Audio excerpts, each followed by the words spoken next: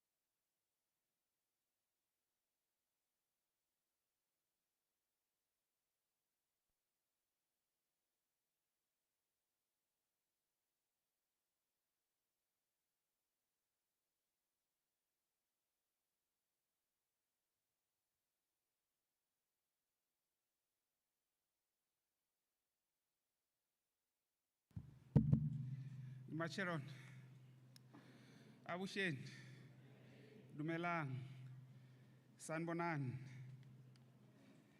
Yeah, we are now ready to start with our program, and I'm sure we have all registered as per the program. So without any further waste of time, I would like to take this opportunity and invite the Investor Vendor Vice Chancellor and Principal, Professor Bernard Nthambeleni, to come and give us welcome and opening remarks. So let's put our hands together as we welcome to the Vice Chancellor to the podium.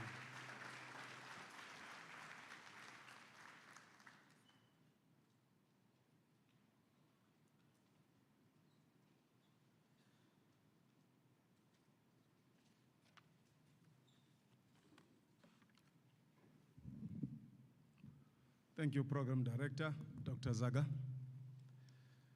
Good morning. It is my greatest honor and pleasure to be here this morning as we gathered here for this important event that the Investor Vendor is co-hosting. I want to take this time to welcome our senior leaders that are here.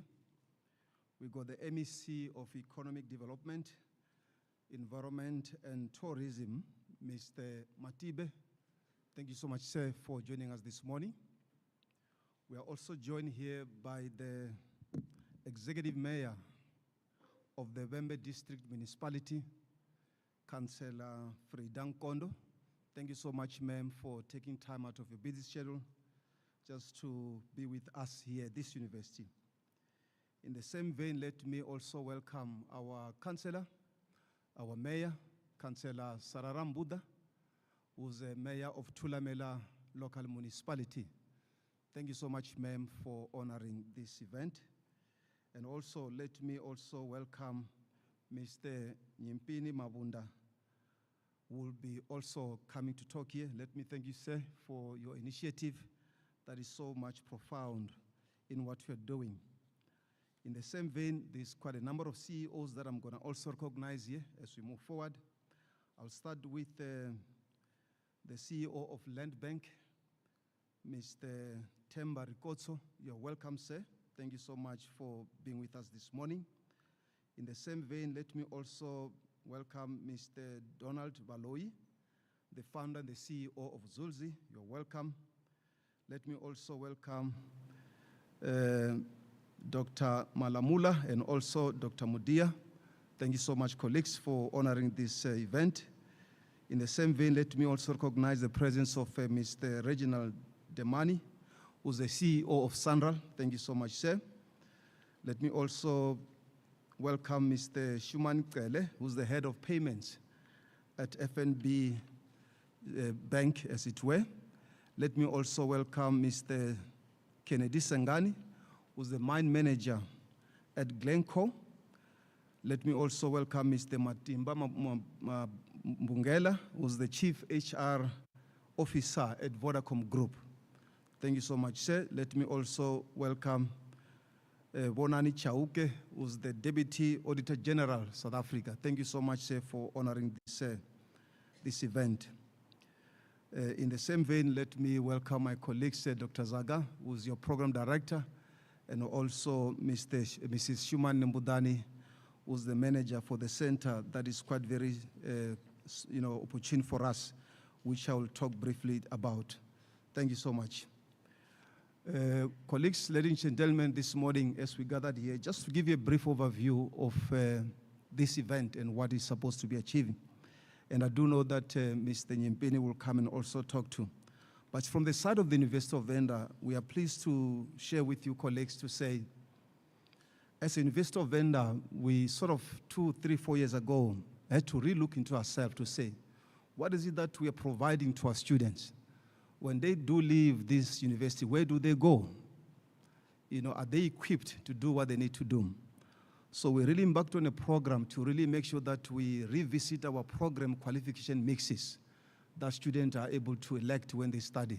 So we have really gone to do a thorough job because we want to make sure that we align what we are offering to what is happening outside so that what you offer in the classroom is also something that is defined in the industry as it were.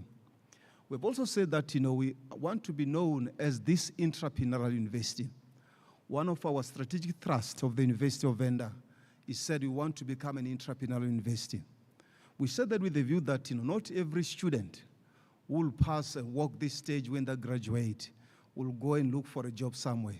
We believe most of them should be able to really establish their own enterprises. So we want to become this entrepreneurial university as it were. And for that reason, we approached the Minister of Small Business Development then, which was Minister Nthambeleni in the previous administration. And then we said we got this idea of really putting something that will not only be useful for our students, but also from the people that are in the community who can able to come at the University of Venda and able to learn 1, 2, or 3. So we're quite very pleased that through the minister and through SEDA, we were funded to build or establish what we call the Center for Entrepreneurship and Rapid Incubation here at the University of Venda, which is headed by Nthambeleni, as I said. And that's a center that we believe all our students should be able to go through that unit. And also those people that are outside are able to really make sure that they have been assisted. Further, we said we don't believe that universities are just established just to be these 4 walls that are here and not impacting the societies. So we move outside of these spaces. In particular, I met with one of the local businessmen that you might be aware of, Dr. Mike Nkuna, who's very profound in building very large infrastructure. So I went to him, that was 2 years ago. I said, I do know you got a very nice mall that you built in Makado, Louis Richard, that you're about to open. I said, yes. I said, I want to make sure that we open an office, University of Venda office, in that particular mall. He said, let's talk to my manager, and let's see how we can take this forward. And then, of course, I spoke to the manager. I went back to him. I said, Dr. Nkuna, this office, I'm not going to pay for it. You're going to pay for it. All I can do, I'll just maybe bring my computers and stuff and pay for my electricity, but you pay for this. Because I believe what the office will be doing will be contributing to the community and societies. And he agreed. So we got an office in that particular mall. And if I'm not mistaken, we are the only university in this country that's got an office in the mall.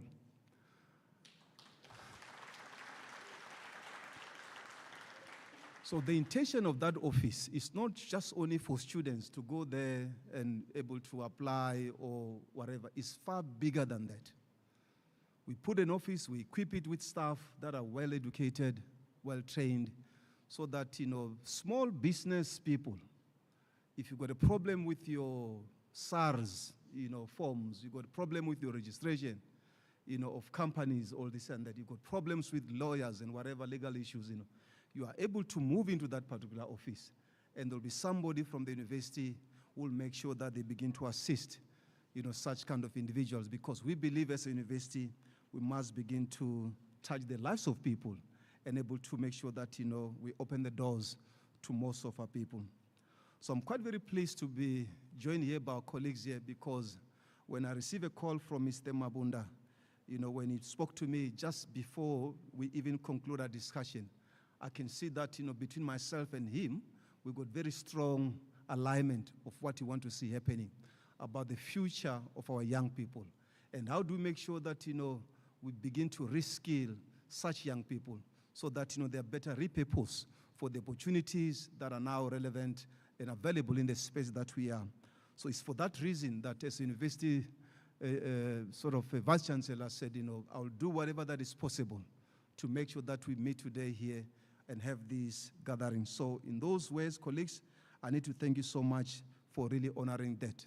Now, as a university, for some of you who don't know, our student population is about 16,500. That is the total head count of our student, about 16,500. We were supposed to be 19,800 this year, but we approached the Minister of Higher Education in the previous administration to say this is not sustainable, that we're just growing the campus without an attendant infrastructure. So please keep our numbers so that we don't really grow that big, so that students are not able to really come to classes because there are no spaces. So they've agreed to that proposal that we keep our numbers to 16,500. But we also, as a management, we said, how do we make sure that we build some better spaces, So we have engaged with a number of people, and I'm proud to say that, we got plans that are already approved for us to move to build what we call the satellite campus of University of Venda in Makado, Louis Richard. And that campus, in our view, will be much more focused around your commerce, management, and also a law program. And also we're hoping to build what we call a convention center, where it will be a meeting space for people. So those are the things that we are also doing. We've also said that, we spoke to Dr. Mike Nkuna, that in the smart city that is developing in Kuzana village, we are also gonna put also a satellite campus that will be focusing much more around the agriculture in the space that we've defined it. So there are a lot of things that we are working around, and we believe this will begin to change the life of this province and also the life of our young people who have also passed this space. In terms of our headcount enrollment, just for you to, as I conclude, of these 15,600 students that we've admitted here, 45% of those students are in the maths and the sciences and health sciences. So it's one of the comprehensive universities. We're very proud to share with you that majority of our student enrollment headcount is in the set skills and health sciences. And that's quite very important, because our economy, our nation needs such skills for us to drive them. And it's something that we are quite happy about for this initiative also to speak to our students. Thank you so much, Program Director.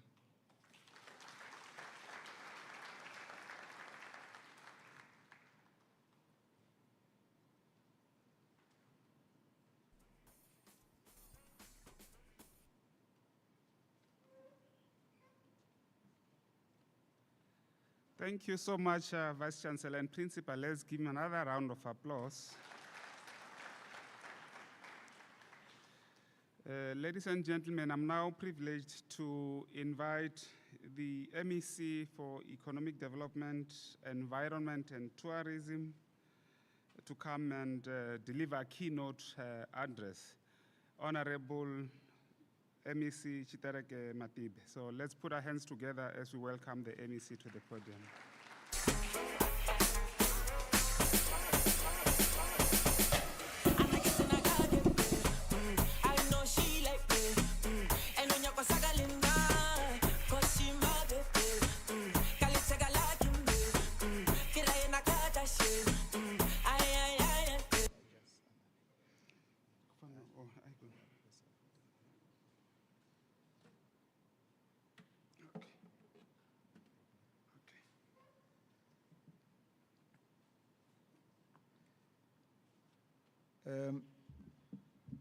Thank you very much, Program Director. We are trying to move with the technology of our young people. Program Director, Mr. Takalani, Dr. Takalani Zaga, the Vice Chancellor and Principal of the Investor Vendor, Professor Bernard Nthambeleni, Deputy Auditor General, Mr. Bongani Chauke, CEO of Land Bank, Mr. Themba Rikotso, the founder and CEO of Zulzi, Mr. Donald Valoy, CEO of Sanral, Mr. Reginald Demana, and the Mr. Mabunda, the one who organized this event, representatives of economic and education sector organizations, graduates, students, and all guest presents, ladies and gentlemen, good morning. Abshe, Tove. Allow me to Program Director and Vice Chancellor to start from a disclaimer. I'm also a graduate of the University of Venda. I'm still a student. When he's doing a head count of students, Deputy AG, I'm part of that head count because I'm still a student here at the University of Venda. I studied here and I'm still studying here at the University of Venda. So this program of reskilling, Mr. Mabunda, is not only about them. We are also reskilling ourselves from the degrees that we had. When I started, I did Bachelor of Arts in Education from 1987 to 1990. Some of my students and my young ones were not yet here in the world. I also did my master's here, master's in public management, and currently, Prof, as you know, I'm doing my doctorate in public management. I hope I will pass the doctorate. I'm not lobbying to pass. I'm just hoping. I'm just hoping that I will pass. But before I can do my brief notes, I just want to share with them my bit of experience. I'm only talking about the degrees that I did when I was here. When I went to Parliament in 2019, I asked myself a question. I'm going to Parliament. I don't even know what is the difference between a bill and an act. And I'm supposed to pass the bills and all that. I said to myself, Prof, maybe I need to register a degree in law. That is what I did. I said, I'm in Cape Town. I've got a lot of time to can study.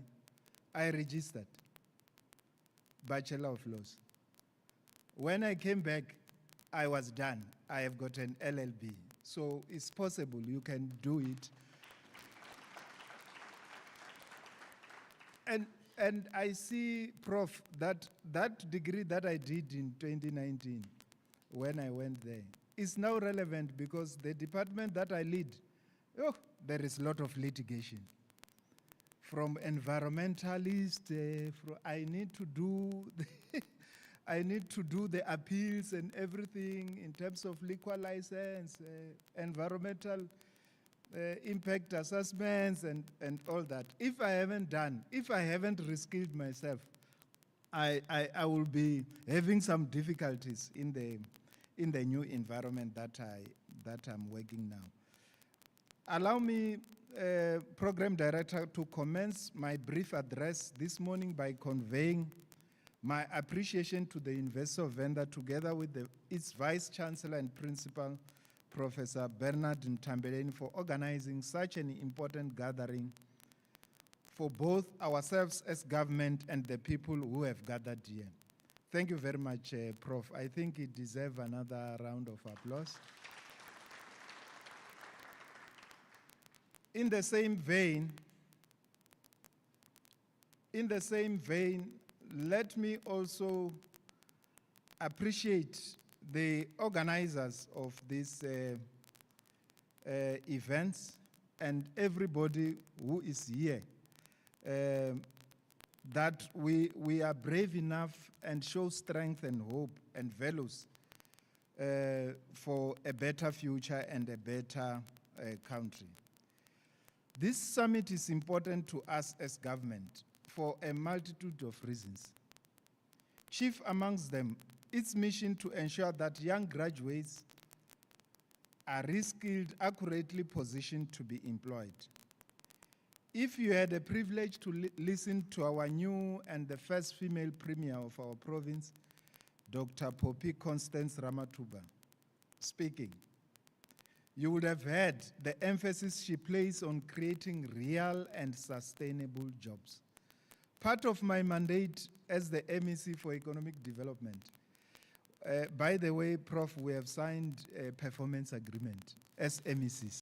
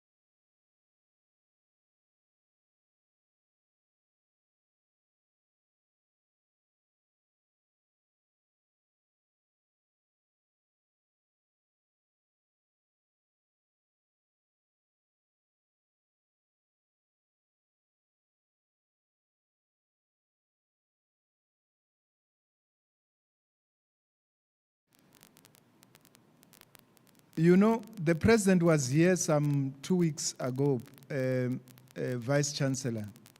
He asked us a very simple question. He said, Limpopo, you have got everything. You have got natural resources. You are good in agriculture, tourism. You have got mines and minerals. He said to us, what is holding you back?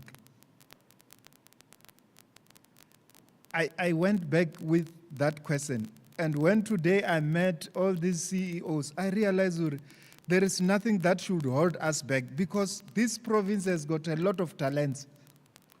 And people who are working in different areas. When I met them today, I said, yeah, no. That question by the president was profound.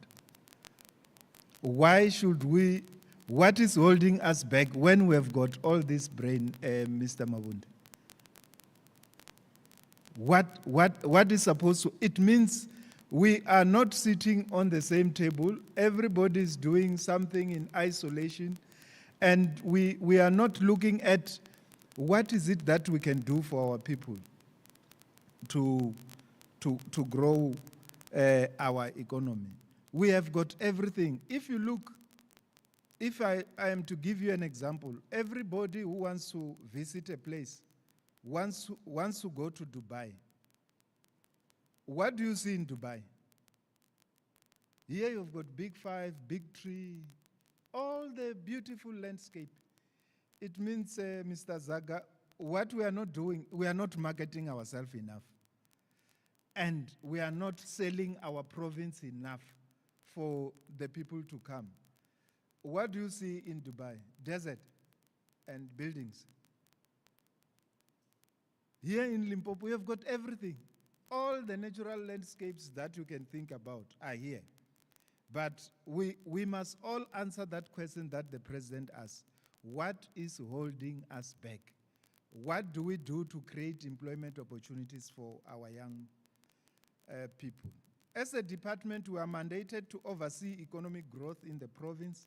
It therefore becomes our burden to participate in matters related to upskilling of our people. We are continuously rolling out programs that provide entrepreneurs with opportunities for growth and ability to employ skilled youth.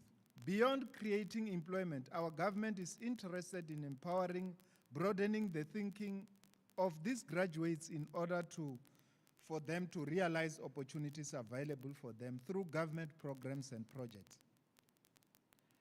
An example, some of these examples in the 7th administration plan to accelerate the pace of infrastructure. I'm happy the CEO of Sandral is here, creating conducive environment for business to thrive. At times, this exists, the public participation that programs are isolated for some urban areas, but would have been realized that this government, led by the Premier, has vested interest in creating and lifting the face of rural areas.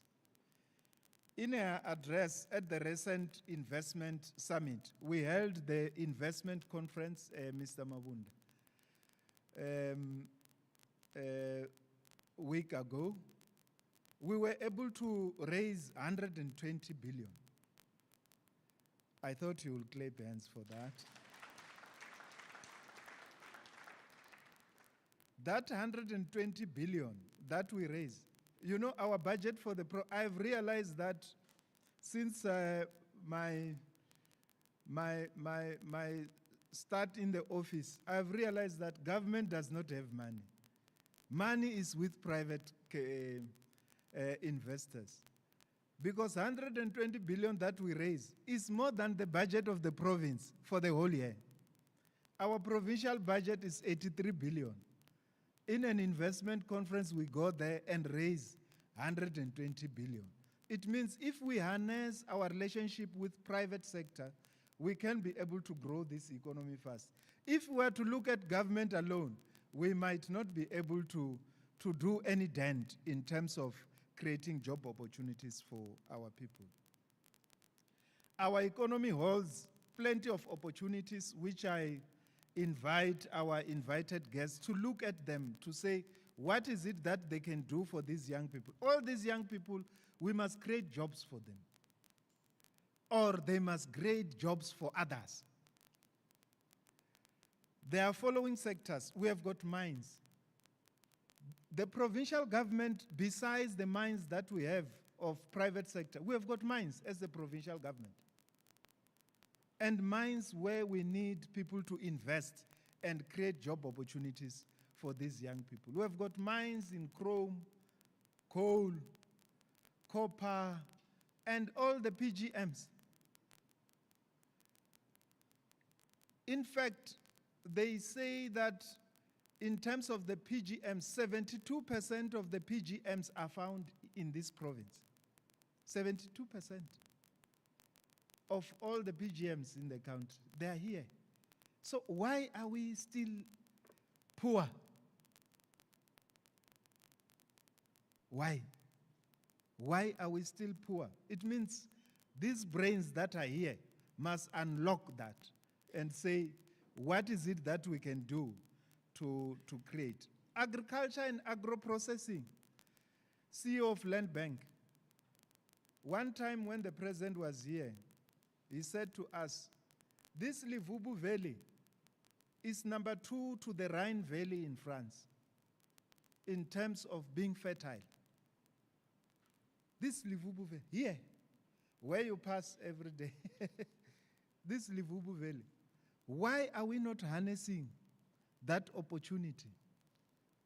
If you see ZZ2 there in the areas of Madimbo, that soil which is there is very good in terms of tomatoes. It's the best in terms of tomatoes.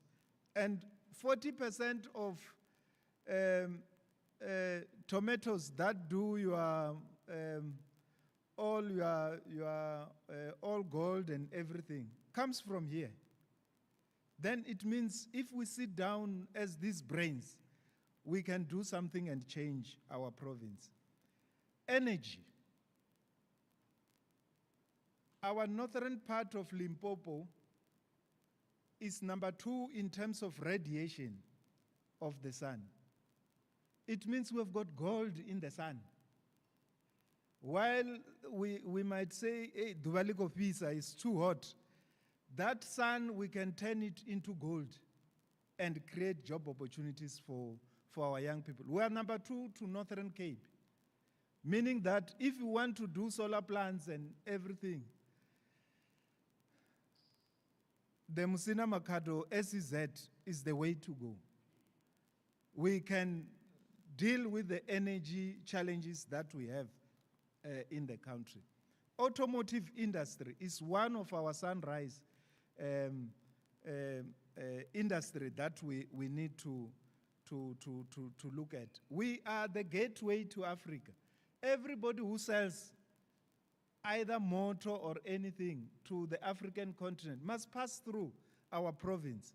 So it means our province can never be poor when we have got all those.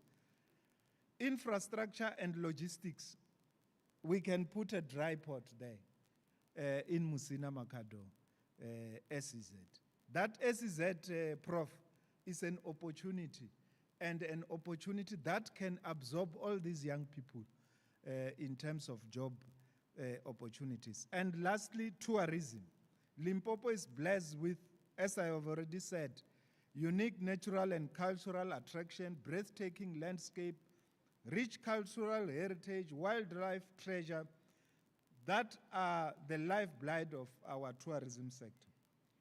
We aim to leverage these assets to boost the economic growth.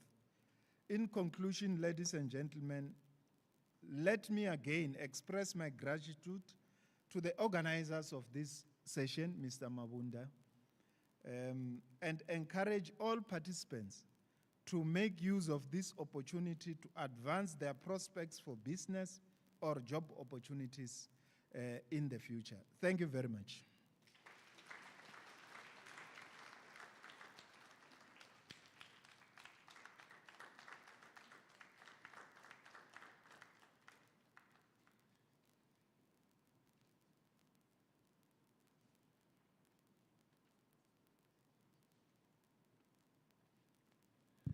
Let's give our Honorable MEC another round of applause.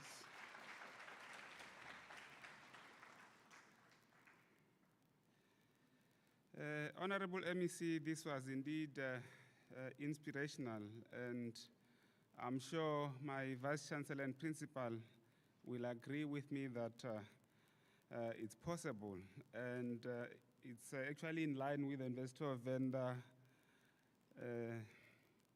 motto of creating leaders. So we produce the likes of the MEC. Thank you so much, Honorable MEC.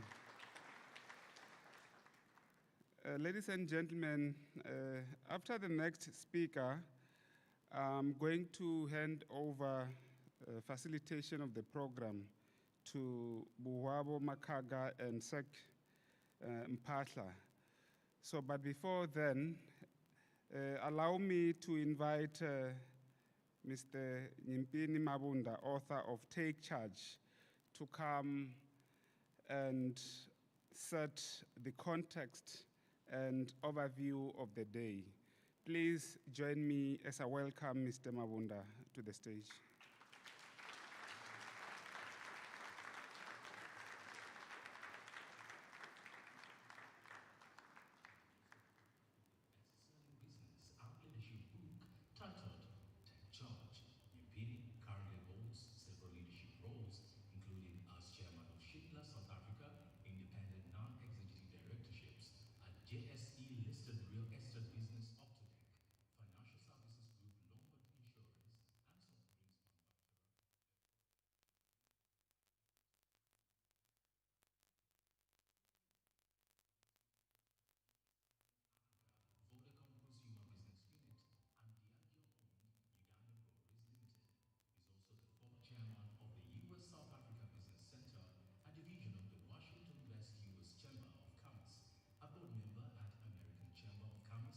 Senior Advisor at Boston Consulting Group, and Chairman of Gamtech, Africa's largest manufacturer and distributor of mobile technology accessories.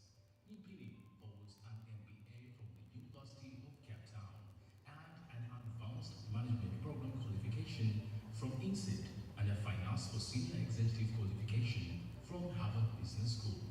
Ladies and gentlemen, Mr. Nyimipini Mabunda.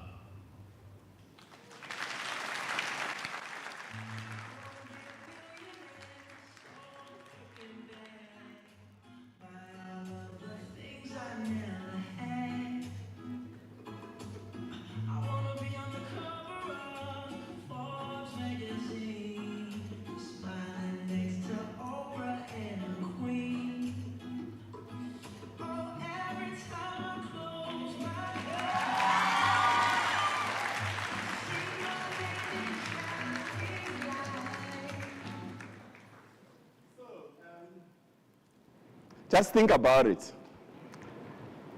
Cover of Forbes magazine, being like Oprah, being a billionaire, even in rands or dollars. But these are the kind of dreams that we have as young people. I'm saying we because I'm young, right? This is the kind of change of circumstances that we want to create and we hope to create for our families. This is the motivation that we have that makes us work hard at universities like this. And I know, having listened to the VC, having followed some of the talent that we've hired over the years coming from this university, that you guys work really, really hard. Give yourself a big round of applause for that. I can also imagine the frustration that comes with, at the end of that qualification that you have, that you work so hard for, that you are not able to start a successful enterprise for yourself because you cannot get funding, maybe. You don't have the right guidance to do that. And maybe if you want to go to corporate, it's also hard for you to find that dream job that you've had. And you start worrying about your future. We're hoping that today we're going to give you some inspiration, but beyond that, some practical tips at how perhaps you can change that situation. And I've titled my presentation, Unbox Yourself, because our thesis, our standpoint, our belief is that you are more than your qualification.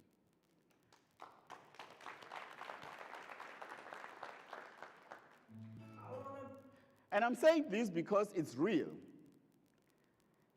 Ralph Mutipa is the group CEO of MTN. Before this job, he was the CFO of MTN. He did not study finance. He's actually an engineer, a qualified engineer. We grew up knowing that to be a CFO of a business, you need to be a CA. Today, we've got CFOs who are actuarial scientists because it is about the skill, the leadership you have to do the job that you want to do. Your qualification helps, but a degree teaches you how to think and how to problem solve. That you can apply anywhere. My very good friend Sim Chabalala is running one of the largest banks in Africa, employing 50,000 people. He's not a banker. He trained himself to be one, but he's a lawyer. Yeah? What is very interesting today is that we box ourselves and say, for you to run a company and be a CEO, you need to have come from engineering, finance, law. But Clicks today is being run by a former HR director. And it is doing exceptionally well. She's been running it for 2 years, Bettina, and is doing exceptionally well. And talking about HR, ladies and gentlemen, this lady, Lena Nair, used to be the group HR director for the world for Unilever. And today she's the CEO of Chanel. And she's doing a great job. I do not want you to box yourself about what I studied. It's not about what you studied, it's about the skill you have and skill you can learn ongoing. So if you feel stuck because you studied something where you cannot get a job, what skill are you building to get a job that you want? That is what today is about. Dr. Nick Blasquez used to be my boss, president of Diageo in Africa. Dr. Nick Blasquez's PhD is in veterinary sciences. He's a vet, an animal doctor who ran a successful commercial business. And I can go on and on and on. Dr. Riyad Musa is a famous comedian and an actor and a qualified medical doctor. He's never worked one day in his life as a doctor. You are more than your degree.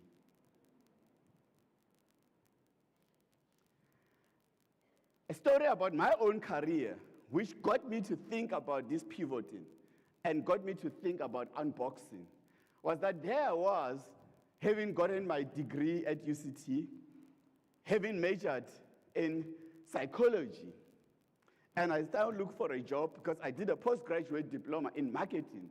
And of course, I understand human behavior and consumer behavior from psychology, and then I did a postgraduate diploma in marketing. So after 4 years of study, what job am I looking for? Marketing. Graduate trainee in marketing. I applied to a couple of companies. Back then, the economy was doing better. The demand was higher. I was fortunate enough to get 3 job offers.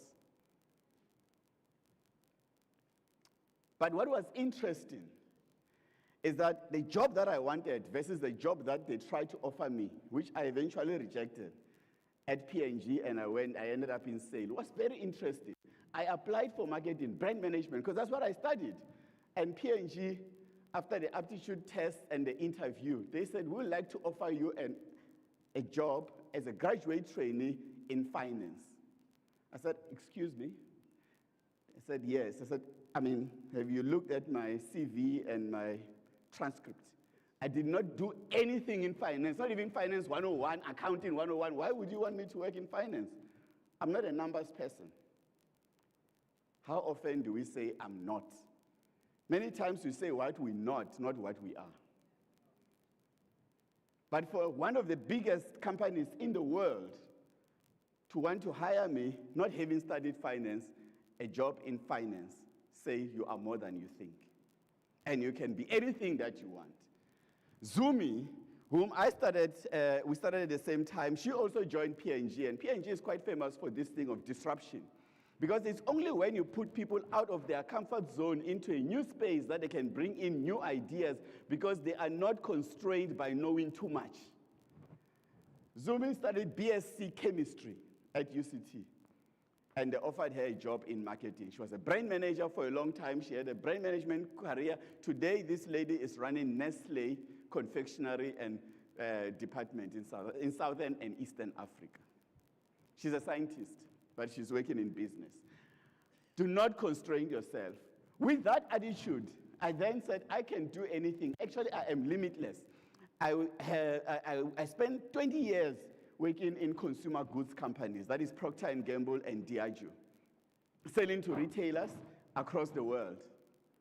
But then I went into consulting, Boston Consulting Group, management consulting. Now I'm not executing, I'm thinking. Then I went into telco, digital. I said, like, the world is talking about digital. After 20 years in my career, I'm like, there's no way I cannot know about this world of digital.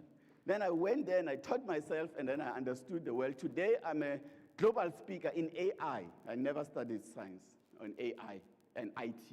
In fact, next week I'm in Malawi, delivering yet another keynote on AI. And then I went to join the healthcare business, energy business, and aviation business. And people say, what do you know about plane engines and power station? And I said, as I was hired as CEO of this business, I said, not much, but I'm going to learn very quickly. And I did, because the principles and the basics are the same. Then, as if that's not enough, my latest career, as of last month, I'm a podcaster. You know, I interview people, we talk, I engage them. I have people who are training me on voice and training me on how to project myself. And then I consult for the impact firms. MasterCard Foundation, one of the best funded NGOs in the world. I'm their consultant. I've never run a not-for-profit. But there is something in me, in my experience, without having direct experience in NPO, that they want in me. What is it that you're going to bring into the job that you want, where perhaps your qualification and your experience in that field is a disadvantage? Don't write yourself off. So I just feel like whatever challenge you throw my way, and that's the attitude, if I don't, I'll accept it, and I'll learn about it, and I'll excel. And I always bring something fresh. And what is your attitude towards that? It's my thinking. There are formal transition programs. There was a shortage of doctors in this country. Many, many years ago when I was growing up, they recruited BSc students and then accelerated them and converted them into medicine. There was a shortage of accountants. Bonani know this better than me. And then they had an accounting conversion course from people who studied math and other STEM courses, and then IT, and then they moved them. There was a shortage of data scientists, and then the recruiter said, whoever wants to do coding, whoever wants to do data science, come and we'll train you, because already in your degree, you've got enough understanding and points for us to pivot you. So my point is, if you studied something where you cannot find a job, waiting until jobs open in that space may be too long a wait.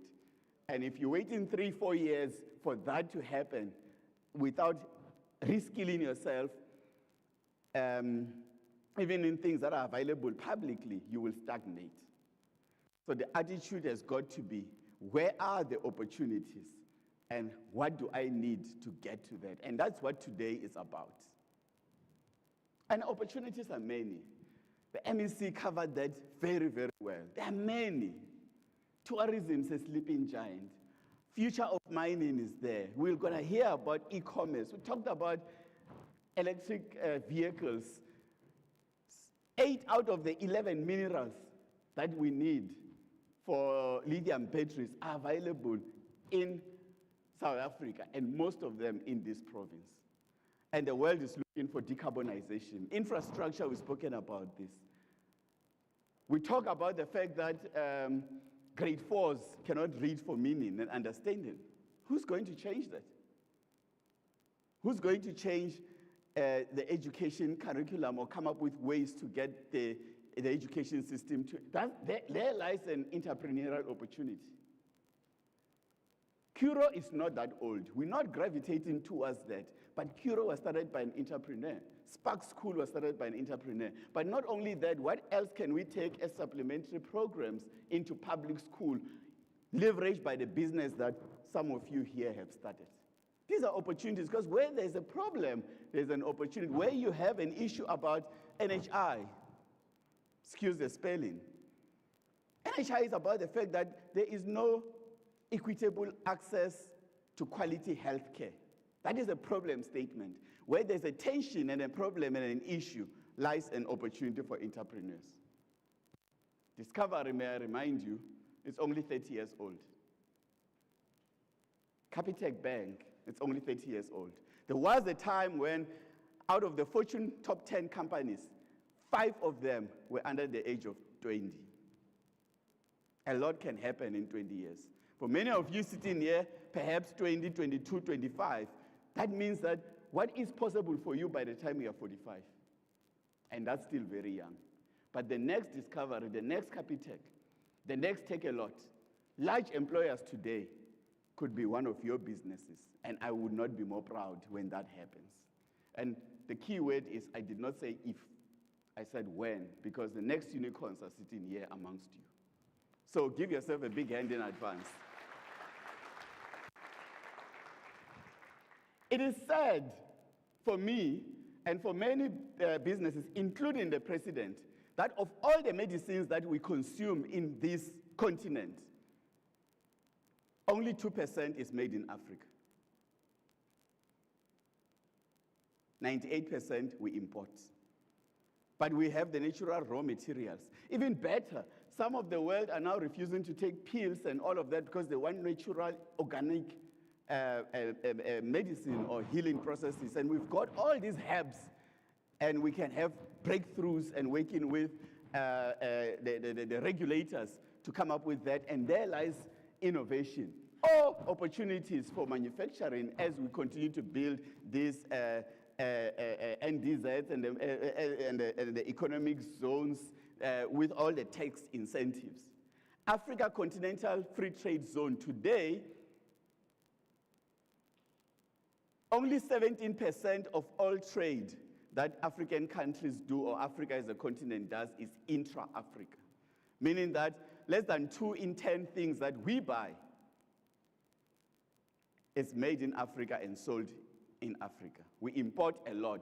To give you a comparison, in the EU, 65% of what they consume is circulating within the EU.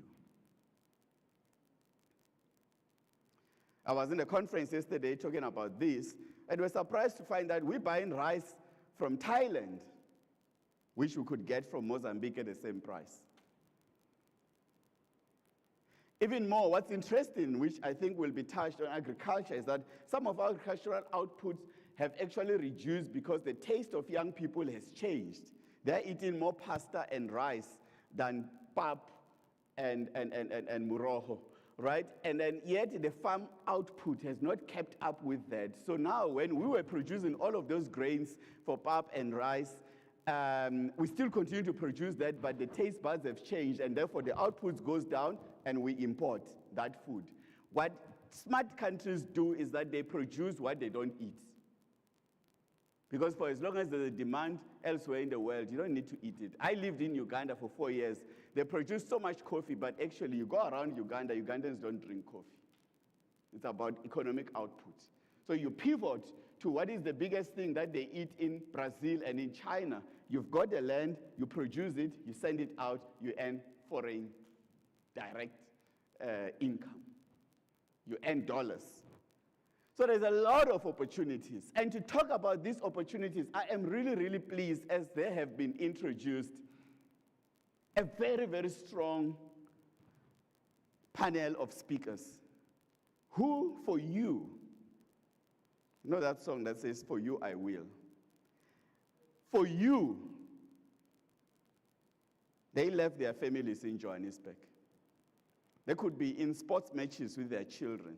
They could be catching up with their partners because they don't see them during the week. This is the time to play together and rest because they have hectic jobs and working 12, 13, 14-hour days. And they said, no, we will stop all of that because we want to give back. This province made us who we are. And it is our responsibility to build the next generation. They are doing that because of the love they have for all of you. They are not being paid a cent. Please give them a big round of applause.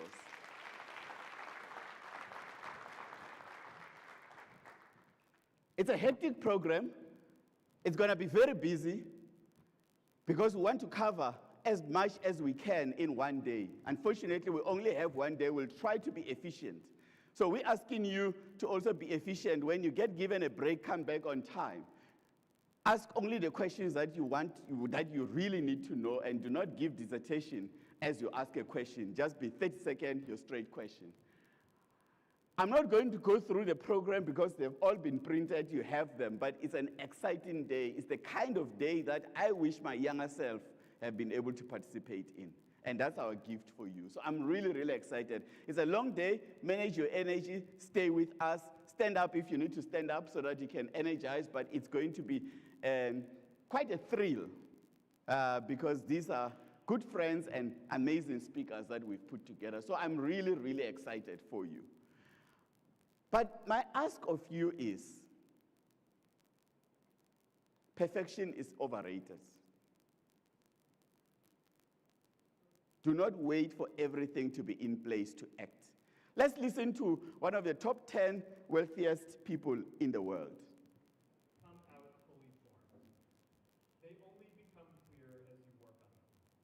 You just have to get started. If I had to know everything about connecting people before I got started, I never would have built Facebook. Movies and pop culture just get this all wrong. The idea of a single eureka moment is a dangerous lie. It makes us feel inadequate because we feel like we haven't had ours yet. And it prevents people with seeds of good ideas from ever getting started in the first place. Just get started. Not a single eureka moment. In IT, they call it MVP, minimum viable product. Elsewhere in English, they call it 80-20. When you get to the 80%, go. Because the effort it takes for the remaining 20% is just too much. You will improve as you go. It doesn't happen without taking risk and career risk. So as you think about that and you go through the day, I really want you to commit to act. You would have wasted your Saturday coming here and listening to us and leave the same person that you were. Have 2 or 3 tangible action to say, what am I going to do differently for myself, for my career as a result of today? That's the only way that you shift. If you do nothing, nothing happens. If you do what you've always done, you land where you were. So please, just be sensitive about that and say, what am I going to do? What am I going to act? So enjoy the day. The rest of this is what I'm going to conclude with later. But I'm very excited for you. I'm very excited to be here. And once again, thanks for making the time to join us and to the speakers. It's going to be a thrill. Thank you very much.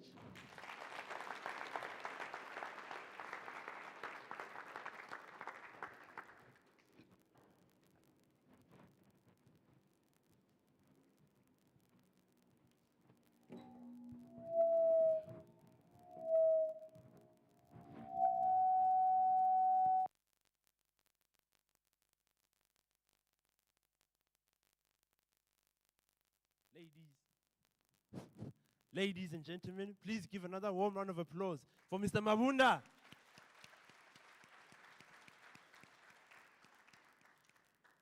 Allow me to reintroduce myself.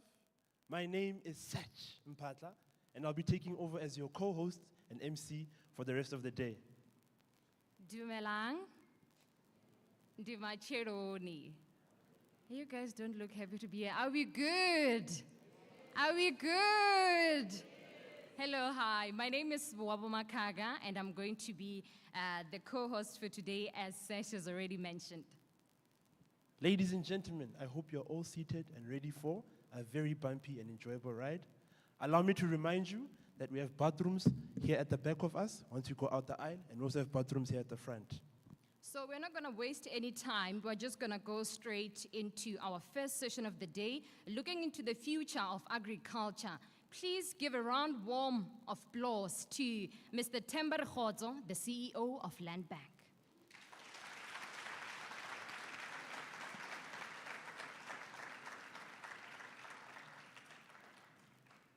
Another one, please.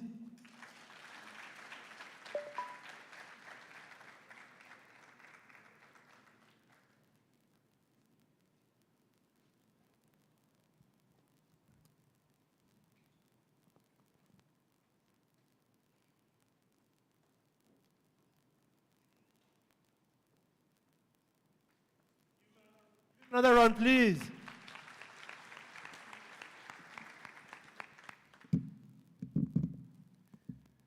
Okay, very good morning, everybody. Let me start by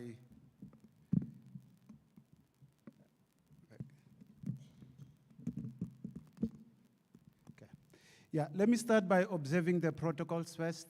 To the MEC, to the executive mayor, the mayor, VC, and all the other speakers, a very good morning to all of you. I was sitting next to Mr. Damane, and he has actually sympathized with me and said, sure, I don't envy you.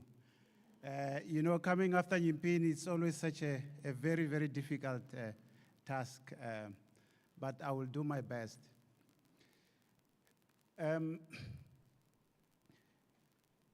I would like to also greet our VVIP, all the unemployed graduates. You are the reason why we are here, to come and share with you our experience, and also to come and try to help you to actually unleash your full potential. I want to start by telling you a little bit about myself. I was born and bred in Giyani, a rural village, from a very poor background. Went to University of Durban Westville. It's called UKZN now, so I'm revealing my age. And I actually went there to do engineering. My symbols were not good. I did not have a good math, so I couldn't get to engineering. I then enrolled for B-admin. Did B-admin for the first 2 years. I realized that this was not for me. Instead of finishing it in year 3, I changed and actually enrolled for accounting. I did become accounting, finished it. But when I was actually on my final year of accounting 3, I made a decision that I am not a CA type of person. I'm not going to be a CA. But actually, I proved to everybody that accounting was too easy. I got distinctions, but I say I'm not an accountant. But when I was there, I decided to do a general BCom, lots of IT, and then I started working immediately. Started in IT. My first job was a programmer in IT. Did that for a couple of years. After that, and I did quite, and I started in banking. So IT in banking, putting core banking platforms. After that, I also decided that actually, I'm not a techie. I was a very good programmer, extremely successful, got to the top of programming. Actually, in the first 3 years, I was a principal developer. After that, I say, I'm done with IT. I need to start shifting to business. Went to Accenture, in the banking side of Accenture. After that, 3 weeks into Accenture, I said, no, this is not for me. I need to get into something. I stayed there for a year, and then I joined Standard Bank. In Standard Bank, I joined as a head of payment. When I joined Standard Bank, I was the payment line manager in the corporate investment banking. I came from IT consulting, so the technical part was the best place for me. After 2 years of changes, after I joined Standard Bank in the corporate investment banking, they came to me to say, actually, we're setting up a new area called business development. We think you should go to business development and head it up. I said, no, not me. I've never sold anything. It's about sales. I've never sold anything. It took them 3 months to convince me. I then moved to head up business development, which actually allowed me to discover myself. I realized that actually I can sell. A lot of the large transactions that Standard Bank got from 2007, my team as head of business development acquired that in the transactional banking space. The largest corporates all the largest corporates, even GE was one of my clients, all corporates, Vodacom, MTN, a lot of those large transactions, my team acquired them for CIB at Standard Bank. After that, in Kenya, they approached me, 2010. They say, look, I want you to come and head up the business in Kenya for Standard Bank. I told them, I'll come. Told my seniors, they say, no, you can't go, you are too important. Give us a year. I told the guys in Kenya that they say, I can't come. Let me give them a year. They say, no, we'll wait. They waited for a year. After that, I went to Kenya, ran a business for Standard Bank, and then came back, been at Standard Bank for 18 years. The opportunity for Land Bank came, to go to Land Bank as the CEO.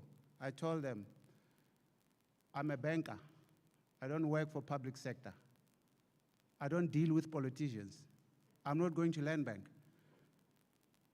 It was an executive search company. And then she said, oh, okay. She called me back again after 3 months, said, no. We think you are the best guy. Can we talk? She sold it to me, a lady called Sandra Bumester. She's the CEO of Into Growth. After a while, I said, actually, maybe Land Bank needs me. Here am I today talking to you as the CEO of the Land Bank. What am I saying to you? Don't box yourself. You can do a lot more. I'm a rural boy. I come from one of the poorest villages. If I can share with you my successes in the corporate space, the things I've been able to do, the largest businesses I've run, and the successes that we've had, even today, it will take a while for people to match them. I'm here to talk to you, ladies and gentlemen, about agriculture, the future of agriculture, and the opportunities that lies in agriculture for you. I've got some slides I'm not here to present. I'm here to just talk to you. I'll reference some few slides to share with you some of the trends that we're seeing in agriculture, but more importantly, I want to highlight some of the opportunities that are available for you. If I may ask, and with a show of hand, how many people in here have eaten anything today, or planning to eat anything today, or know someone who will eat something today? Can you put your hand up? If you don't know anyone who will eat something today. So what I'm saying is agriculture, it's a sector that touches all of us. They say you need a doctor one day when you are sick, or a lawyer one day when you're in trouble. But you need a farmer every day, at least more than once a day, for you to avoid a doctor. That is agriculture for you.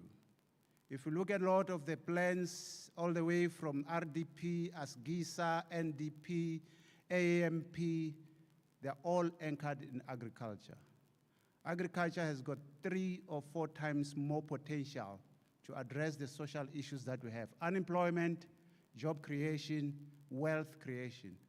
The only sector that you get into, and as a farmer, when you start farming, they start to address you in generations and say, oh, first generation farmer. Why? because they know we are going to create generational wealth. That is the only sector. So let me tell you, firstly, about the land bank, what we do, but more importantly, the opportunities for you. So land bank, it's a DFI. Us as the bankers, we don't like the word DFI. We're starting to call ourselves the Public Development Bank. Land Bank is a public development bank that was started in 1912 as a strategic institution in the country to drive the development of the agricultural sector. It has been at the forefront of driving the commercialization of agriculture in South Africa, and also at the forefront of driving the transformation in the agricultural sector. The agriculture sector in South Africa today competes with some of the best agricultural sectors in the world, like the USA, because of the work that Land Bank has been doing since 1912. Our role as a bank is to come up with affordable finance and actually start to address what is being referred to today as the country of two agricultures. One agriculture of very strong white commercial farmers, and the other agriculture of struggling black farmers. We are today focusing a lot in transforming the sector, bringing the historical disadvantaged people into the sector, people like yourself. The average age in agriculture today is about 65 years old. We are now focusing on bringing young people into agriculture. When you look at the contribution to GDP, quite huge. Ability to create employment, quite high. Our mandate now is to transform the sector and get farmers like yourselves. I will not be talking to you about any employment. We only employ about 500 people, but thousands of the people we deal with are farmers. I want to see if I can recruit you to become farmers. There are all opportunities for you today to become farmers. If I can give you some stats, in the past 18 months, we brought in 230 new black commercial farmers. 30% of that are youth. 40% is African females. We spent $2 billion in what is called blended finance.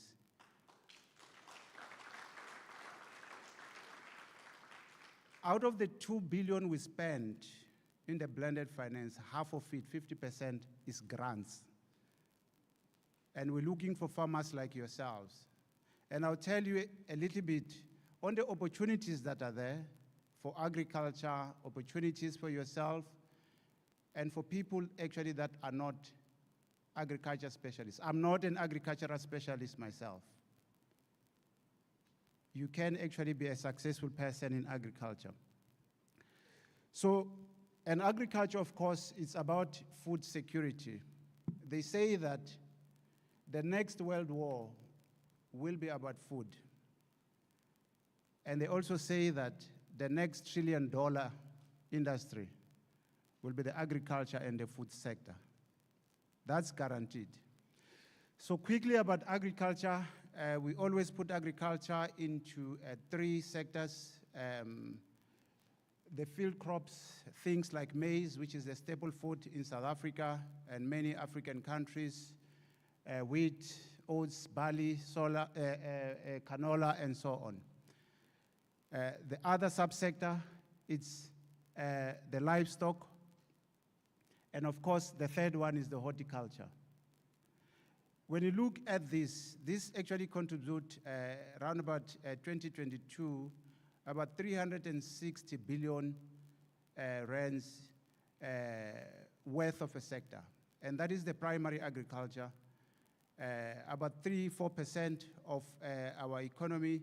But when you look at actually the agricultural value chain, the agro-processing, the exports, you add another 3% altogether, about 7-8% contribution comes from this. Employs about 1 million people. When you look at the different agricultural commodities, the sad part is that other than just livestock, which the contribution of black people into the agricultural commodity is 30%, all the other commodities, the contribution of black people into agriculture, it's a single digit, less than 10%. If you look at maize, which is the largest crop, only 4% of the maize production come from the black producers. You look at potatoes, only about 1% comes from the black people. So there are many opportunities in agriculture, primary agriculture to become a farmer, agro-processing, and of course, all the way, we always talk about from farm to fork, that entire value chain, the opportunities for agro-processing, agricultural equipments, aggregation opportunities. Earlier with Mr. Damane, the CEO of Sanral, we're talking about the high wastage of agricultural products that you see over here. And the opportunities for people to become aggregators, opportunities for people to come and become agro-processors. And there are those opportunities that we can actually talk about, things that you can do right away here. I'm trying to touch in a number of these things, actually at a high level. I will go into the details when you have questions, but also later on, we will go into the details. But what I wanted to share with you today, it's actually the future of agriculture and how technology is starting to actually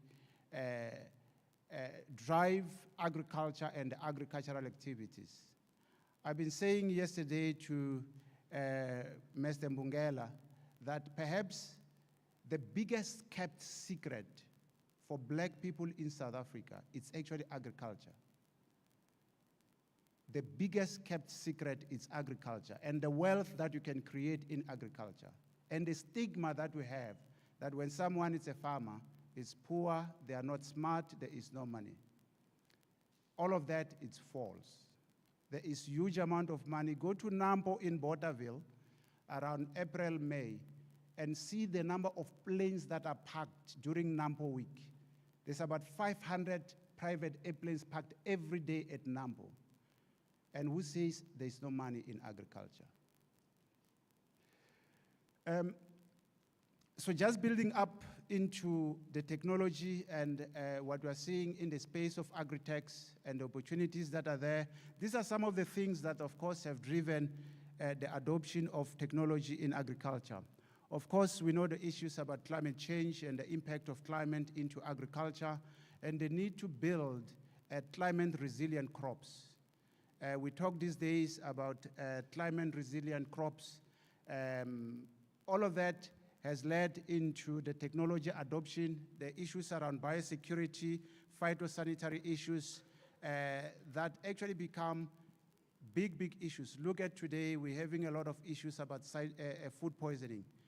All of that is either the phytosanitary issues that are there, and all of that has driven the adoption of technology into agriculture, the need for sustainability, and this movement around the environmental sustainability and the move to regenerative agriculture, allowing the agricultural soil to be able to regenerate itself and reducing the usage of the harmful chemicals and promote a lot more technology adoption.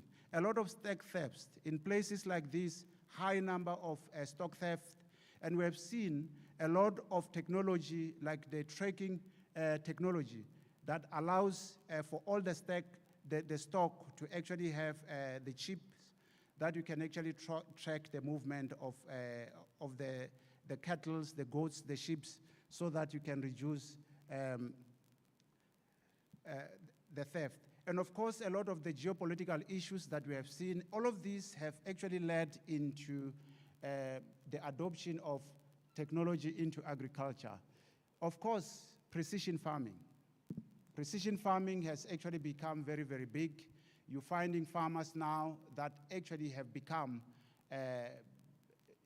extremely technological advanced. And all of that, they are using various data collection methods, AI methods, to collect data that they use to actually analyze what's happening in the various farms. They use all of that, of course, to try and improve the yields in the agriculture. I will share with you some of the things that we do at Land Bank, especially in the GIS space, where we are even advising farmers on avoiding some of the risks. We have seen people that are selling them land that is not even suitable for what they want to do. We use the GIS technology to just plot in the coordinates of the land. It will actually give you the full story about the capability of that land.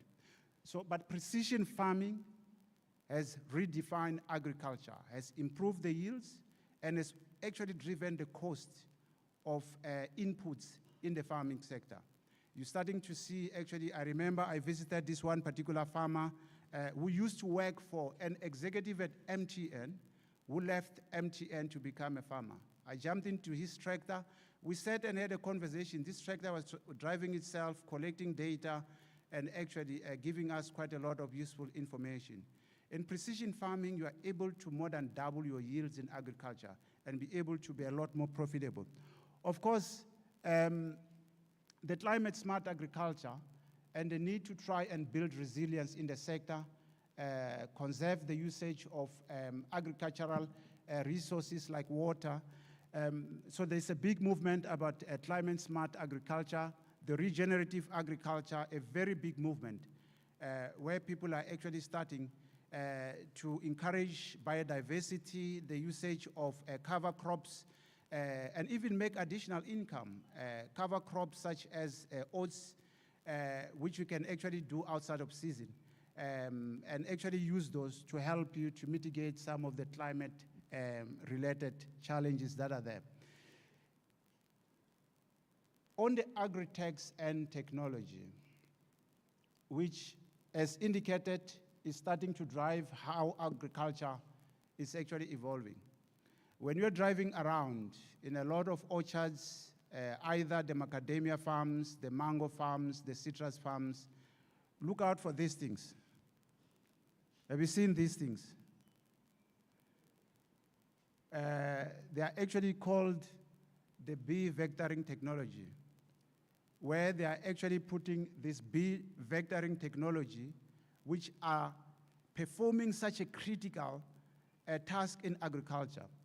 They are used to, of course, increase the pollination in the mango fields. Those bees, they use mainly the bees that are called the bumblebees, which those bees are trained bees to perform multiple tasks in agriculture.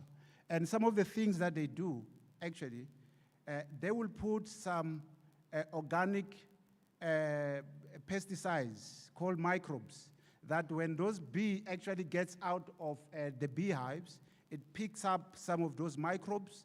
As it rotates into the different plants, it's actually spreading those organic pesticides, killing the diseases that are there, but actually pollinating the fields. Of course, these are bees. They're also making honey. That over and above them, collecting pollen for honey, they are actually increasing the health of the plants, killing the bacteria, reducing the usage of those harmful chemicals and fertilizers. A lot of the farms, either avocado farmers, they are actually renting these things. You can make a lot of money by actually just renting these commercial beehives, the bee vectoring technologies, but also making honey for yourselves. Mr. Mabunda spoke earlier about the organic medicine. Land Bank has signed a partnership with a German company to do medicinal herbs. Medicinal herbs like turmeric, ginger, garlic, and many others. And even actually collecting things like the baobab extracts. And whenever we talk about baobab extracts, people look at us and think we're talking about chopping baobab trees. No, we're talking about collecting some extracts from the baobab trees, which all contribute into the medicines with a move to organic medicines. And the usage of bees, even around the medicinal herbs, this bee vectoring technology, which is a lot easier.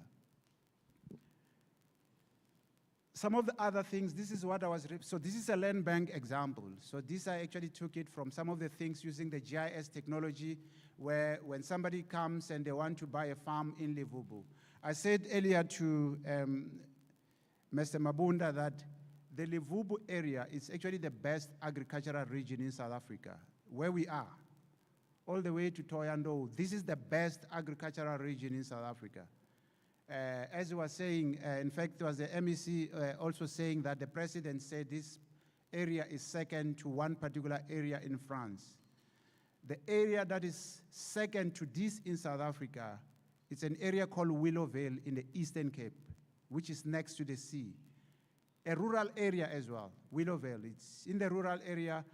They do macadamia nuts, just like you see a lot of macadamia nuts, macadamia orchards, and avocados, and so on. If you wanna do agriculture, this is the best area to be. And we are sitting here with a lot of opportunities. Everything that is produced here is exported. The opportunities to earn those foreign currency, as he was referring to.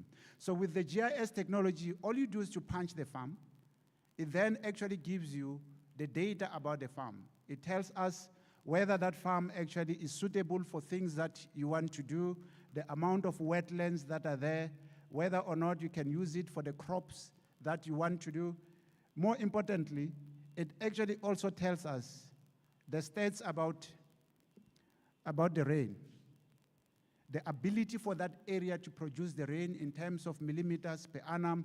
When should we start farming? It will tell us that, like in this case, it tells you that you ideally should be starting to plant on the 10th of December. You should, by the 26th of March, you should be done. You have got 106 days. All of this type of technology, it's an opportunity for people like yourself to come in with a lot of technology that can be used in agriculture. The number one problem, and we talk about the challenges that are there for you to access financing. The number one problem in accessing financing is creating a bankable project. And in that, assisting somebody to put a business plan, assisting someone to do the cash flow projection. With the skills that you have, you can solve the number one problem, which is the bankable project. A bankable project is a business plan, cash flow projections. And the business plan, of course, tells a story of what you want to do. What do you need yourself to become a commercial farmer? A business plan and a cash flow projection. That's the only thing that we ask for at Land Bank. We don't ask if you have farmed before. We don't ask if you have an agricultural science degree. We don't ask if your family has ever farmed. We don't even ask if you have collateral. We ask for the business plan. Of course, in it, you need to tell us how you're going to manage a farm, because a farm is extremely scientific. And all you need to do is to hire somebody who has experience in farming. And also put people that have got skills. As I indicated before, about 30% of the people we approve for the blended finance for the past 20 months are young people, 40% African female, and so on and so on. So we've spoken about precision farming and the need and the automation in agriculture. The indoor vectoring technology, very, very exciting development. And this is where you have very, very small spaces, and you use things like hydroponics, aquaponics, aeroponics, to actually start farming. This is redefining farming all over the world. You find countries like Dubai, Saudi Arabia, which are mainly deserts. This is how they do their farming. But of course, for people like yourself who have got so much land here, from the government point of view, in the land reform program, there's about 2.5 million hectares of land that has been purchased by government, earmarked for land reform. Many of the farmers that are there today, they are leasing that land. So you cannot use the access to land as an excuse, and you can't use access to money either as an excuse. You only need to tell yourself that you are going to become the first generation farmer. You're going to put together a strong business case that some of you can actually assist in creating, And you can come to institutions like Landbank to help you with that. And of course, the biggest growing food sector all over the world is aquaculture, also referred to as aqua farming. So this is where you are farming the seafood outside of either the rivers, outside of the sea, but actually in a dry land. You can become a tilapia farmer, you can become a mussel farmer right here using aqua farming. This is the #1 growing food sector, the fastest growing food sector in the world, aquaculture. So, of course, the opportunities that are there, some statistics that I thought I should share, I indicated that in actually, you only find in the livestock, especially in cattle, where the contribution of black farmers is at 34%. The mohair, I'll tell you a story about mohair. So both mohair and wool, it's all livestock. So mohair is the wool or the flare that they cut from goats. It's mohair, more expensive than wool. More than 50% of the world's mohair is from the Eastern Cape. More than 50% of the world's mohair is from Eastern Cape. About 30% of the wool going to China is from the Eastern Cape. Wool comes from sheep. And actually, the largest bank in Africa by asset, Standard Bank, was started on the trading floor of wool in the East, in PE. So, but look at everything else. The contribution of black people, it's less than 10%. Hence, this world of two agricultures, almost 70% of the total farming income in South Africa comes from 2,800 farms. That is very close to 3 billion coming from 2,800 farms. A very big problem. So these are the opportunities. You ask me, what are the opportunities for you? It will be for you to become a first-generation commercial farmer. And as indicated, you have got the land bank. We have got the land bank in Polokwane. They are able to cover this area. In Musina region, there's the Blowback Agri Park that is coming up. The Blowback Agri Hub, which actually will accommodate small-scale farmers and create aggregators, has got all the market access that you are looking for. In Mpumalanga, there's the Mpumalanga International Food Market, which is opening up now. It's in the top 3 largest markets in the world. When government works, it works. Do yourself a favor, it's opening now. When I was with Mr. Damani earlier today, I called the HOD for agriculture. We had a meeting 2 days ago preparing for the opening of the markets. By far bigger than the Joburg Fresh Produce, in the top 3 in the world. It's criminal to have avocados that are getting rotten here when the market that side does not have avocados. What do you need to do? One of you need to become an aggregator. Get all the other people to work together with you and collect all these avocados, take them there. Once one of you is an aggregator, you can actually build an avocado processing plant here. You have got countries like Oman that have already given South Africa a lot of market access, off-take opportunities. All those opportunities are there. Agricultural specialists, you don't have to have a BSc in agriculture. There are so many conventional courses that you can do today. In the agri-tech space, food tech, there's quite a lot of opportunities. The soil scientist is the biggest thing with the climate change and all the environmental issues that are there. Agro-processing, the biggest opportunity. Agro-processing. I did not have anything on livestock. We can talk the whole day on livestock. So many opportunities. The easiest for me is livestock to get into, poultry in particular. There's more than 20 things you can do in poultry. We all know the chicken, that we eat the chicken. Believe me, even the eggs, there are different types of eggs. What you eat is called table eggs. Those that create other chickens, they're called hatching eggs.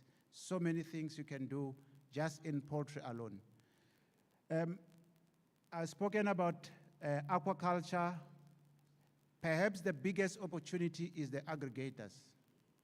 For all of you to package yourself, look at the Chakuma market and ask yourself how many products are not being sold and actually getting spoiled. Mangoes. All of us, we know about dried mangoes. Opportunities to avoid. In areas like this, they say about 50% of the agri-products, they go to waste because of either the lack of agro-processing equipments, handling equipments, even the market access for that matter. Land Bank has got market access partnerships with all the big players, Tiger Brands, Pioneer, Heineken, all of them, even international market access. All we need is farmers that can farm. And you don't need to have a degree. So, ladies and gentlemen, I hope I've been able to open your eyes on the opportunities that are there, and even how easy it can be for you to access funding. I'll be available later to take other questions. Thank you very much.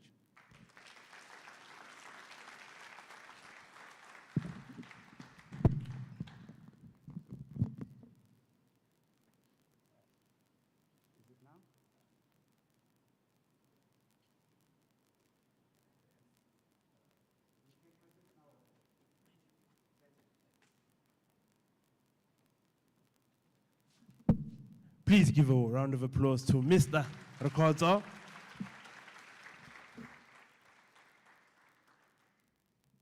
All right. That was a very, very, very detailed presentation. And it needed to be detailed. Why? Because agriculture plays a very key essential role in our economy and in the livelihood of us as human beings. There's a saying that goes that, as you eat on a daily, don't forget to thank the farmer. Right? You're eating every day, don't forget to thank the farmer. Just a quick reflection on my side from what Mr. Rekoto presented here. Young people need to think about becoming farmers because farming is a key element in the development of our economy and the sustenance of our livelihoods. Secondly, I think it's quite shocking that a majority of our farmers are older people.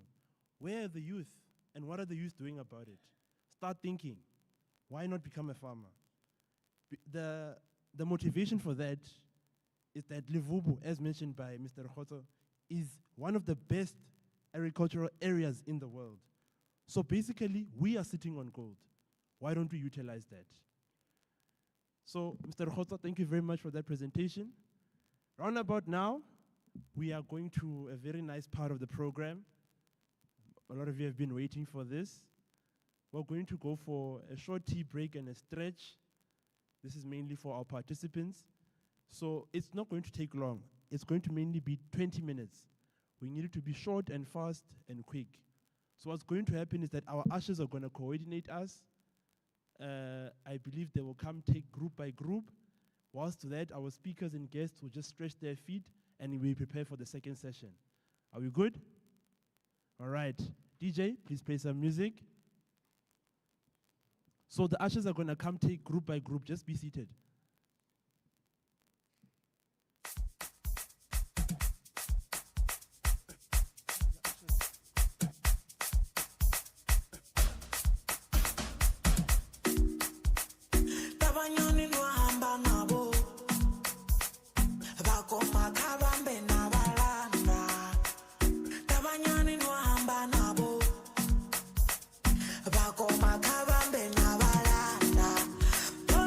Money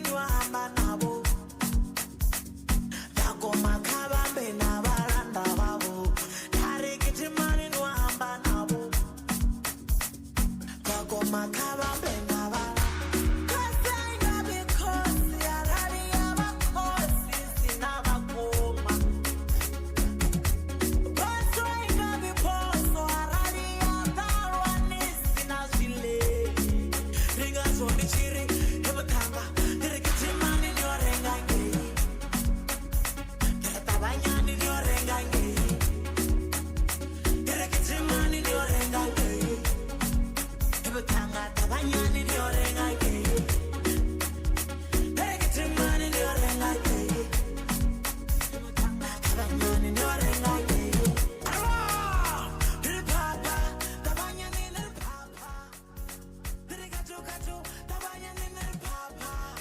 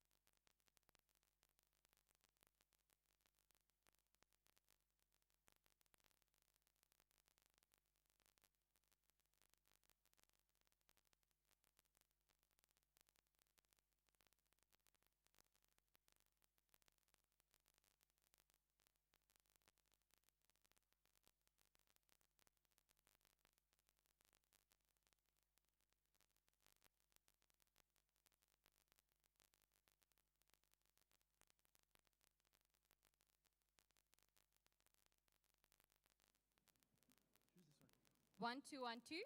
Can we please settle down so that our second session can begin?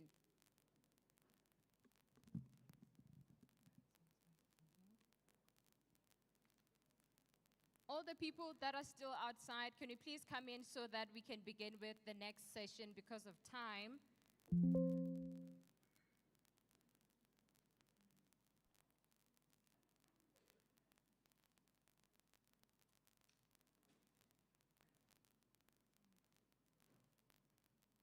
All right, ladies and gentlemen, welcome back again to our event. We are now proceeding to our second session, but before we continue, we have a few announcements. Firstly, there is someone who dropped their license. I think it's written K. Munjerere. You're going to come to our table if you are the owner of the license. And secondly, for our graduates, there will be forms from the Department of Labor that are going to be circulating. So please be sure to fill those forms. So now proceeding into our second session, we're going to be going into a session where we're going to be looking into entrepreneurship. So I think when we talk about entrepreneurship, it's something that's very close to the heart of the University of Venda, looking into the fact that it's one of our strategic thrusts, looking into the different departments and also structures that we have. So my next speaker, Mr. Donald Valoyi, I read an article about him and he was considered an SA e-commerce pioneer. So to all the entrepreneurs that are here, I really hope you guys, give him an ear. So please help me welcome Mr. Donald Valoyi, who is the founder and CEO of Zalzi.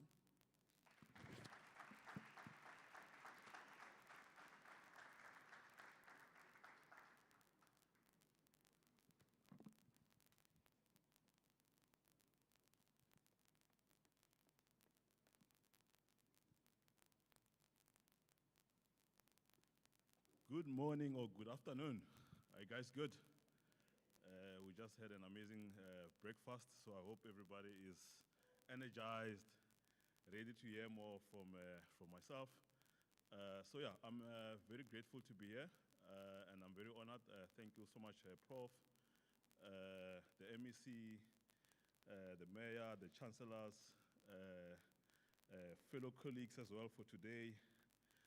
And of course, most importantly, yourself, graduates and entrepreneurs that are here. This is like an amazing time that we're spending together here. And thank you to also Mr. Mabunda for actually taking a step to organize a wonderful event like this one. So I'm hoping that I'm going to sort of like share a lot. I'll start with our journey in terms of like how we started. Because I think a lot of people, when you're sitting here, might be wondering, how do they do this, and I don't want people to go home and thinking, these guys, they're using snakes, because when people don't know, we settle for those things, right? Where you're like, that one is a snake, So a little bit of background about myself. I grew up here in a village called Nsushi, not far from, not Sushi, Nsushi, not far from Nkunakral Mall, if you know Nkunakral, right? Went to high school there in Ngwamatatani Primary School. So my whole life I was actually in the villages, right? So I didn't actually go to like your private schools or these amazing schools. I still remember, in fact, when it was my turn to go to like a proper, I'll call it a proper school, like Giani High Kedongumalo. The ANC changed things, and I was very angry at that time. They were like, no, we don't want students from these places to go to these like, what they used to do back then, they used to have like all these clever students, they will take them and put them in Giani High, Kedongumalo. So I actually never got a chance to do that. And I was so sure that my future is, I'm not gonna become anything. I'm so ruined, because if I can't go to this proper school, then that's it, I'm done, right? And at that time, I already said to everyone that, you know what, I'm going. So I've already said goodbye. I'm going to a new school. I've dumped my girlfriend, think I'm gonna find a new one, where I'm going. But now, when I got there, they're like, no, we don't do that anymore. You must go back to your school, right? Now, my school, when I went back there was no maths in higher grade. Teachers didn't know how to teach maths in higher grade, right? And when I looked through the history of that school, Msenga High School, there was never, I think the students who passed maths very well was like an E, like a 40% and above at the time, right? And I was thinking, like, how am I going to do this? Because I want to study, like, you know, applied maths or computer science. And they need, like, a C in at Wits University, at UCT. How am I going to get to this school? So I was actually faced with this challenge, right? I think what's more important here is you must open your eyes and know these challenges. It's okay to know the challenges, right? When you know the challenges, then you are able to take a step to say, what can I do next, right? I still remember in December that year, I had to spend a lot of time during matric studying. And I had to teach myself things by myself, right? I had to go get past exam papers. I started like teaching myself maths. And then when I got to matric, I was able to pass maths in high grade. I think I got 79%. It was the first in that school to happen. But afterwards, a lot of students, because now I was able to take this recipe and give it to other students to say, you know what, this is how you do it. That students started producing more and more students who were able to get access to university. I then went to VET, studied applied maths, then worked in, again, like I then pivoted, right? My first job in 2017, I worked for a software company in Cape Town. I didn't know anything about software, but I taught myself as well, right? And what it means you can actually teach yourself anything that you want, right? The problem with a lot of youth today, or us as people, is we don't follow the right things. Like, most when it comes to social media, you get there to TikTok. TikTok is great, I'm there as well, right? But you must follow the right people. Don't go to TikTok if you want to become like, let's say, an entrepreneur. The question today is like, how many entrepreneurs are you following on TikTok? If you are following a slave queen and you don't want to become a slave queen, you are following wrong people, right? So you must choose who you follow. The things that you consume every day must be the things that you want to become. If you want to become a pastor, you follow your Bushiris, all those people. When you wake up in the morning, you will see your feed will look like that, right? So just a little bit about, obviously, like what happened. I'm just going to cut through and then talk more about Zuzi, how I started the business, right? So in 2017, actually in 2013, I decided to quit my job after working in IT for like almost 10 years. My last job was at F&B. I decided to quit to go start a company, which was called Zuzi. At that time, it was going to sell books to students online, right?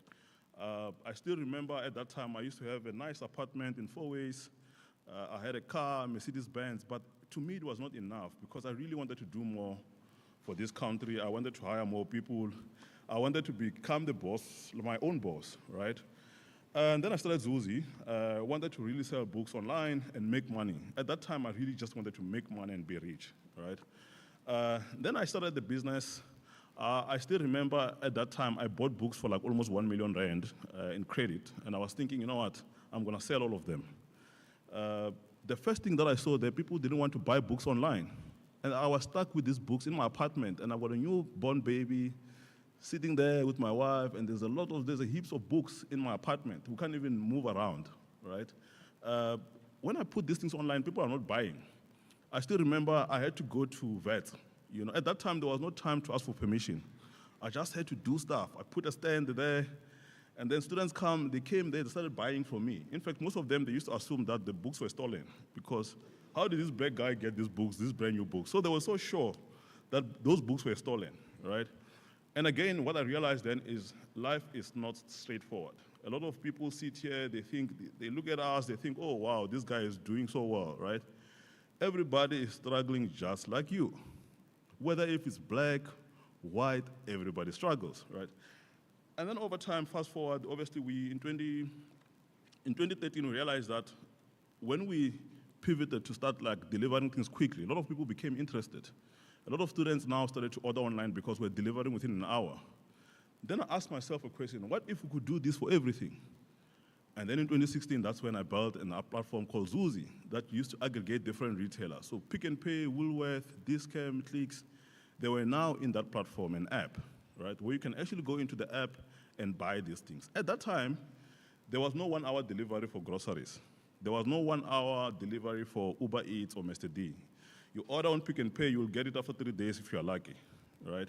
The whole market as well was like almost over like less than 500 million rand in turnover. In fact, people never thought like the grocery category can grow to become billions like it is now, right? Yeah, and then fast forward, we then, as we're doing these things, a lot of people started to notice what we're doing. The retailers, they were hearing it from their people, their customers, because what we did as well, we didn't have partnerships with these retailers. We put them by force. You know, they were always going to say no. It's worse when you are a black young man, they think, what do you know about e-commerce? In fact, one of the CEOs for Pick n Pay once told me, what do you know about e-commerce? A young man like you, there's nothing that you know. We've been doing these things for the longest time. And those things are normal. People are going to tell you this, right? So you mustn't expect that you just send one application, they decline you, the next thing you are crying. You can't be doing that, right? They must decline you over and over again. One company, you send it to the CEO, they decline you, find out who else is working there and send the CV. In fact, the CEO might be shocked, hey, you made it here. And then you tell them, yeah, you know what? I don't give up easily, right?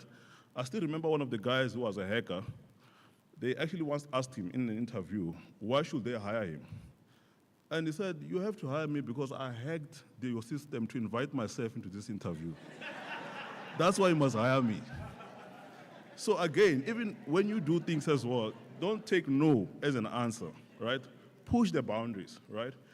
So when we started Zuzi, we used to obviously aggregate these different retailers. It didn't take time for us for people. In fact, we end up saving a lot of higher-end market. So in Joburg, what Zuzi became then is like everybody who was like super wealthy started buying from Zuzi. Like when they wanted stuff from Woolworth, Pick n Pay, they would come to us. And they started telling even these guys, the CEOs, that there's this platform called Zuzi. Why aren't you guys using it? Because your own platform, they suck, right? I still remember one day I woke up and I was thinking maybe someone wrote an article about us. That's so wonderful, because at that time I used to do a lot of interviews on TV, but when I went back to check my business, there was no growth, right? When you speak on media thinking, oh, people are gonna be ordering stuff, there was nothing. But this other day, I still remember when I woke up, there was like almost over 1,000 orders. We're used to doing 100 orders a day. Now there's 1,000 orders all of a sudden. And when I checked around, I realized that actually someone spoke about us on Facebook. It was a Jewish lady. She posted on I think it was a closed group for like 5,000 Jewish people, super wealthy. Those people are so rich, like super, super wealthy. And then she was saying that she orders stuff from Zuzi. And all the people, in fact, there was 5 people who also commented to say, I also ordered from them, and they're so good. So all of them, they came to us flocking, right? Again, you know, there's a concept that they teach even in YC Combinator to say, when you do things that don't scale, right, it allows you to perfect the product. Because remember, like also a lot of people now, you want to go out there to sell yourself, but you're not ready because you've not perfected your skill, right? By that time when those customers came, we were ready for scale, right? So our system was working perfectly.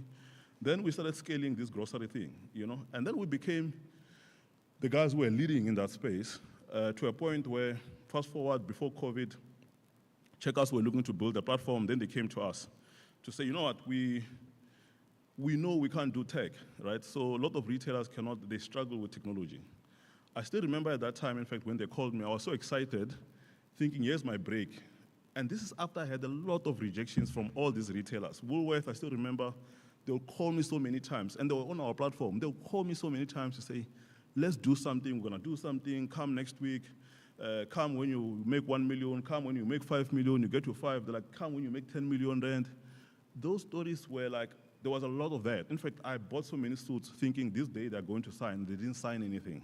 I still have them. Then obviously, over time then, I still remember even at Checkers, someone called me, it was the CIO of Checkers. He's like, you know what, I need to speak to you. I remember going to that meeting. I was so excited because in that meeting, there was another guy that they've just hired from Checkers, from Ocado. This guy used to work in UK for a company called Ocado.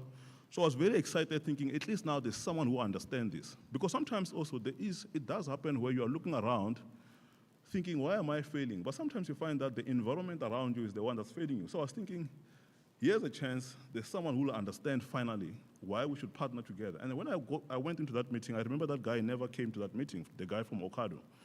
Now I'm stuck with another local guy, the CIO, and I know like these guys, there's nothing that's gonna happen. So I remember having that meeting with him and he was very excited thinking, okay, we're gonna do a deal with Zuzi. We're doing it because you guys are the only guys.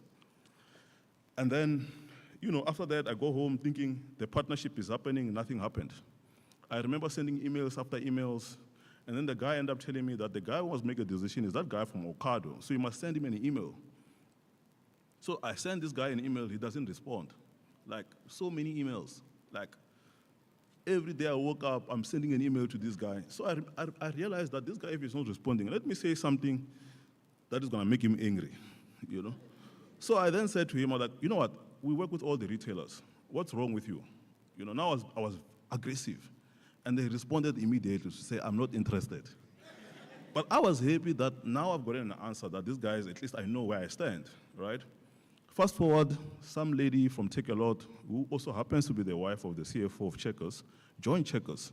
And Take a Lot is like a startup company. They do tech, they do all this things. But it took time for us to build all those things. Now we present this thing, they're like, no, we want this thing, right? They want this thing, we must build something for Checkers.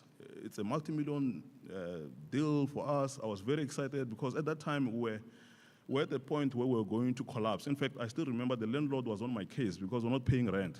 Like every month, in fact, we had gone for like almost 8 months without paying rent for our office. I still remember when the landlord sees me on TV talking, he will be there knocking in my boardroom, you know? And I had to tell him the other time that, you know what, when I'm presenting, those things on TV is not for you.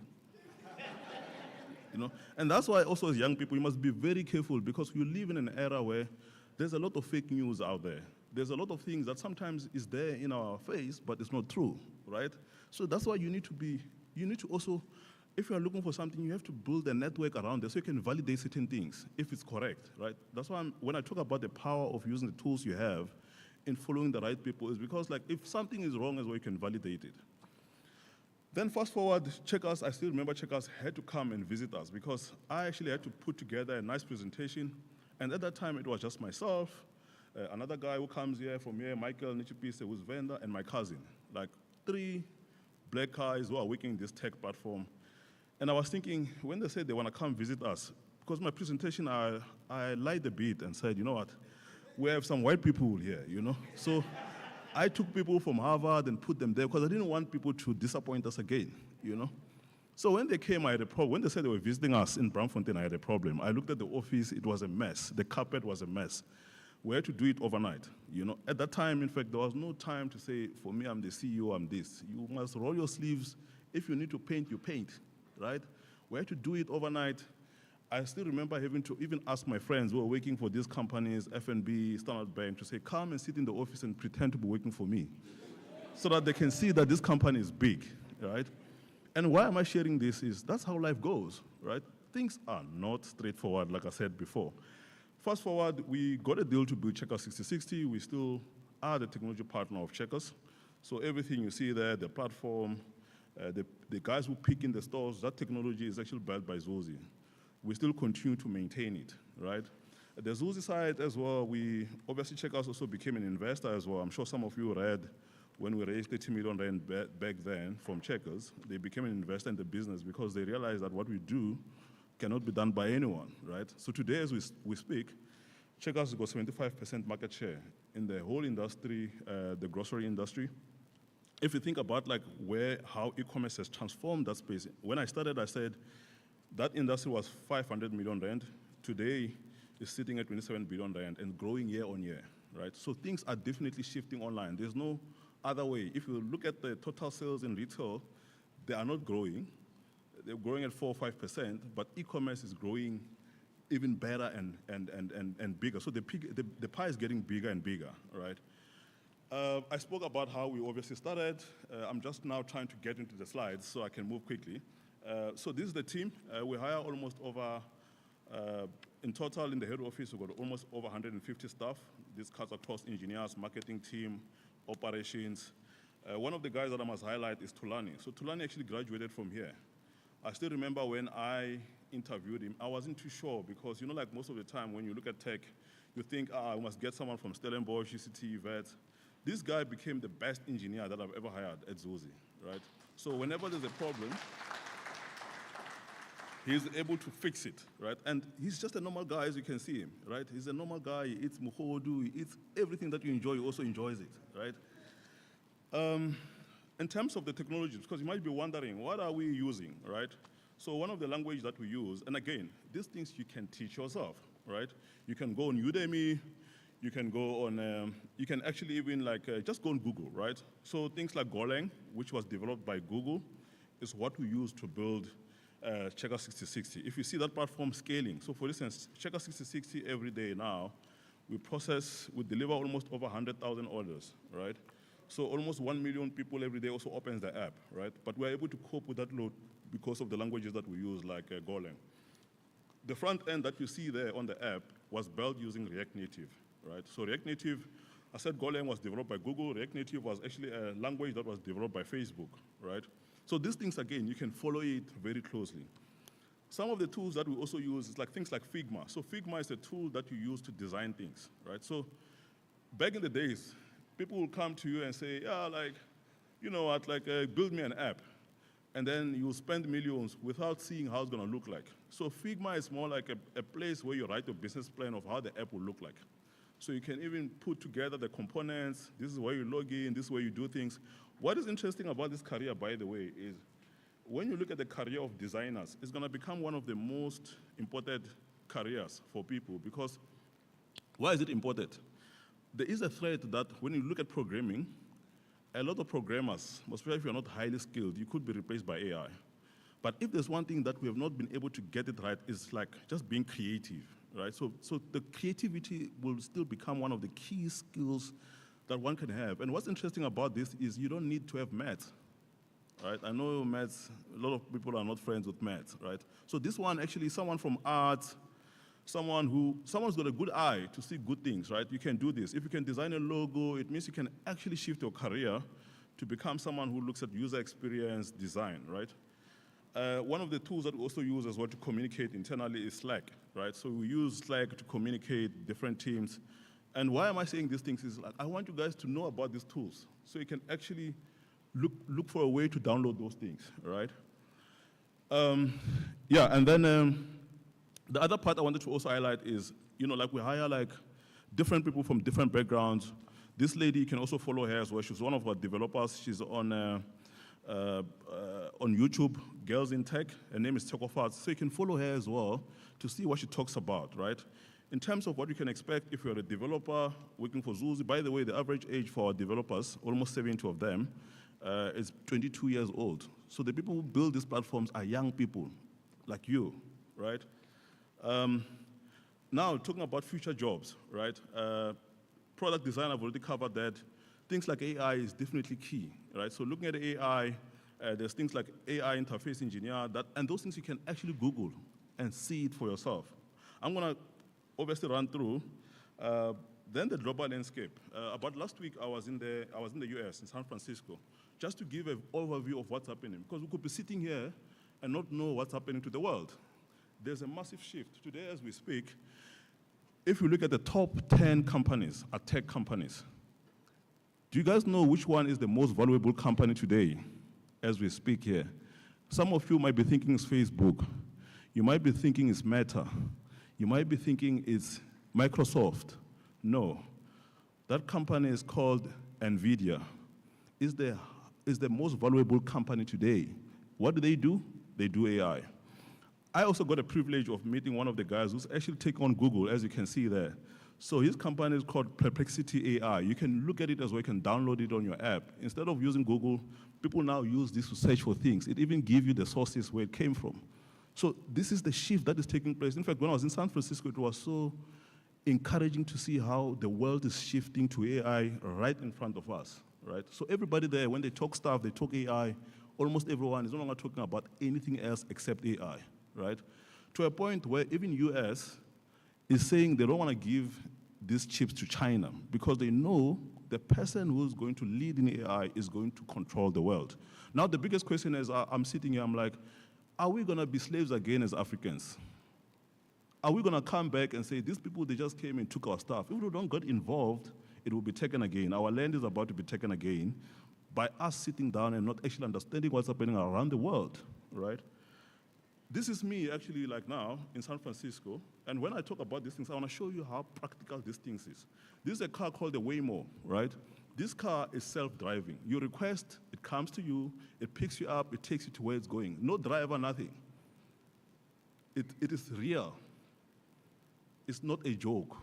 So the question is, are we going to sit and not do anything about it as we are sitting here, right? I want to also play this video. This is Jason Wang, who's actually the CEO of NVIDIA, who actually spoke to students like yourselves in Stanford, actually telling them what it takes to be successful. And one of the most important things that he spoke about is resilience. Everybody who's sitting here, you can even think of the President Zuma, for instance. When the man became a president, he was facing rape charges. If it was some of us would have slept and said, I'm giving up on this thing. We forget that. It's just like when we're black, we say, again, it's a snake, it's something else, it's Zulu, right? But that is resilience for someone to say, I'm going to pick myself up, right? I'm going to play this video quickly for you guys.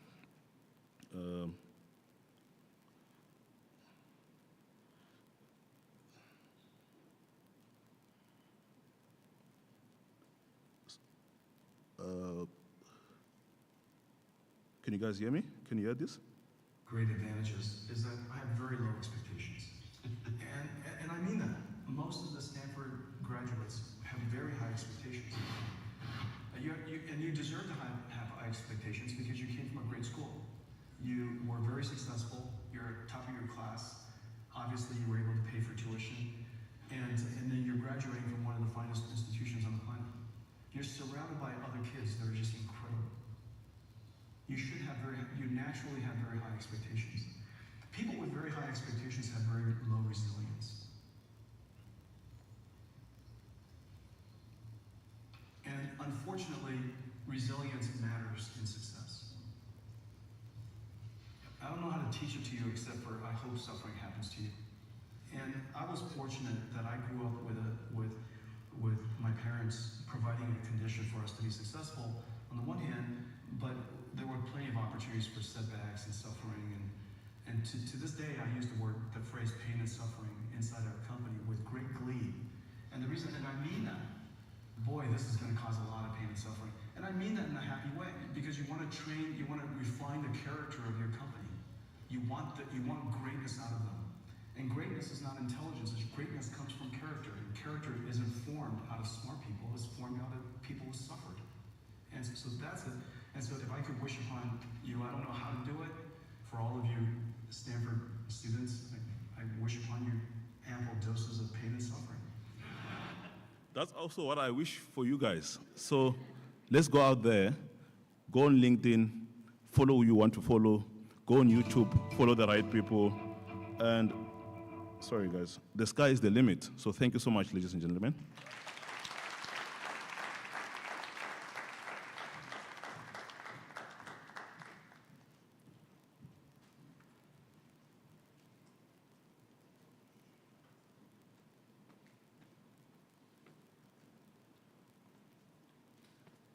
Can we please give him another round of applause?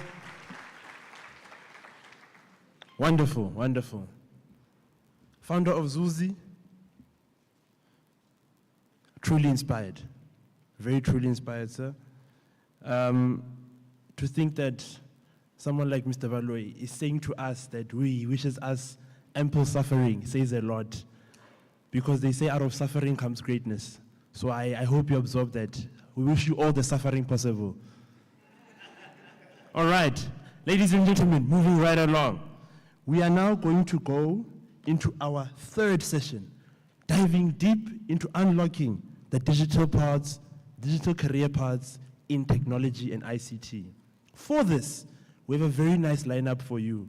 We have two presenters who are going to be talking about tech, ICT, and data science, and they're going to follow each other. So, first up, we're going to have our very brilliant Dr. Pulani Mudiha. May you please give her a round of applause. Louder, please.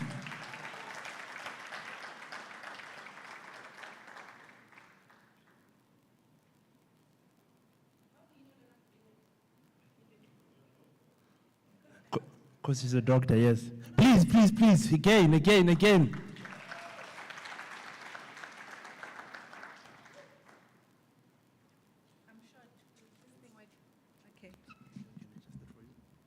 fine now.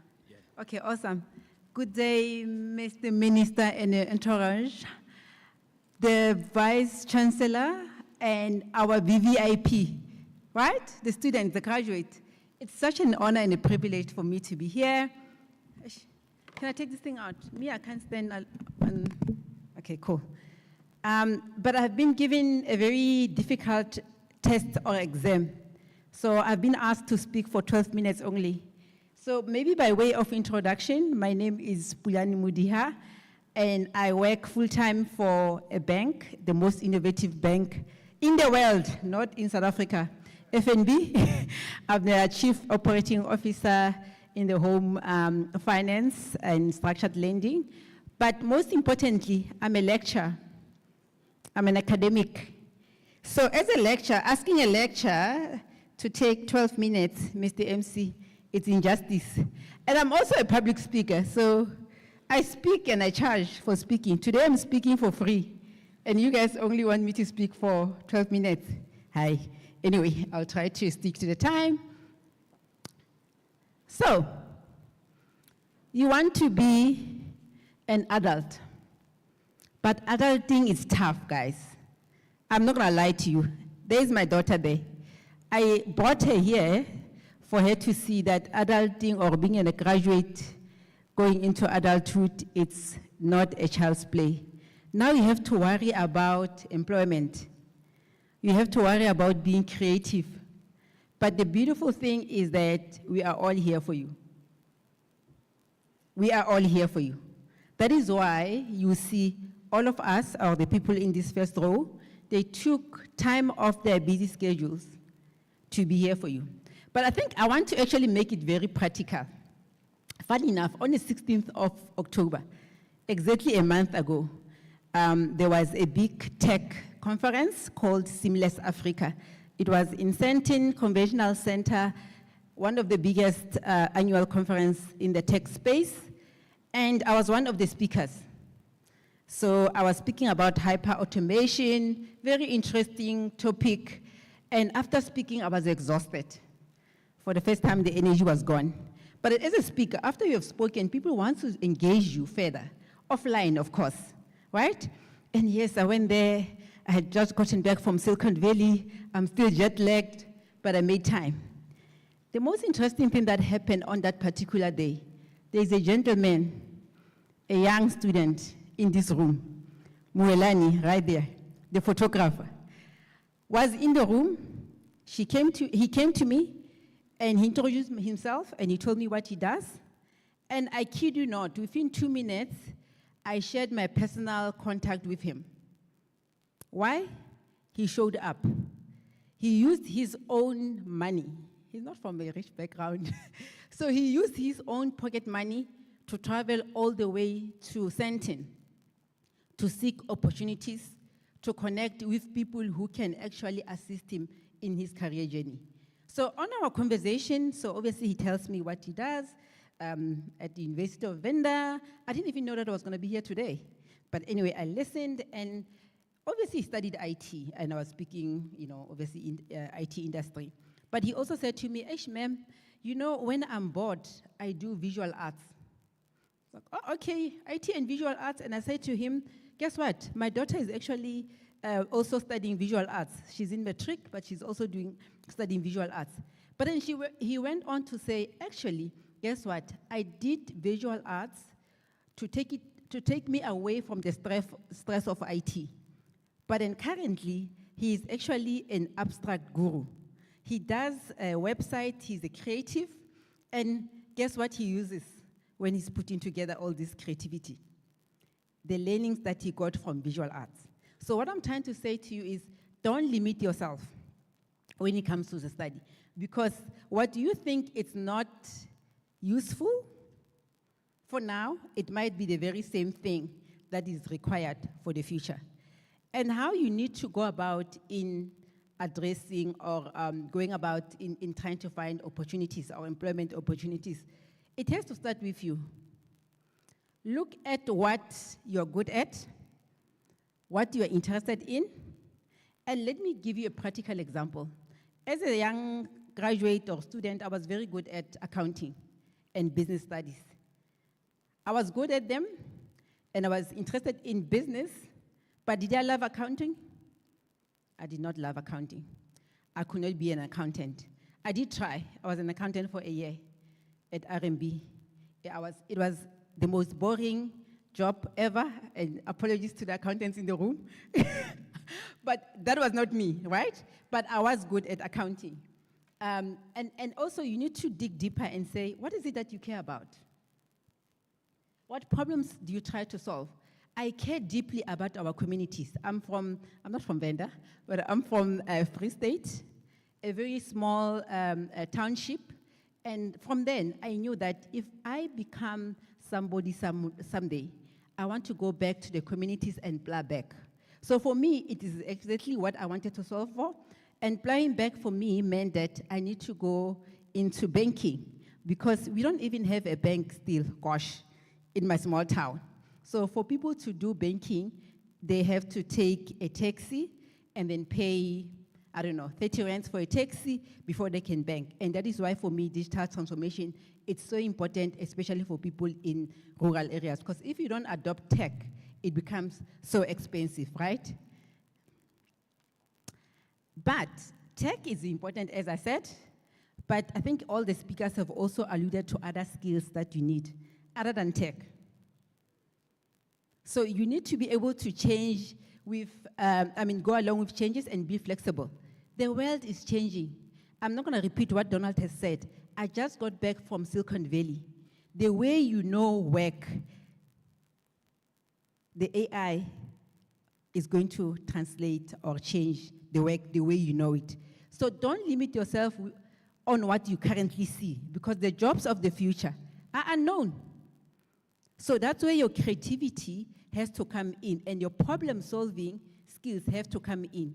I mean, I'm very excited to be here. As I said, it's for the first time being in Venda, but I would like to think that there's so many problems in these communities that you guys know about.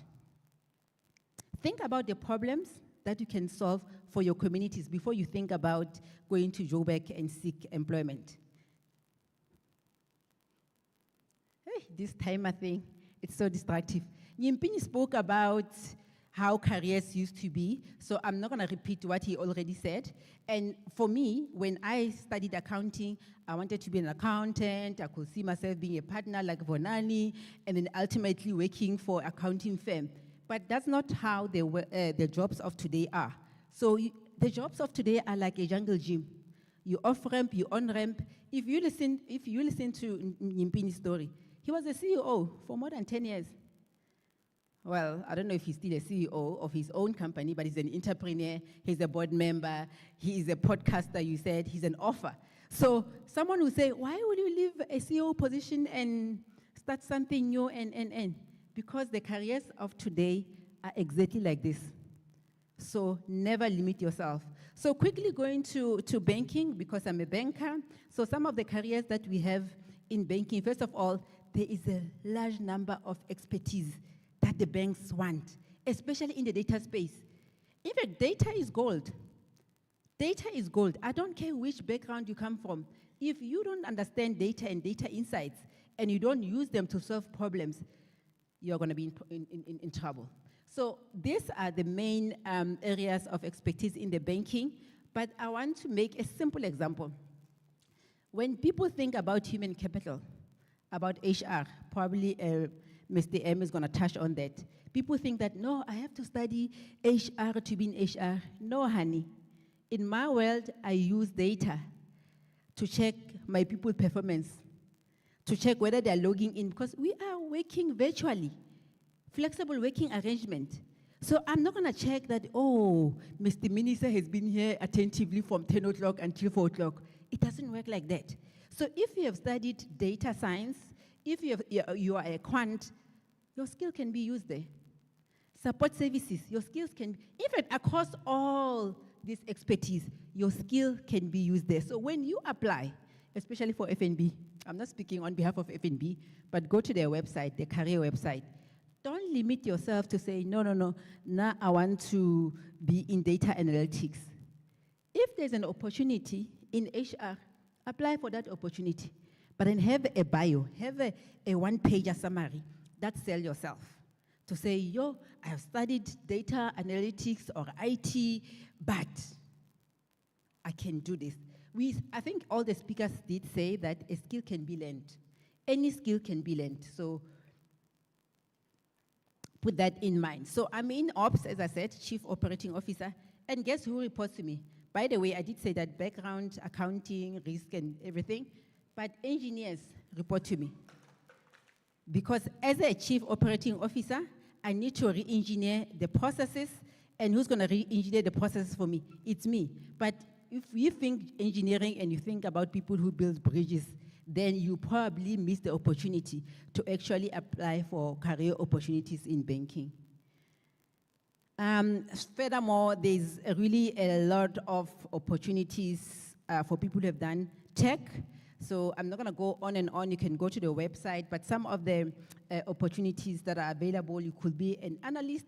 And being an analyst, system analyst, test analyst, you don't have to have studied core IT degrees. You can be a developer. Let me tell you something about being a developer. I also worked for Accenture, and I did become accounting. Loved Accenture. I was a business analyst. I think the first 6 months, they send you to St. Charles, a business school in the US. You get all excited. You know, you're overseas. When I got there, the first day, we learned HTML. Second day, learned Java. Guys, my background was accounting. It was the scariest thing ever, and after 5 days, I was expected to create a website that is working, and obviously our performance was actually analyzed. I came back to South Africa. There were two options for me, to either resign from Accenture or to be in roles that don't need hardcore tech, right? So I continued with Accenture, but I decided to be in business roles. Guess what? Almost 18 years later, I was heading an area that is actually using Java, SQL, Adobe to do customer communications in the bank. So that skill that I thought I did not need then actually came in as a very required skill in my current role. So open your mind. We spoke about Udemy courses, there's Coursera, there's so many other courses that you can actually get yourself in and actually learn something. Data analytics, I'm not gonna go into it, into details, but then as you know, for banks, if you come to ask for money to buy a new car as a graduate, somebody has to do a credit profile on you. Somebody has to score you. So the data analytics expertise, it's so important. It will continue being important in the bank because you have to create those models. You were talking with Bonani earlier. So I've got a problem with the community of vendor. A lot of the communities here, they use hard cash. If you use hard cash and you don't bank it, as a bank, I don't see your credit profile. Later on, when you have an opportunity and you want to get into some big funding requirements, I assess you. But you don't have a debt, maybe, because you pay cash. So I'm saying, take your cash, bring it to the bank, you can leave it there. So the smart guys, when they do scoring for the community of vendor people, then they'll consider that. But more importantly, our models now, they have to take away the biases in the system. The fact that community of vendor uses cash should not be a major problem if we come up with the contextual insights. To say, in vendor, this is the behavior of our customers. So we can't force our customers to do something, obviously, immediately. So it has to be a gradual transition and, gosh, MC, but why? Okay, cool. So I think in closing, I want to say anyone can be a banker or anything else. It's really about the work to be done, not your qualification. Check the gap, see what is available there, and your studies should not define who you are.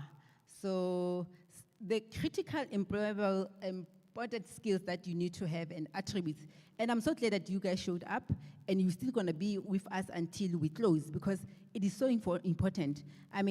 Donald spoke about the resilience. Being organized, you have to be organized. Very important. If the session is starting at 9 o'clock, be here 9:15. Be proactive. in whatever that you want to see happening. Don't wait for someone to spoon feed you and say, go to that website and check whatever. Ask people around you to say, what is happening out there? Where can I get opportunities? Which website can I check for graduate programs, as an example? And there is this thing that says, a man, I don't know, do you guys, I'm sure you can speak Afrikaans. A man make a plan. You have to make a plan. If it's not happening, make a plan. Make a plan, right? But most importantly, you have to remain curious as to where the world is going. I can talk the whole day about where the world is going from my current visit in Silicon Valley, but I'm not gonna waste your time. Self-awareness is very important as well. What motivates you, because once you get that job, something has to motivate you and you have to be able to perform at your optimal level. Because if you don't perform, the chances are you will get a job, but you will not thrive. So there is a lot of information out there, but I would like you guys to please take a picture of these resources for unemployed graduate. So when you go to quantify your future, it's really mostly for, obviously, the student in data science space. There's about 180 employers who are looking for graduate like yourself. You can upload your CV there, and then obviously you'll be selected. There's also a lot of internship and graduates. So in banking, what we are doing is we're getting together as different banks to offer you guys opportunities. You can still go to different banks' website, but then this particular one, Quantify Your Future, it is really a powerful one to look at. And lastly, you got this, right? You just have to take charge. Thank you. Mr. MC.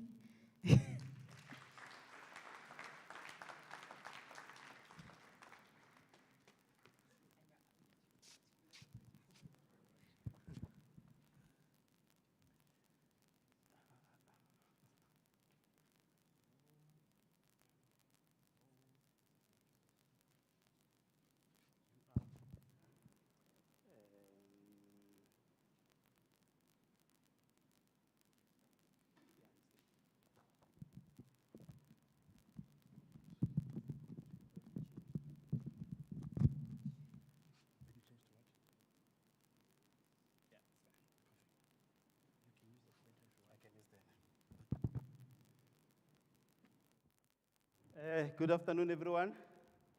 Are we still awake? Are we still awake? I must get that energy. Are we still awake? Yeah.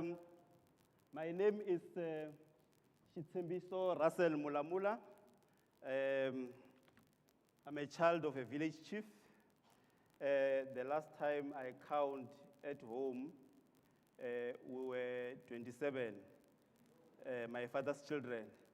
So even in the funeral, we had to stick to 27 to manage the numbers in case they are still out there, you know.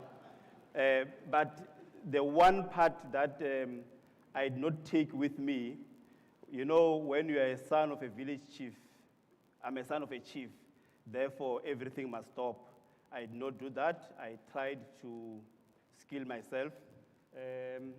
Quick one is the background. I have 2 master's degrees, and I have a PhD in artificial intelligence governance. Mine is just to talk about what are some of the skills we can do when we are reskilling ourselves. So we've been talking about reskilling, but what is it that we can do tomorrow as you live here? What is it that you can do? So I want to focus on some of the things that we can do in reskilling. How many of you sitting here have online courses? I see 3 or 4. Are you aware that we have over 20,000 free online courses available? I mean, just Amazon, Google, and Microsoft, they have 10,000 free online courses. So as we're talking, you must be Googling some of these things. I mean, Google has over 300 online courses. Microsoft has over 2,400 online courses. Amazon have over 9,600 online courses. LinkedIn as well, Salesforce as well. And this is now going to give into context what all the speakers were talking about. What can you do from today? You need to reskill yourself. I have a nephew who was doing a diploma in mathematics in Cape Town. Hey, it moved him. Let me use our language. He could not, first year, he called me and said, Angel, I'm dropping out. And he asked me, what can I do? I just said, no, there are some free online courses. Also, I was just throwing it to him. You know, I went and do almost 40 online courses. Some did not even make sense to me. Why are you doing them? Today, he was appointed by one of the biggest airline, Lufthansa, to calculate their load for the cargo flights. And when he was in the interview, he says, no, they don't care about the part of maths. Well, it came in handy, but they were interested in a lot of online courses that he has done in data analytics, all those things. And he used those online courses to apply for a job. Now imagine you as a graduate, now with a degree, with those online courses. What opportunities can be there for you? So that's what we need to talk about when we talk about reskilling. But I want to give you some practical examples. You know, we just passed by Chakuma Market. That is a picture of Chakuma Market. You know what is missing there? So our mothers, when they are selling, because it's their livelihood, they want cash. Because that cash, tomorrow morning, they must give the children money to go to school and buy. What is missing there? There's no ATM, there's no speed point there. And all it takes is just one graduate to set up a business of speed points. And then when we come, as we are passing to Ramakwali, because we don't have cash, we have cards, and say, no, your food basket was supposed to be 100 rand, I'm going to be running the transaction for 120 for handling fees. People are going to take that. Because you are now participating in the value chain. I'm not saying go and start selling. You are now in the middle of our old mothers who can't transact with technology. You are a student who can just put a technological machine. And FNB, the head of payment, will talk about that. Apparently, they have a product that can do that. It means you are starting by Monday. Someone should be there by Monday and doing this.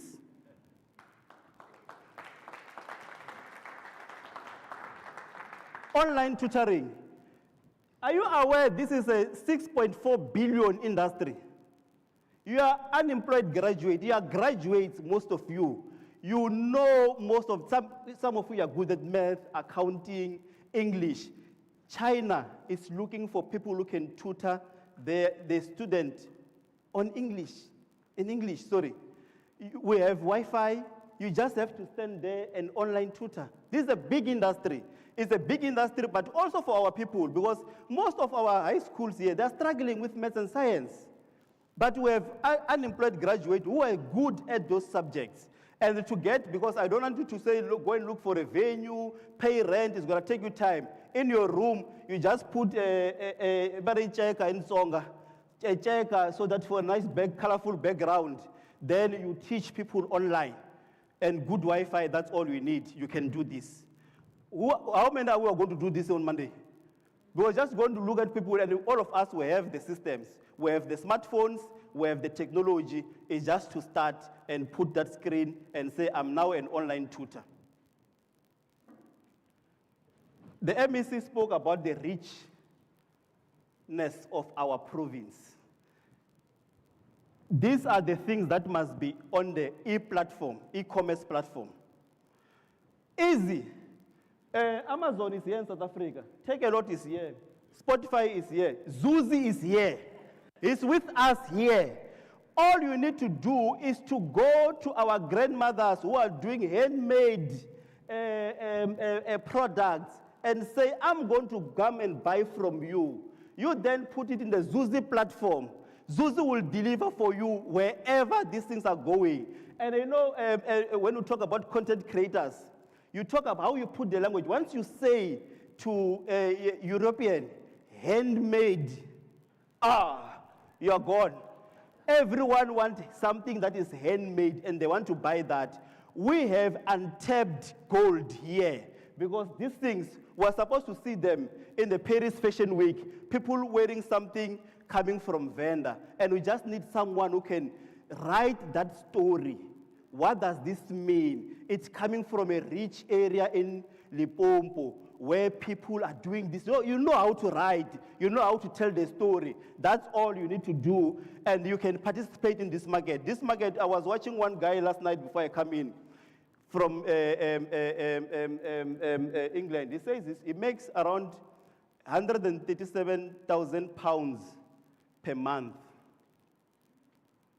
The space is still there. You can still come in. Our brother from Zuzu will take you through when we're in break, how you can participate in this market. But this is what you can sell our own products. Let me see. I took this picture some times ago because I went to Woodspray. So there was this German tourist. He wanted to buy a piece of Big Five. So, but those things were this size and they were heavy. You know, when you're a tourist, you can't take something that is heavy because of the handling, the flights, you know. And so I stopped there. I could see that there's a communication breakdown between the seller and him. What to do now, you know? And I said, but this is a market. Because he wants to buy this. All you need is just someone who can say, I can partner with a logistic company to deliver this thing in your house. And then you put your own markup. And that is practical what is e-commerce all about. The products are already there in the houses everywhere. It's just how do you take them yourself as a student and take them to the market. And that's all we require from you. That's why now those courses will help you to know how to start from tomorrow. The MEC spoke about our rich culture. His department has a lot of tourism places. When I go to YouTube, I can't even find a story of Lake Fundudzi, but I can find stories of some rivers in Norway, some rivers in Switzerland, and the people who are writing those stories are commercializing their YouTube to get money. Because people want to visit, you know the story of Lake Fundudzi. People want to hear about it internationally.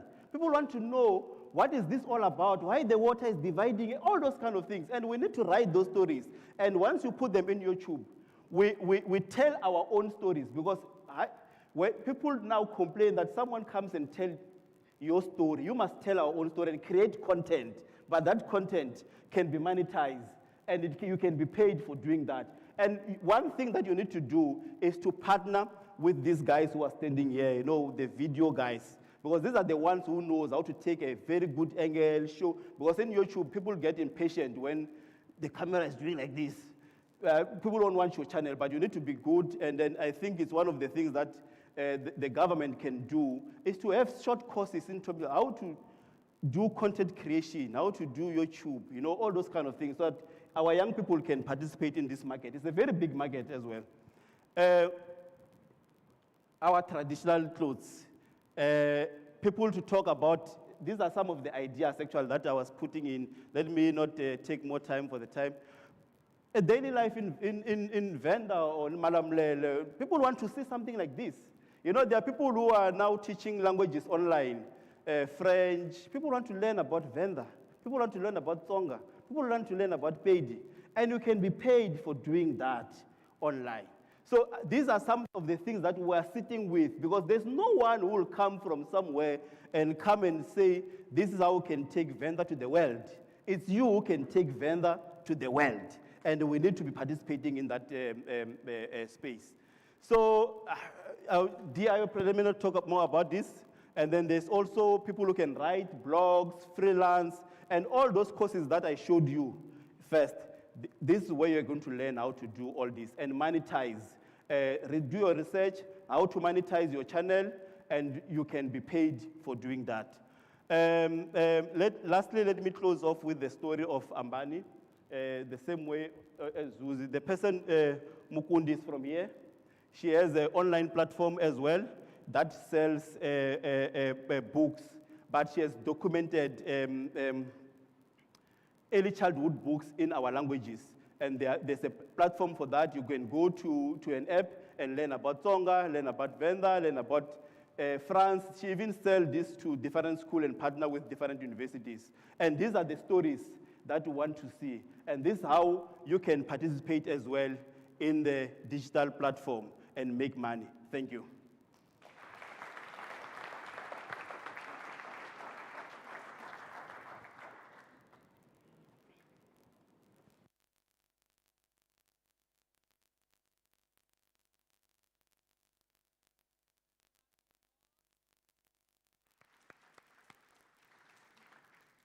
Yeah, personally, I feel like the discussions were very insightful and eye-opening. It was very inspirational to see Dr. Pulani here because, you know, when they talk about tech and women, it's a bit tricky. So I like that, girl power. And, you know, there was also mention of, you know, selling of African products. Here I'm wearing Mabunda, so it means that people, by Monday, we need to be somewhere there by Chakuma. We need to be around Toyando, starting to, you know, sell these things to our people back at home. So the next session that we're moving into, I want you to think about how you got here. I want you to think about how, you know, things are being transported from point A to point B in order for you to get them how you want to get them. So we're moving into our fourth session, infrastructure, looking into roads, ports, and also logistics. Please help me welcome to the stage Mr. Reginald Demana, who is the CEO of Sunrail.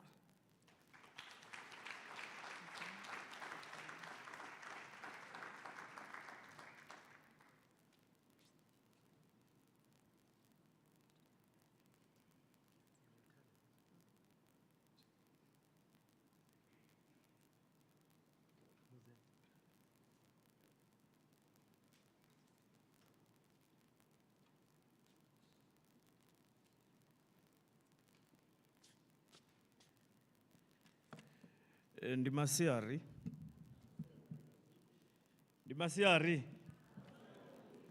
vhathu vho no farwa nga nḓala vhathu vho no farwa nga nḓala no vha ri ndi thome nga u lumelisa vho Prof, MEC, Executive Mayor na Mayara na vhathu vhoṱhe vha vhaṱhomphei, my fellow colleagues on the panels, thank you. Nendo aluwa nga henefha Khalavha nga, so not far from here. And I had the privilege of studying at Mbilwi, the Maths and Science School. I think that prepared me for a life in maths and science-related careers. But most importantly, the reason I accepted coming back here, I worked down here at the building across environmental sciences in 2000 until 2002 June. I think it was the most fulfilling time of my life because there's something about lecturing, teaching, and seeing the transformation of a mind from not knowing much to something else. That transformation was very fulfilling to see. So thank you, Nyimipini, for really bringing me back to what I consider to be a very important part of my career, and really just grounding myself in communities. I thought I will share some slides mostly on some projects we're doing because I work for government and my leaders are here. So they want to make sure that indeed I stay true to what we promised, that the work is coming.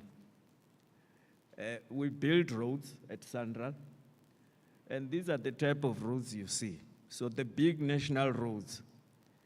If you have ever traveled to Musina Border Gate or if you have traveled to Johannesburg or Polokwane, you drive on the Central roads. If you have ever driven Punda Maria Gate, Kanoya Chitandani, you are driving on a Central road. So the big national roads, those are the roads that the company I lead builds and manages or maintains.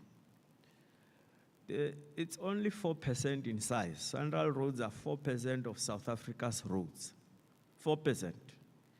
But we carry 40% of all vehicles. So annually, all vehicles that drive, total kilometers, 40% is on 4%. And all the trucks, freight that you see. So when my brother, the Themba, is moving his agricultural goods, 70% of all freight moves on Central roads. 4%, eh? So we like to believe that it's an important part of national duty that we are responsible for. So coming back to here, MEC, I've been taking notes. I try and take notes from each speaker so that I'm also learning. So I took some points. I realized I won't cover much of my slides because a lot of things have been covered, but I want to reinforce them with also some practical things. Chotoma, the president asked, what is holding you back? By the way, MEC, you know the president also grew up in Karabate, just opposite where my house is, where my grandfather's house is. What is holding us back? So I want to leave you with the Prof there, Nashumani, with a very practical challenge. This is what we discussed with Themba. And it is that I believe the Center for Entrepreneurship, with what it is doing, must practicalize that idea of an aggregator. So what do we mean? Renamaf kada manjibadi karab, karadzuwashtiwe. Asokoto sina. A fraction of those of us, avos, some get exported, some go to the market. But the majority of these asukoto sina, nazimbazibo lamaf kada nazito. So what I'm saying is, why don't we use MEC with your support? We have a facility here with Themba's financing grant, with the product in the communities. And these graduates who can be our foot soldiers to help mobilize avocados and aggregate them here. Themba pays for them. We transport them to the market in Mpumalanga. And over time, we will build a manufacturing plant here for that avocado oil. And at the center of that, the Center of Entrepreneurship can bring that idea and incubate it. So it's all a win-win situation. Renero Daunabo Themba, we win. The MEC, you bring something tangible here. The university, you begin to show what the Center for Entrepreneurship can do. Our graduates, those who are willing to be foot soldiers, can get the work going. And of course, there's a lot more economic benefit that we can get.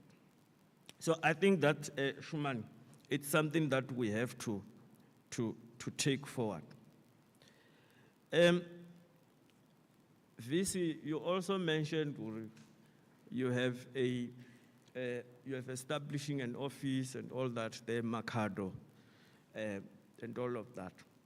And I will see, including here, how we can partner together with the municipality in the work that we do in rolling projects. But before I show some projects that we're doing and where I think we can partner in providing jobs and SMME opportunities, let me just say a few points. These colleagues of mine have said a number of interesting points. Nyimipini says, don't box yourself.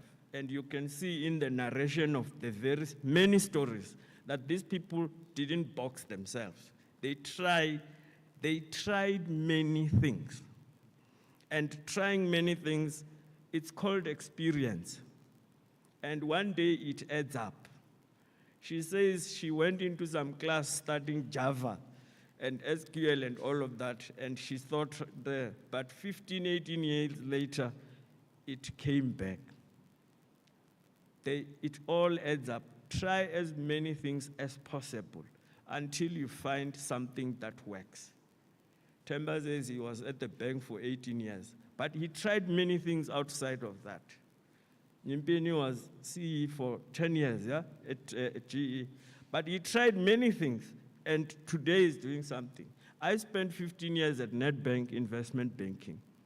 But as I said, I lectured here, did other things, and I'm now running an infrastructure company. So I tried many things, but I also found one thing that anchored my life and my career, such that when everything falls back, I know I can always go knocking at my fellow banker's door. But importantly, try many things. Don't take anything for granted. The other thing is, I'm sure you have seen the way they were walking up and talking and bouncing up the stage. They have confidence in their abilities. They have confidence in themselves. And that's a very important thing when you are presenting yourself to potential opportunities. You know the person that you are. Have confidence in what you can offer. But of course, one other thing I've noted, they don't say no to things. If they don't believe it's the right time, Themba says, wait for me for a year. And guess what? They said, yes, we will wait. Yeah? They don't say no to many things. If they say, hey, what about this? They try. They try. He said he tried saving and checking at Checkers and other things. They kept telling him, you can't do this thing. You don't know much about e-commerce. But there is Zulzi today. He is the main man behind Checkers 6060. But he kept knocking and trying and not saying no and giving up. So, and that's also sometimes what we call value proposition. So when you sit here and you are tailoring your cover letters, or you think there's something you can do, write it up. Don't just dump a CV and hope for luck. Write up something that will help guide people to understand. You have researched this thing you are looking for, you have looked at your capabilities, and you are offering something that I can do the following things. And that's what people are looking for. CV aside, but what is this person coming to give me here? And of course, Dr. Pulane mentioned, adulting is hard. Very difficult, which means you need what? Resilience. And resilience is as simple as energy. You need energy, so keep yourself healthy. Keep yourselves healthy. There's nothing like a healthy body and mind to be resilient. If you spend a lot of time partying and doing that, I did that, but times were different. Opportunities were plenty. These days, we want to see you running. We want to see you energized, which brings me to construction. So construction is not a sexy space. It's hard work. It's hard work. It's hard work. But I think when you want to get somewhere, when you want to get that money, when you want to get something going, when you want to get that CV with a bit of experience, you must start somewhere. I'm saying this because MEC, firstly, we are opening an office there in Limpopo, in Polokwane, sometime next year, which will become the provincial office. And that means opportunities to also hire people and be closer to you and to execute more. Why are we doing that? We are doing that because you can see in the Limpopo, we have 4,000 kilometers of your roads that we manage as Sandra. And these roads, we need to, at the center of Limpopo is the N1, as you know. It is like the spinal cord. It it holds the body, everything together. So all these other roads feed into it. But we need to then upgrade the roads. We all know there's lots of accidents because the road is combined, it's separated by some line. So we must split it, yeah? We must split it so that we all drive separately in different parts. And that's very important. In the next 3 to 5 years, we will be spending 15 billion driving that project to Limpopo. Ingwe bada kura ninga manda yenda wandikuamba nabo meara gayo.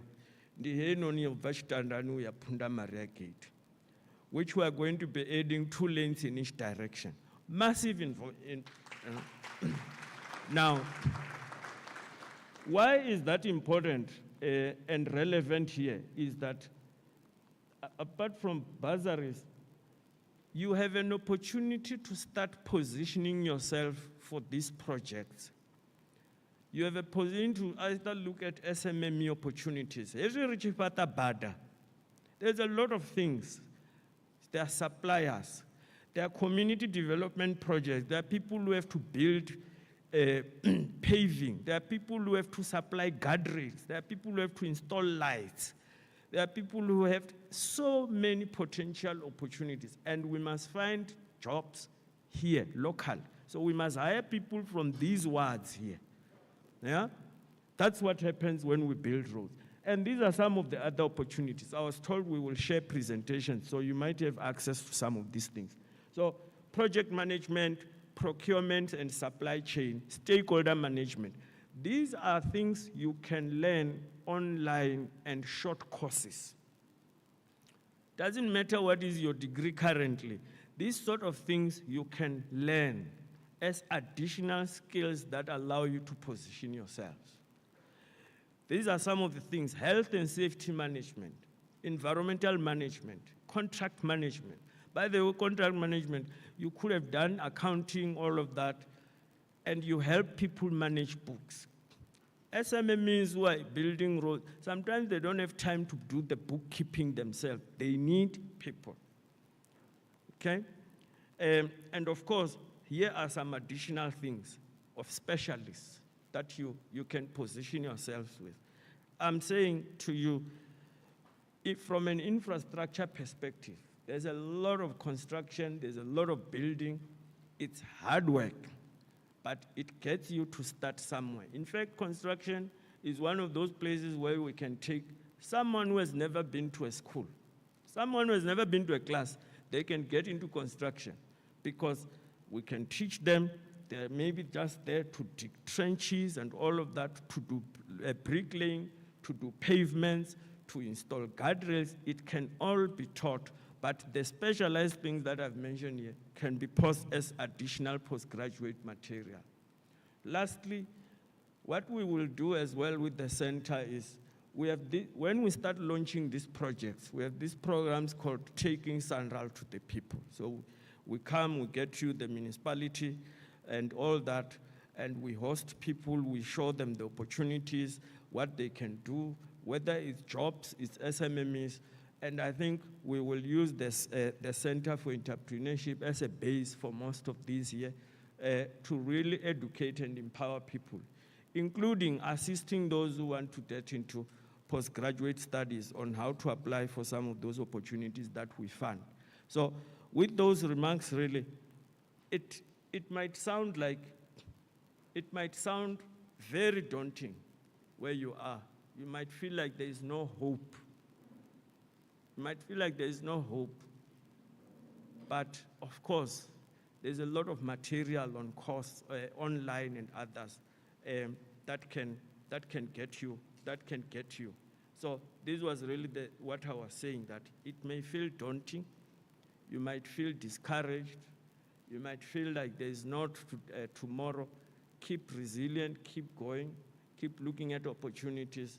If you don't have those Wi-Fis and things, come to the university, see how they can provide access to internet and all of that for you to be able to apply.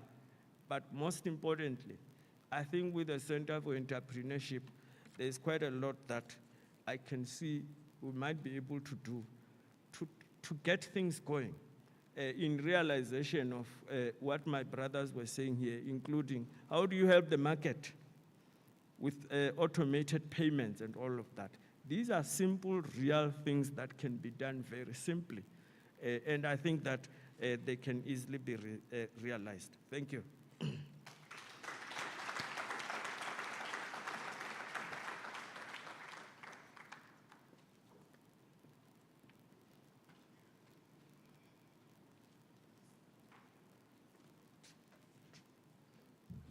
Wow, just wow.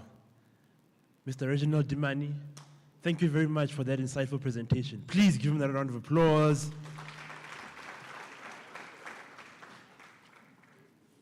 Quick reflection. He said, say yes to the opportunities. It's your abilities that will bridge the gap. If you ever get an opportunity where you know you can't do whatever's being asked of you, take it.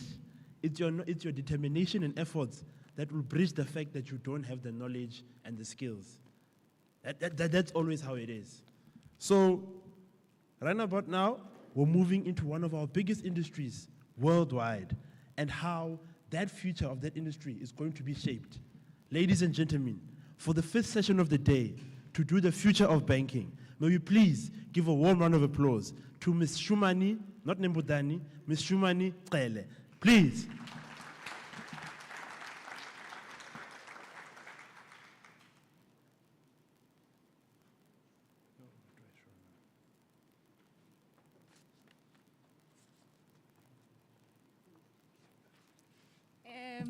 This is the toughest one because it's before lunch. So I'm the one who's standing between you and lunch. So please forgive me.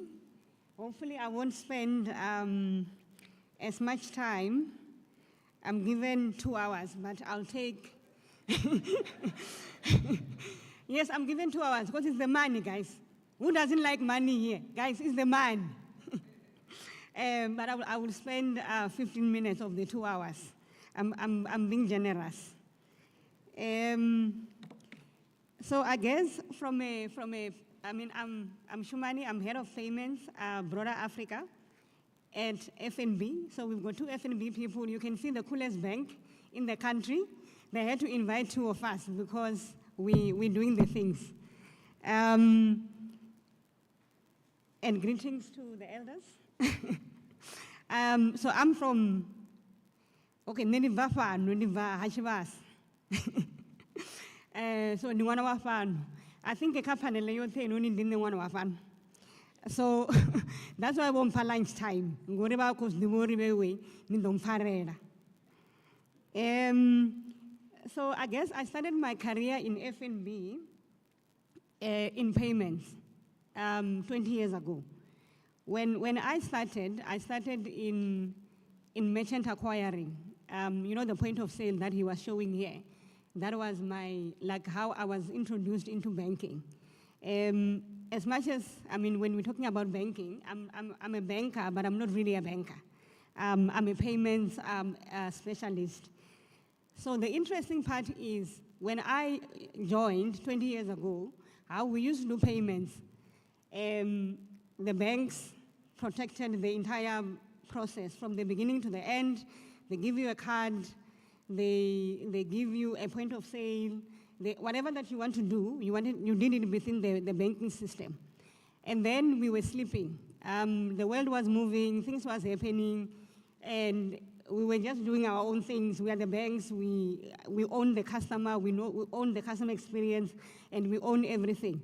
Then one day, when we were still sleeping and being banks, we started seeing things happening where the customers that are supposed to be bank customers are starting to do things outside of banking.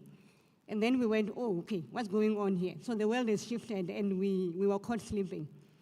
But instead of us, at the time, instead of us going, the world has moved.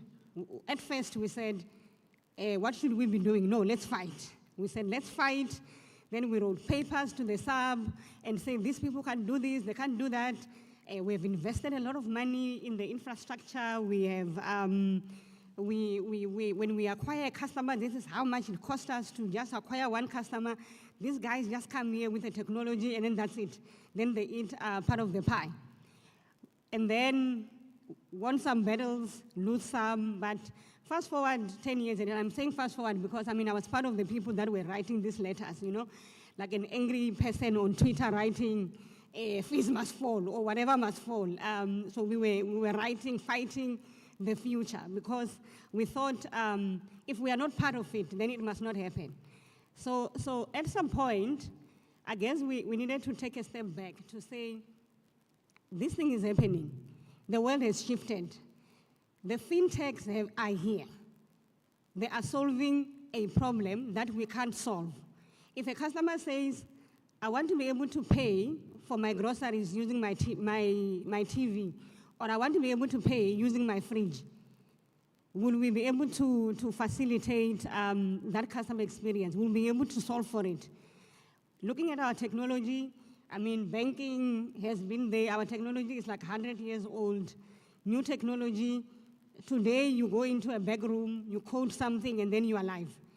To give a customer something on a technology that is 100 years old, it takes you even 100 more years to solve for that particular customer experience. So when the world is shifting, the people that identify opportunities are the people that become part of the futures. So if you are sitting here, you will have the qualification that you've done, but the world is moving. If you're solving the world problem, you become part of the future. When we're talking, financial technology, it happened when the banks were sleeping. They are the giants. The fintechs are the smallest component. Their cost of doing business is so small. You don't even need to build this multi-million. You can do it in the back of the room. You're solving a customer problem. You're solving a community problem. You identify and say, what are these people looking for? I like the presentation that was done showing we are in vendor. Interesting enough,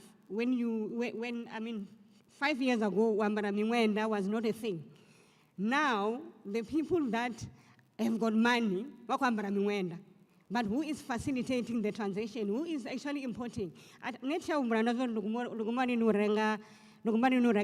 only time this one opportunity to run wenda ni musindo venda. Nganta nori ara ni kunyanga wenda like the process of getting it is just too long. Awuna mtu no identify ile opportunity yori. Actually bavenda bakubira ramrao. Reangeini Joburg. Rekonyaga wambara tradition ya burinde. Mara awuna mtu no facilitator awula market. Marungu anangani ndaba nawo ndo andanga kale ndo fuanga mkegulu kale. Marari nkwanya zwino dinyana ukunyaga ya marungu irenindi bakegulu bakorunga bakegulu ngoti move alini ukoti move bathu bono kono move ba swani mone ngoti move zwitu marungu niko jia fano nikwa isa Joburg mumtu ko facilitate payment in the role ya borinde do facilitate that payment online mkegulu ko wana chene yawe mtu uno kodenga ngange uno kwa na chende yawe mara zino ngauri mwana mu uko cheka profession yawo nendo ita science nendo ita mini awuna mtu uno kuzura ari afanoni vembe orali opportunities zigai dinga ka opportunities zinazaba hone which ones can I be part of? What is the community problem that I need to solve? Yachakuma is a classic one. The last time in Chakuma, no, we have them. I only have one thing. I don't even have a plastic. I don't have a card. My life is here. My Uber is here. My card is here. My everything is here. I do everything here. I hardly even carry a handbag. That handbag, I think I've had it for 2 years. I'm using it for the first time today because I'm here. I actually put my things, I put them, my life is here. So when my life is here, not ngori atukunyaga zwitu mara atina cash. And on top of it, in the banking, we've got a strategy, war on cash. If you strategy war on cash, it means that mutu ono kunyago urengisa chitu akunyaga ubadirwa cash.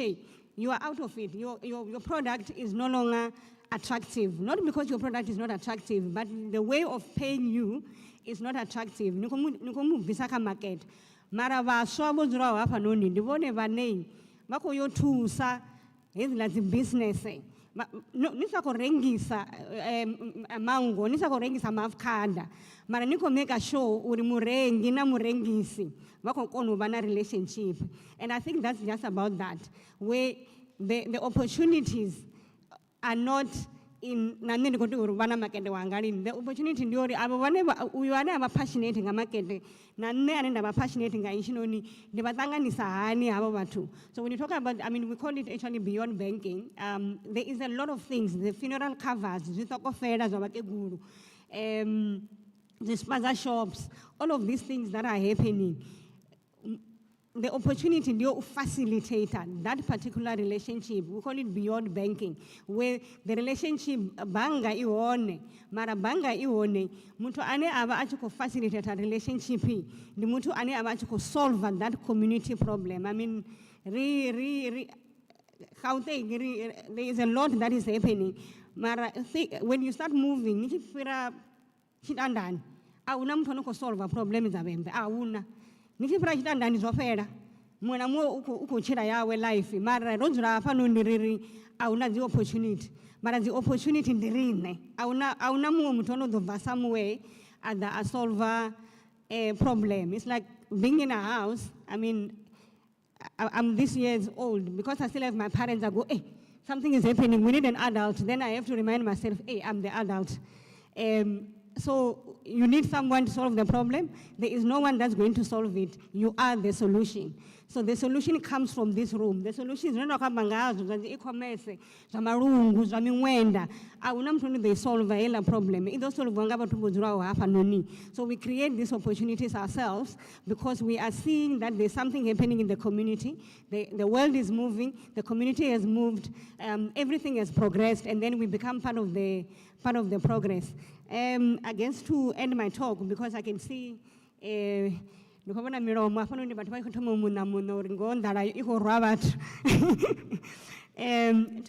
end my discussion, I've got a very interesting story, and it's interesting because it's Home Affairs. So my sister moved to China 2 months ago, and then before she could start her work and get her work permit, she loses her passport. When she loses her passport, then she had to come back from China and do her passport here, because the Home Affairs process, if you're doing it via the embassy, is like 3 months. It takes 3 months to get your passport. Then she comes back 1 week, so she goes, she does the thing. Home Affairs here, job bag, apparently also, I didn't even know. So she goes, I had a passport, Home Affairs, a job bag in a container. And then, was only 1 week. Machimu was only 1 week. Then she goes, I check her, I want to say. Then somehow the process started getting complicated. Gauri, a container, then you have to select the collector guy. And I will select the collector run bag. So I collect run bag, process the machine, I as fast as how Home Affairs process would be. So the process ended up taking longer. So between run bag and Joe bag, every day she was going to check her passport. But the one thing that none of us could see is how helpful people can be when you really, really want the help. So Joe bag, they were emailing people, run back, and they were making her jump the queues every day when she goes. Joe bag, pipe if your best about where they can't help her. But this girl said, I'm gonna stay here with you because you need your passport. I'm not gonna go. The following day, no one came to the office, but I'm gonna come here because I need to help you. I ran back, and they were making her jump the queue. The entire staff, everybody was trying to help. The day that she got her passport, the driver was late. Everybody was calling the driver. One thing, when we sat back, we realized that, I mean, the relationship that we have with Home Affairs is like the bad one. Like when you say Home Affairs, you don't tell me about those people. But the type of help that she got, because she managed to tell her story, to say, guys, I need this. Every single person was trying to help her. every single person. When we sat and take a step back, we said, did that happen at Home Affairs? They were really trying to help you, going out of their way.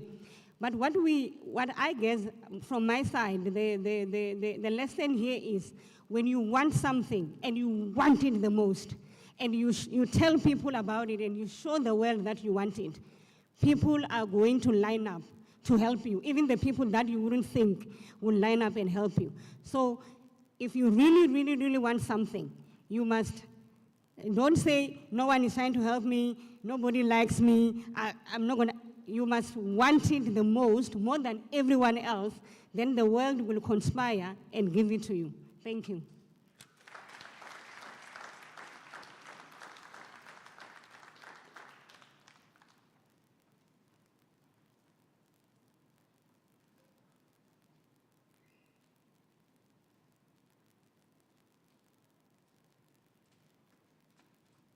Another round of applause for her, please.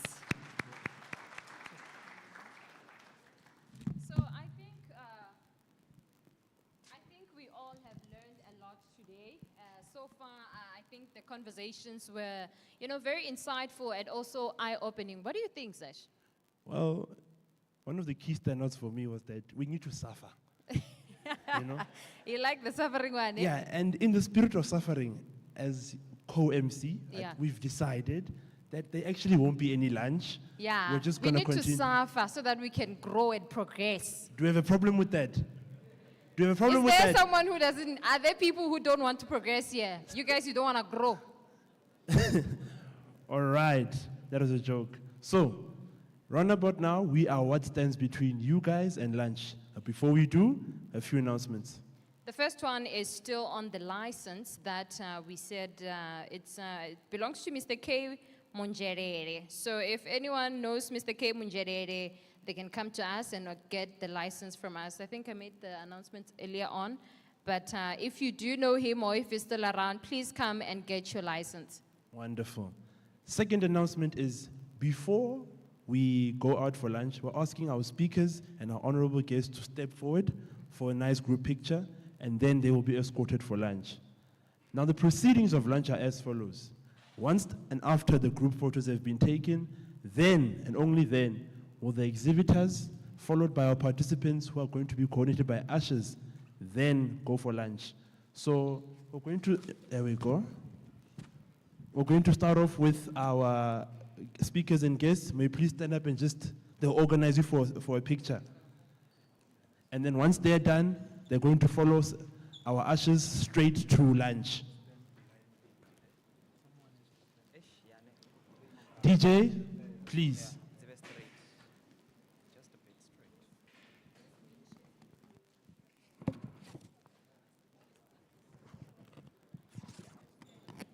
All right. So in the spirit of doing all things trending, please come. In the spirit of doing all things trending, please take your phones that we asked you to come with and go on to Instagram, LinkedIn, Facebook, Twitter, and use the hashtag Univen Unemployed Graduate Summit. Post what you think so far, post how you're feeling, post what you've learned. Let's get the buzz going, share the link, and yeah, let's keep it alive. All right, and then we're going to display the Wi-Fi codes and the hashtag for your access. Thank you.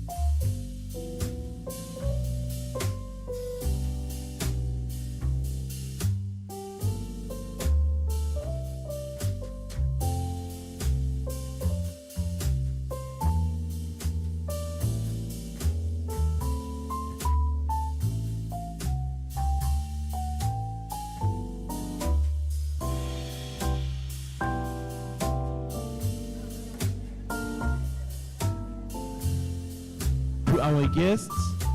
Please follow the lady in red. There's a lady in red going to the life sciences foyer. Please follow her for our guests.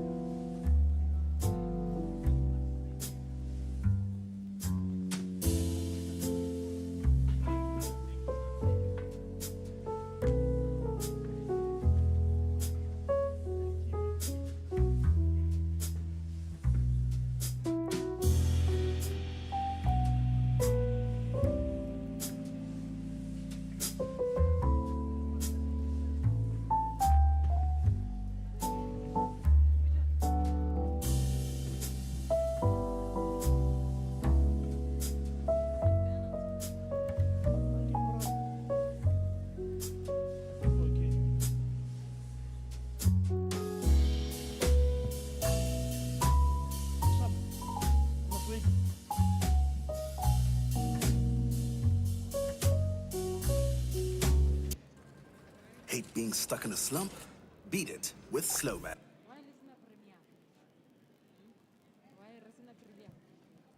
All right.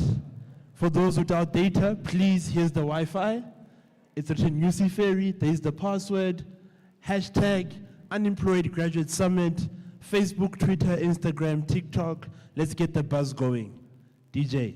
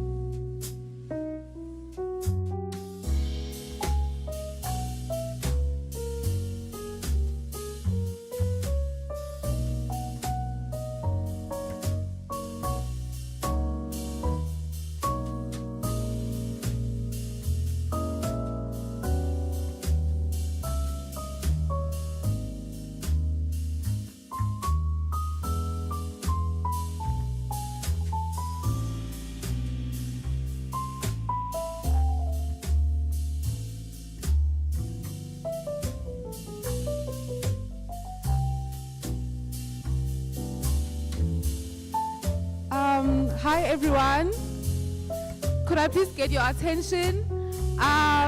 We are selling books, titled Take Charge, of course. If you'd like to grab yourself a copy, please make your way to our stand. We'll also have book signing later on. Thank you so much. Are we all students here? So it goes for 250 for students, and it's marked a little bit higher for people who are not students. But if you're a student, you're getting a discount. Yeah, so it's 250. So it's authored by Nyimipini Mabunda, of course. If you would like to get more information about the book, please just come to the table. We'll tell you what it's about. Yeah, thank you.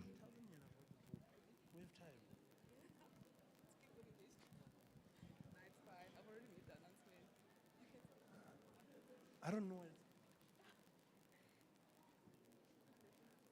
So yes, Turin 50 for students. I don't know how they're going to know your students, so you can all be students today. I don't know. But anyway, please make your way to that table if you're interested in buying, whilst we wait for further announcements. Thank you.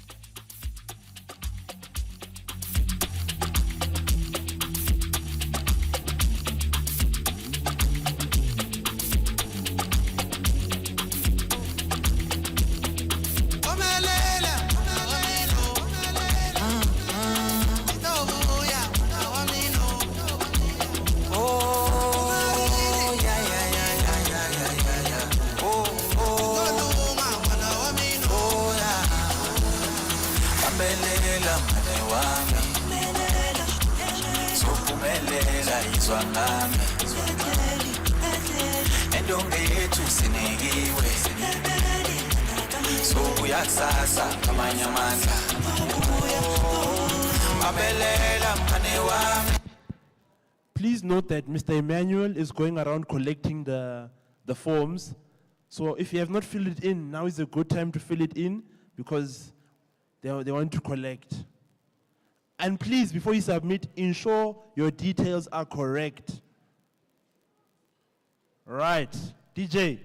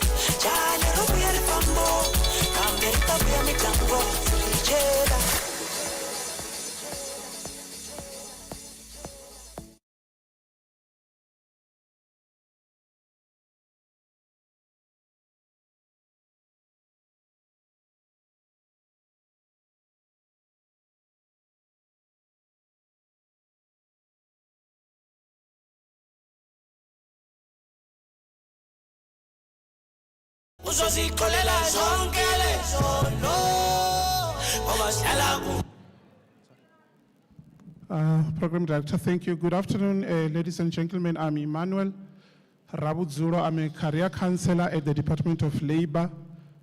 I'm actually coordinating activities for the whole province. I just wanted to bring it to your attention, particularly those of you who are actually work seekers, to say the form that you are completing is basically your CV. Ne?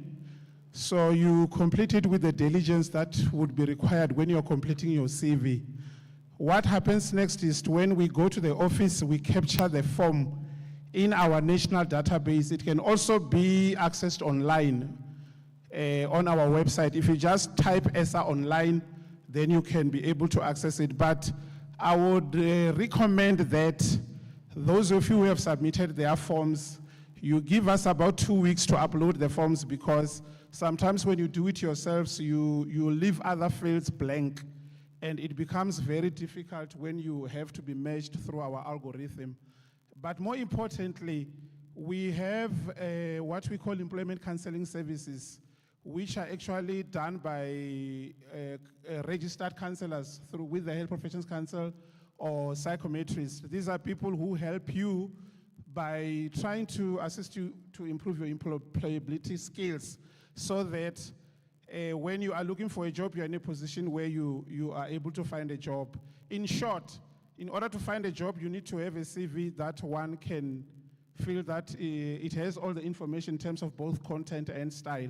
And believe me, with the experience that I have for the number of years that I have and throughout, graduates have CVs that don't say much about them, especially the ones that are done through the apps. They are so abridged that they almost say nothing about you. So we recommend that you have an effective CV that will assist you and help you to get into the interview room. Number two, people don't get jobs sometimes because they lack employability skills. What we mean by that, they spoke about soft skills and stuff. And most of our academic qualifications, they help us to develop technical skills without putting a lot of emphasis on your soft skills, which are transferable across the sectors. So whenever you get an interview, I can recommend that you look for a career counselor in your area. If you are in Giyani, there's a labor center there. If you are in Lipalale, there's a labor center there. So our career counselors are equipped and well-trained to assist you to prepare for interviews. And may God bless you. Thank you. Round of applause. All right. That time has arrived. So we're going to do it in this fashion. Our ushers, the same way they did it in the morning, are going to come call you in selective groups. In an orderly fashion, you're going to line up and get your lunch. But before they call all of you, may all our exhibitors please go out into the foyer and dish up, then followed by the usher, and even our sound team, please go, followed by our student participants and attendees today. Where are the ushers oh, you're here, okay. Exhibitors, sound team, please. And then the ushers will come get the rest of you. DJ, ke a leboga.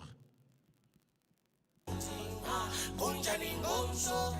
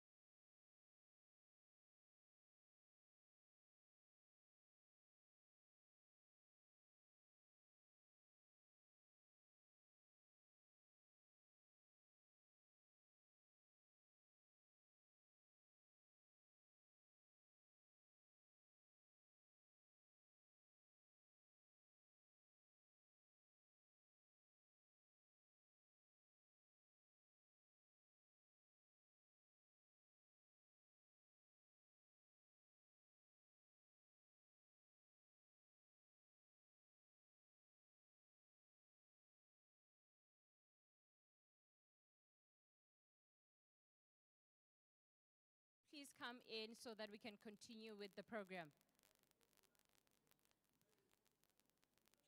Yeah, we'll start in about 2 minutes. So can we please just, in the meantime, get inside the venue?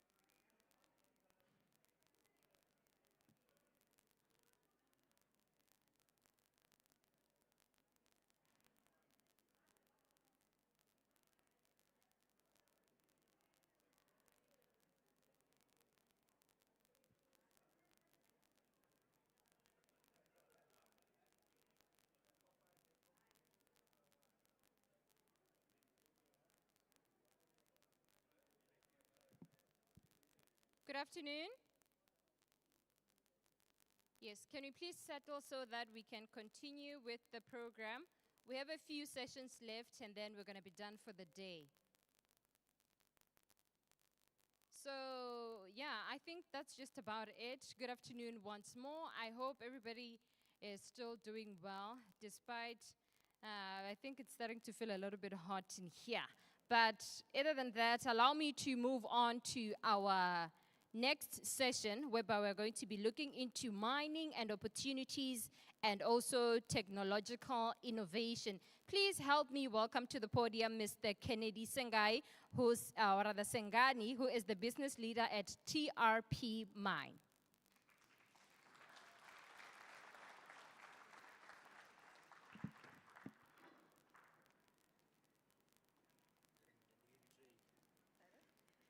I'm carrying the gravy tray. Yeah, I'll do it in less than that. Thank you very much. You put it up there.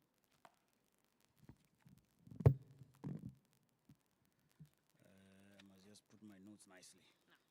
There we go. Dini Masiari.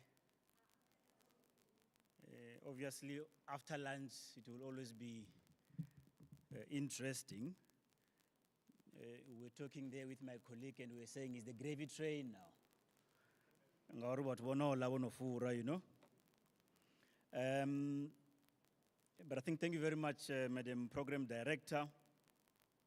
I also greet the MEC, the VP, together with his management team, the executive mayor and the mayor as well. I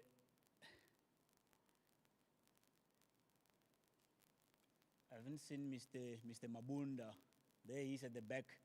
I think we are honored and we appreciate the fact that he also managed to invite us to come and share what is happening in the mining space. As already mentioned, my name is Kennedy Sengani. And I must say that I'm a local boy here. I grew up just across the road in P East. I went to Chirubi Primary School as well. And like Mr. Demana, I then got an opportunity to do my high school Mbiri. So that is a little bit about myself.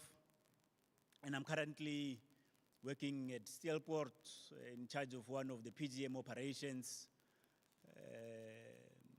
a joint venture between ARM and Impala Platinum, where ARM is the managing partner. And I must say, having been in the industry for the past 20 years, mining has changed. It's not as when I started. And maybe I should start by telling a story. I've got a 13-year-old in the house, a 13-year-old daughter. She's busy preparing now exams for grade 7. Last year she was in grade 6, and I had to take her through an NST project, which had a lot to do with what's happening in the mining space. And you won't believe the material that our kids are consuming at primary level when it comes to what's happening in the mining space. I read through this document, which says mining is very bad. In mining, we kill people. In mining, we injure people. We pollute the environment. Cows die from drinking contaminated water from the mines. And that is the education that they're getting. And I can tell you as well, what happened in the last few weeks also did not help the cause. Because he then came to me and said, Daddy, I'm watching here on the news, they're saying that you want to smoke people underground. I said, what are you talking about? He said, no, but I picked it up on the news. They say you mining guys are very bad people. You want to smoke people underground. Now, obviously I couldn't defend myself there because she was telling the truth. The reality of the matter is mining in general is significantly changed. If you go into history, 20 years ago as an industry, we used to kill in excess of 100 people a year. Last year we ended up at 41 fatalities. And if you look at the graphs, you can actually see the step changes as a result of the work that is going into safety in the mines. It is also important to note the South African mining industry forms an important component of the South African economy. In 2023, if I can just mention, and this is according to Stats SA, the contribution to the GDP from the mining industry was in excess of 200 billion for the year. And that is just the contribution. This now at the back of a revenue of above 650 billion. And if you do the maths, you're talking plus minus 8% of the country's GDP. In terms of employment, the mining industry in South Africa still employs 500,000 people, direct jobs. And I'm sharing these numbers so that you understand that as much as the perception that most people have about mining is that mining is bad, mining is not good for the economy, it's still very much a backbone of what we as a country do. Now, my presentation is going to be very short, and I've just summarized some of the critical points that I want to touch on. And I want to specifically focus on the change that mining is facing. I mean, we need to understand that how do we, number one, understand the change? And what does this change mean to the graduates? Who some of them might have an interest in mining, and some of them might not have an interest in mining. And my job here is not to try and convince you to become miners, but it's for me to highlight the opportunities that are available in the mining business, and maybe to a certain extent, also highlight what's coming in the industry, so that those that are interested, you can know how to prepare for the opportunities that lie ahead. And to start with,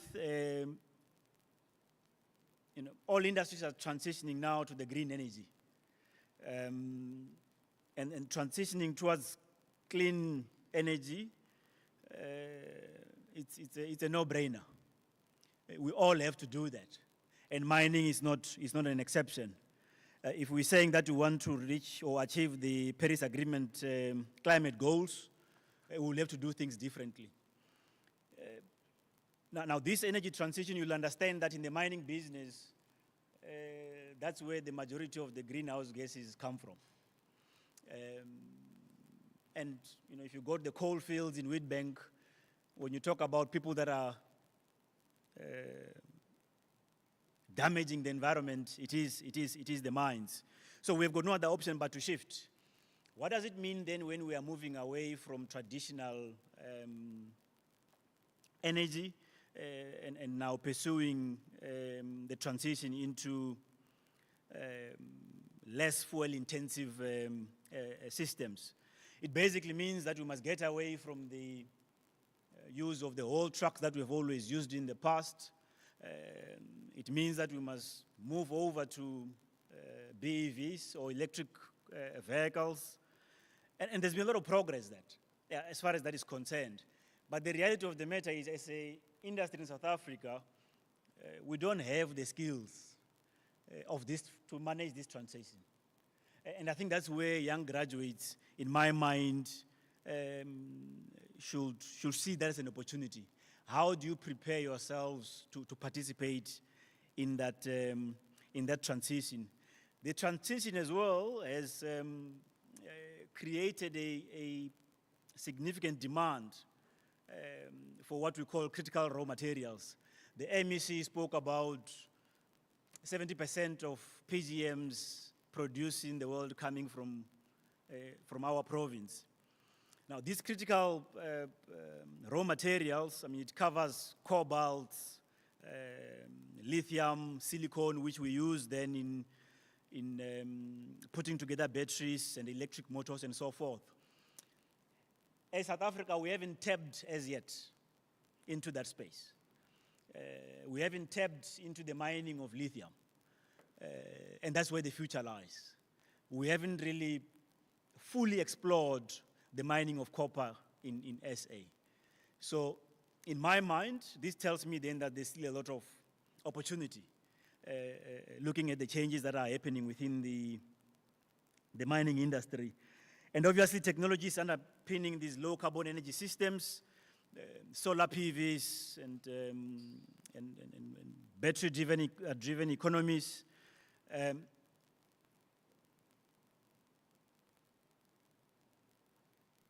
ARM has now put up a solar PV plant, and guess where it has been established? In Northern Cape. And the driver there is, people are saying, but in Northern Cape, there's sun. There's a lot of it here as well. People are saying, well, closer to Cape Town, there's a lot more skills when it comes to renewable energies. How do we get those skills here? You might be sitting and saying to yourself, but yes, I haven't studied anything that has to do with solar power. I haven't studied anything that has to do with batteries. But how do you prepare yourself for the wave that is coming? Because that is where the world is moving. And we cannot, as a province, be left behind. Everybody these days talks about ESG, environmental sustainability, basically meaning how do you minimize the impact or reduce the environmental impact of mining operations. And there's a lot of creative thinking that has gone into this, whether it's water conservation. You will understand that we are also operating in a very water-scarce environment. How do we get to a point where the water that we use for mining, because once it comes underground, from underground it's contaminated.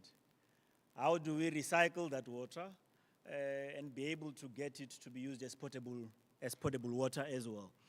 You talk of rehabilitating mining sites, specifically looking at, I don't know how many of you have been to Steelport, the amount of mine dams that are lying there. There's a great opportunity to go and mine those. And I, for one, we've started a project where we finalizing the feasibility to start remining one of the tailings dams. You're mining it at a very low cost. You will still be able to deliver the ounces and be able to create jobs. But we need to source the skills from Australia because we don't have the skills within the South African mining industry. There's a lot of, like I indicated, waste that has been generated, but how do you convert these wastes into useful byproducts? Get the material to be used as aggregates in the building of roads as well. But you need people that have the relevant training and the relevant skill to be able to assist in that process. Now, if you think about it,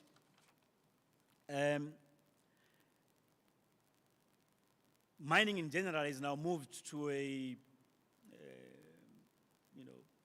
to become a little bit more technologically advanced. If you think of where we started 100, 120 years ago, now if you modernize, you need, and I think most of my colleagues have spoken to it, digital transformation across the entire mining value chain, right from how we're blasting on the face, how you move the material, how you process the material on surface, and in all of that, improved safety, predictability of your processes, less variation, and also increasing recovery and yields. And obviously, that will lead to lower operating costs as well, and also add to the sustainability of the business. Everybody now, if you look at our competitors, whether it's Canada, it's Australia, they are moving over to autonomous fleets. How do we do that? As it stands now, with the movement from diesel-driven vehicles to battery-operated vehicles, auto electricians are in short supply in the industry. Auto electricians we don't have, and those are the skills that we're looking for if we are to get over this transition. And looking at all these changes that the industry has gone through over the years and continues to go through, you'll agree that you need a different set of skills. South Africa still has a lot of gold, but this gold is now much deeper. The conditions are much difficult to navigate, and that's where we need the skills. How do we prepare from a higher education perspective the graduates so that they can be able to enter the market and assist us in solving some of these problems? There are new jobs that did not exist in mining in the past 20 years. We need hydrologists. We never had that in the past in the mines. We need energy engineers. We also need, because now we want to be sustainable, we also need stakeholder engagement professionals. Because where we operate, the mines are surrounded by people. And if we don't engage these people, we will not be able to keep the mines sustainable. Another speaker spoke about data analysts. That is what is driving the business now, even in the mining space. If you are to talk environmental scientists and so forth, those are the people that we need to see. As I close, the face of mining is changing, and as prospective employers and prospective employees, you need to focus on where the industry is going and not where it has been,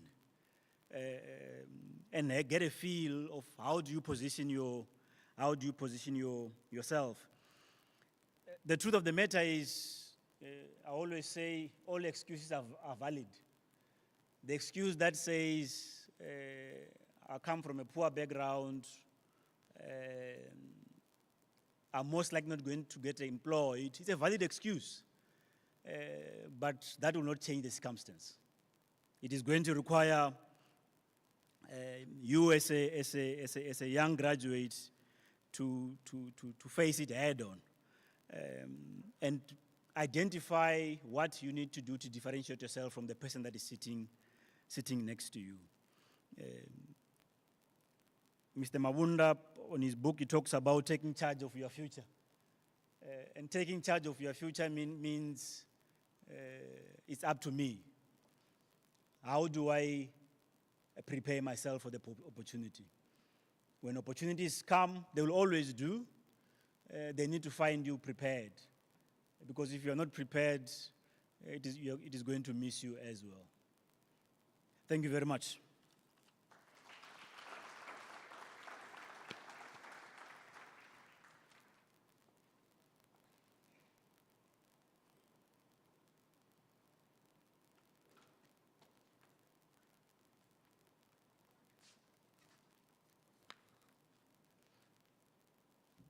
Thank you very much, Mr. Kennedy Sengani. Please give him another round of applause. I like what he said when he says that there's a great opportunity to go mine these empty former working mines. You know, it's a great opportunity to go zama-zama, but you just mustn't become a zama-zama. You get it? Right. Now, we're moving on to our 7th session of the day. I hope you guys are all still with me. And for our 7th session, we're going to be joined by the Chief HR Officer of the Vodacom Group, who is going to tell us how to position ourselves for the jobs that we want. But before he comes up, ladies and gentlemen, for those of you who have been fortunate enough to remain here, surrounding you guys around your seats, there is this opportunity here for an ad for an IT professional specialist learnership. Exclusively for those of you who have stuck around beyond lunch. Please, please, please read it, utilize it. These are opportunities that we have dedicated to those who are committed to sitting throughout the whole program. Many more will be dished out as we go. Please give another round of applause for Mr. Matimba Mbungera. Thank you.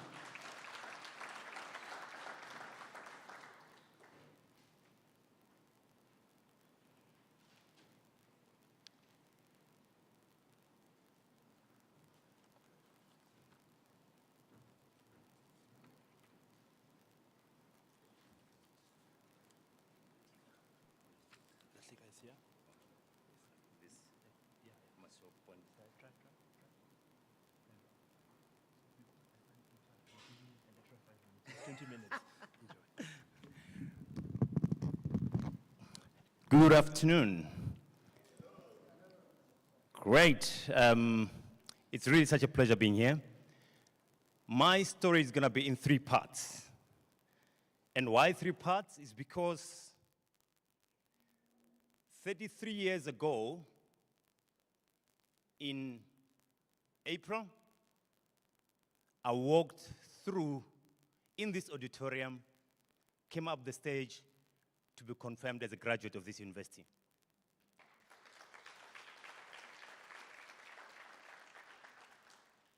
And I hope that with all what you've heard today, from the Honorable MEC, to the VC, to the Executive Mayor, and to the Mayor, would have inspired you. But part of my story is to say to you, it is possible. Does anyone know where Muradani is? I stayed in Muradani in my first year. I walked from Muradani to come to campus every day. A tough journey it was. But one of the things that kept me alive was hope and resilience. And I just want to say to you that in life, you will have bumps. And those bumps won't define you, must never define you. I remember going back home in June. My mom sat me down and said, young man, there's no more money for you to continue with your studies. Part of the reason is because I had failed my mom because when I was in matric, I was supposed to be one of those smarter young people. But then I didn't do well in maths, and I didn't go to medical school. I was supposed to go to medical school, which means that they had not planned for me. In June 1988, when I went back home, my mom said, whatever I had, my son, we'll have to see. Your older brother must finish first, and he must take you take you to school. A penny dropped, and I said, it will never happen. It will never happen to me. And I came back. I worked my butt off and finished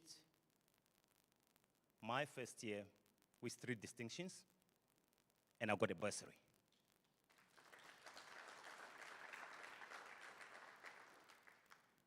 And that's when life began. I managed to move from Redani to campus because in those days, Prof, there used to be a minimum of 65% to get accommodation on campus because there's not enough accommodation. Fast forward, I'm so proud to be an alma mater of this university. I didn't know where life would take me. I was unemployed for a bit as well when I finished, by the way. First 2 months, this is 1991, I was unemployed, looking for a job, just like where you are. However, I persevered. And I'm really sharing this story because I'm a village boy, like everyone has said earlier. I'm a village boy. No hope. Me and my brother were the first graduates in our village. I just want to say to you that don't sit there with despair. I was looking earlier and checking how many people are taking notes, by the way. Out of curiosity to say, is it really sinking? It's a full, long day. Are you going to be able to take the learnings from here? Let's pause. Let's talk about how to position yourself for a job. There's something called personal branding. Personal branding is really how you show up. Let me share a bit of an observation. These great professionals who are sitting here, I was watching how much each one of them had spent time to prepare to come and impart knowledge with you in the best possible way. How you show up in life is absolutely critical. They showed up, didn't they? Each one of us spent time to prepare because once you instill in yourself that you've got to show up, things will come through. So, if there's one message I want you to take away from me, show up.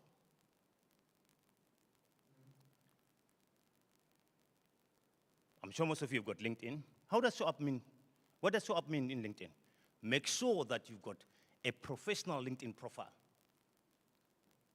Make sure that, when someone opens your profile, they get interested in you. Put a professional photo. Make sure you write your skills and capabilities summarized in an impactful way. Later on, I'll talk about AI, which, by the way, it's a gift that we never had that can help you position yourself. I was checking during lunch and I was wondering how many of you will approach any one of the speakers to network. A few did, by the way, interestingly. Networking is a fundamental skill that you have to have in life. We are here for you. And not only us, now, tell yourself from today onwards, you're going to use networking and learn, of course, how to network, but importantly is that your success is fundamentally going to be very much on networking. Interestingly, by the way, the panelists, people that you saw today, we had not met, some of us, but you'll be surprised what it will do after today because of the network that we've created. So you understand that networking is a lifetime skill that you need. Seek out for sponsorships and mentors. You've had the MEC, I know it's very busy. He's an alma mater. Ask for an opportunity to be coached. Approach us. There's a virtual world these days. You don't have to meet in person. Take advantage of the networks and always, and you know, we can't all be extroverts, right? You don't have to be extrovert. But in reality is that this is a very fundamental skill for your success, even in the workplace. Oh, someone else mentioned earlier, engaging with content. I think it was, it was you, right? Think very carefully about whom you follow, because those are learning nuggets that you may never get. That can create an opportunity for you to network.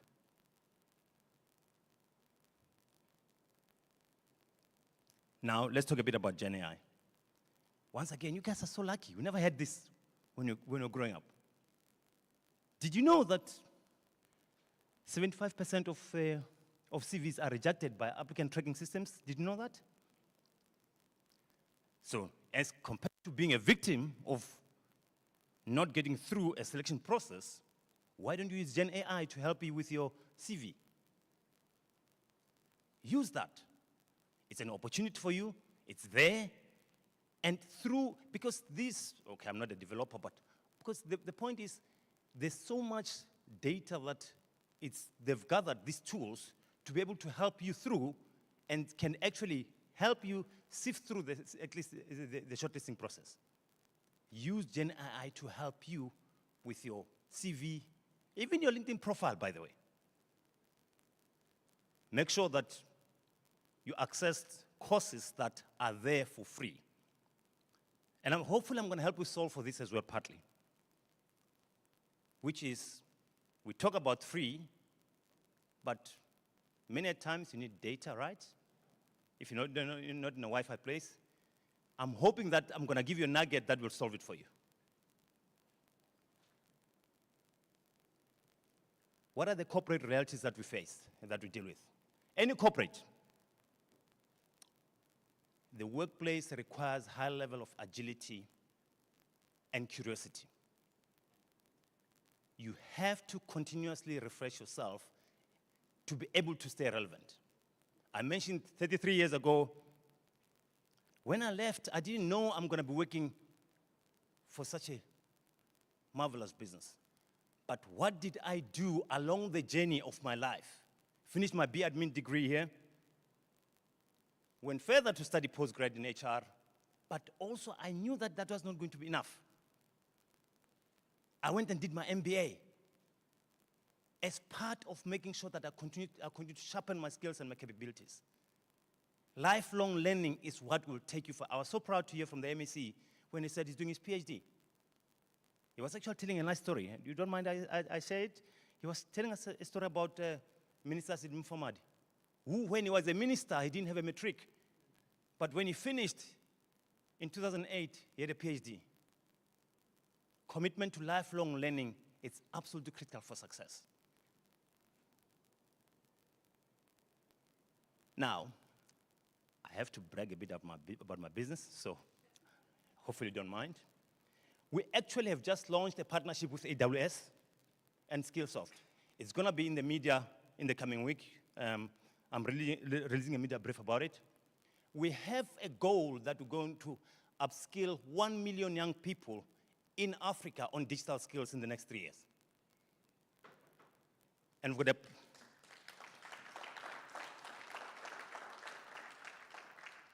we're launching a program called TechStart.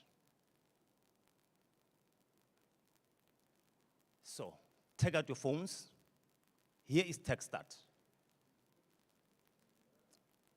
You've got access to powerful content for free. You don't have to pay for data. You don't need Wi-Fi. All you need is a valid email address. And here's your journey for reskilling yourself. I've gone through the content, by the way, myself. It's quite important to say that. You can become a cloud engineer, AWS cloud engineer, through TechStart. It's breaking news. We haven't shared it anywhere as yet. You actually are the first people I'm talking to about this, and I'm hoping that you're going to go out, spread the word. Looking forward to your success. Reskill yourself, learn. It is for free. Thank you very much.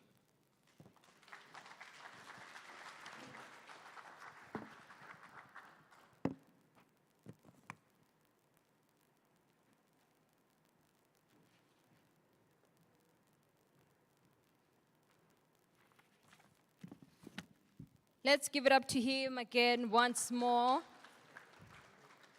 That was very beautiful. I hope you guys are actually seeing the importance of attending an event until, it finishes, because personally, I am doing media. I'm a media studies student, so now I'm a journalist finding out about things that are not already in the media. So I have a story. Monday, even before you break it, I'm breaking it. I'm telling my people when I get to my show, all right, guys, I have info from the inside. I know high people. So now we're actually moving on to our 8th session. I was checking when I was sitting down to check what is it that I can say when I get up there. But then I'm actually realizing that, at the University of Venda, Mr. Vonani Chauke is not someone that we don't know. We've met before where he came and he delivered a very insightful project, or a speech, whereby I got to learn that, and he also motivated us to continue striving for an Africa where young people use their potential to advance it to a better environment. So please give it up to Mr. Vonani Chauke, who is the Deputy Auditor General. 15 minutes. Yeah, less than that. Thank you.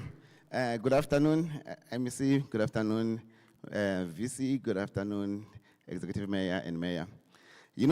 When people know you, you make sure you get to stage very quickly before they say things that might be fact-checked by AI. So, sorry, Program Director, I try to make sure that if last time we kind of overstep the truth because back then I was DAG when I was here, let's make sure that today you don't repeat everything I said last time. I do know that it is a graveyard session, and the beauty about coming almost towards the end is everyone had said everything that had to be said. So the good thing, you sit there with your notepad, and I thought, you know what? I don't want to repeat whatever the people say. So my name is Bonani Chauke. I'm the Deputy Auditor General of South Africa. Thanks a lot, Matimba, for your slide about how to get a job. It might just be a job I may want. You never know. You never really know, And I was born just across the river at the village, Kamkomi, Kamalamlele. And I think if there's one thing you can remember about today, because you are all tired, is the people who spoke here, who have managed to climb the corporate ladder, look like you, talk like you, and in most cases, grew up in the same environment like you. I spent the first 18 years of my life in this environment. And they say the first interaction in your life shapes who you are. And for me, I thank this province for everything that I am. Because until I was 18, I never left the boundaries of this province. I stayed here. I do know because I went to study at UCT, and you only open around Valentine's week, which means being a Feb baby born on the 1st, I was already 18. So when I was invited to come back here, I was here about a month ago or so. It feels like home, VC. You must give me an office around here. I'll come and audit from here. It feels like home, but I couldn't say no because I just believe that this province gave so much to me. And while last time I was talking to a captive audience of the commerce faculty where I could talk about my profession, today when I was told about the subject matter that we need to try and assist potentially unemployed graduate, I hope most of you are still studying, and I just need to prepare you for tomorrow. I felt it is my obligation, and I came on my personal account today, not as DAG. So, Mayor and Executive Mayor, don't worry about the books today. We won't go there. I won't even talk about the audit outcome, but I want to highlight some of the things that the speakers have said already. I want to repeat what was emphasized because I believe that it is important. If I had spoken to my young self about 30 years ago, giving away my age, what will I have said to myself? Out of today's speeches, I will have thought about one thing. I grew up in a generation where my father was a school principal. It was important for my family for me to have a job, and I wanted to have jobs. I want to emphasize to you, sharing my personal story, some of the things that shaped me and some of the things that I can share with you. So the first thing is, for my dad, having a son who was top student at his school, deciding on a career when you're still in sub B, standard 1, and the people that you used to respect back then, those are old enough will know Dr. Ramasuba around here. He used to be our family GP. He used to do everything. You'll come with a dental issue, he will remove the teeth. He was a GP though. So it was important for my dad to find a son to become a doctor. And I grew up thinking that I'm going to be a doctor. The only thing that remained is my bad handwriting. Because back then we were told that a doctor must not write clearly, so you don't steal the script. When I got to high school, I decided, after meeting some people, I heard about this career called chartered accountancy. I didn't even know what it was. I wrote to SAICA. Information was scarce. I wrote to SAICA. They sent a nice brochure. There were these guys.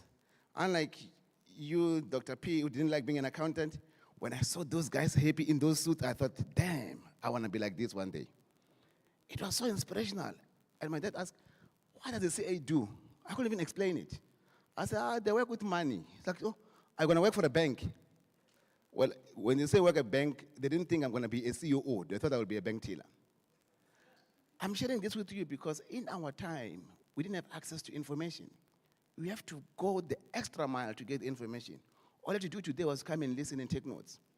So my first disappointment in life, which I want to share with you, because in most cases, when you see people successful in your eyes, you think it came very easy.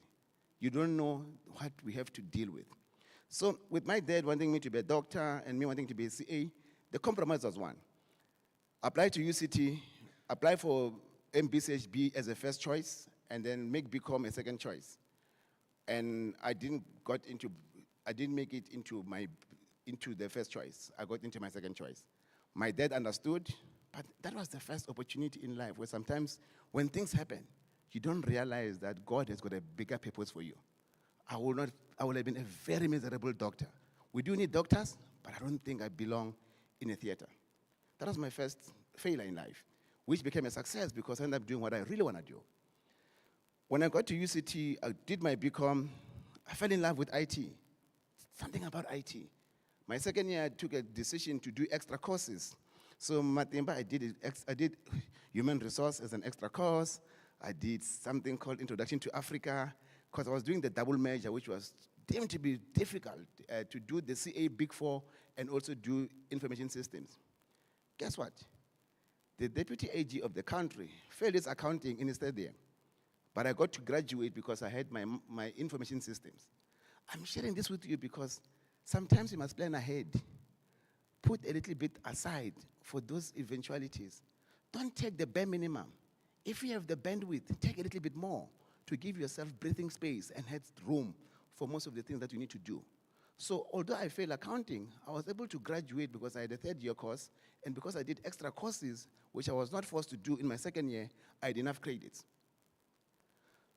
My last failure I want to share with you, because I passed information system, I wanted to get to honors in information systems.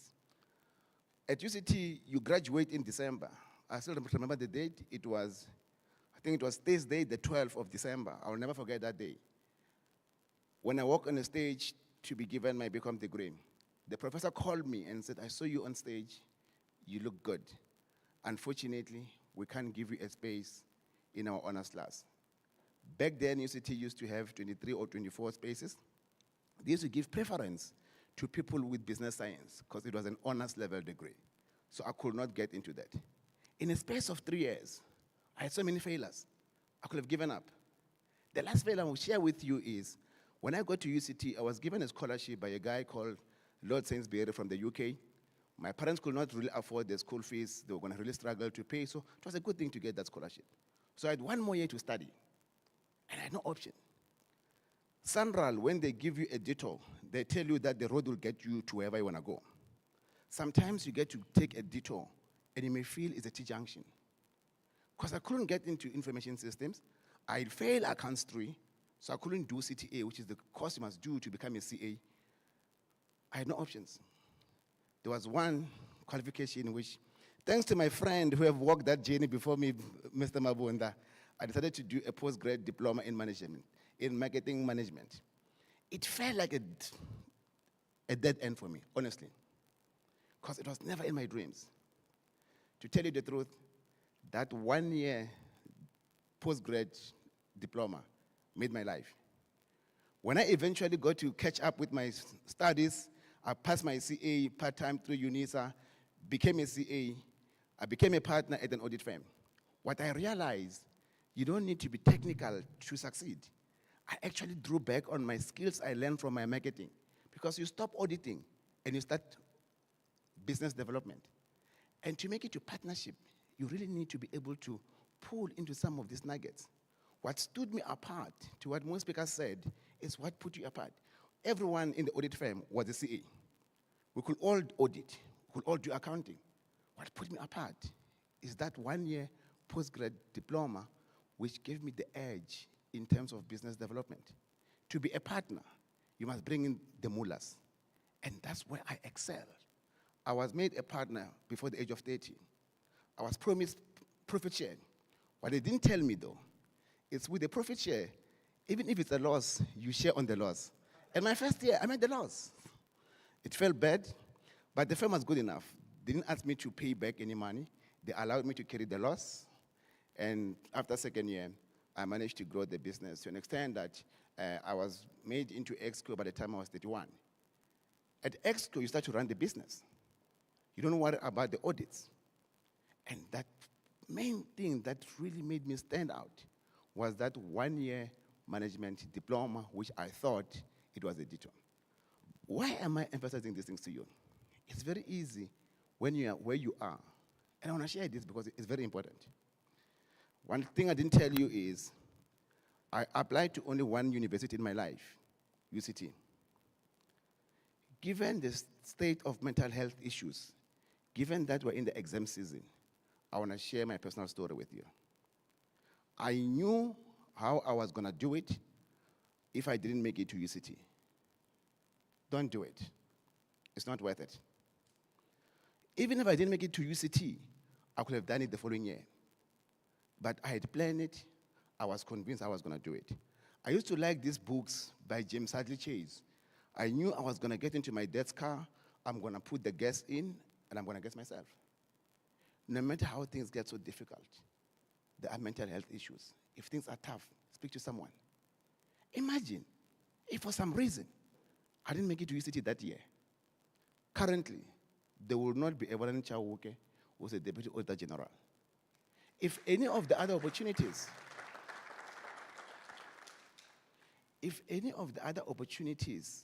although I stop thinking about those things, but we all go through that. So I want you to think about it, because we don't talk about these things. We think people who make it in life don't have the same problems. I was still young back then and very vulnerable. And there was a reason as to why I did not apply to other varsities, but it would not have been worth it. There have been so many opportunities in my life whereby I felt I've reached a dead end. But other people will look at you and say, you are so successful. So I turned 21 on a Saturday in 1997, Feb. I was appointed to be a mentor to the first-year student who were going to do a 4-year become thingy. In my mind, I was a failure because I couldn't get into information systems honors. I didn't know what to do. And I went into that braai where we have to motivate people who are doing 4 years. And all they look at like, bruh, are you done already? You finished your BCom in 3 years, record time. And there I was moping. So sometimes we are so harsh on ourselves. Sometimes we judge ourselves by other people's progress. Have your own journey. Have your own vision and work towards your own vision. If you can take anything away today, is that our generation, we had to go to school to be employable. You don't have to. Because in our days, There was no DAG running AGSA to make sure that if you come to me and you say you've got a small company, you want to be supported, there'll be someone who looks like you, talks like you, who will understand your language to support you. So the playing field has been leveled for you to go out there and start your own businesses. One thing I'm proud about within AGSA that we are doing is that we have supported over the past 5 years 21 small businesses that most of them have increased in value, and now they're doing business not only with government, but with other private sector. If AGSA was not there to give them that opportunity, most likely they couldn't have done that. But how could they do it? When in the past, there was no black partner in an audit firm to support them. So I want you to remember that being employed is a good thing, and we do need to professionalize the public sector MEC. But what we need more right now is our own people like Mr. Overloy. What he did is doable. The work that Matimba is giving you and the access to free education, it gives you a different market. You should be able to do these things. So instead of you thinking about being employed, think about employing people. Because we are there for you when you come and knock on the doors. For us who have paid the school fees to be professionals, to open the doors for you. There were a lot of examples today which were shared in terms of how you can add value how you can be part of the value chain and make money in the process and solve a particular problem. We have so many problems there are so many problems in the Republic. Be part of the solution. We normally complain, MEC, about government officials. I hope this generation will be the one that will help us to solve our problems. Lastly, I cannot live without asking people who are in the private sector to come and play their skill in the public sector. I want to emphasize this because it's important. If we do that, you have your networks in the private sector. And like myself, who spent the bulk of my life in the private sector, I go to public sector. If someone was to come to me and try to corrupt me, I can look them in the eyes and say, no, bro, I can't do that.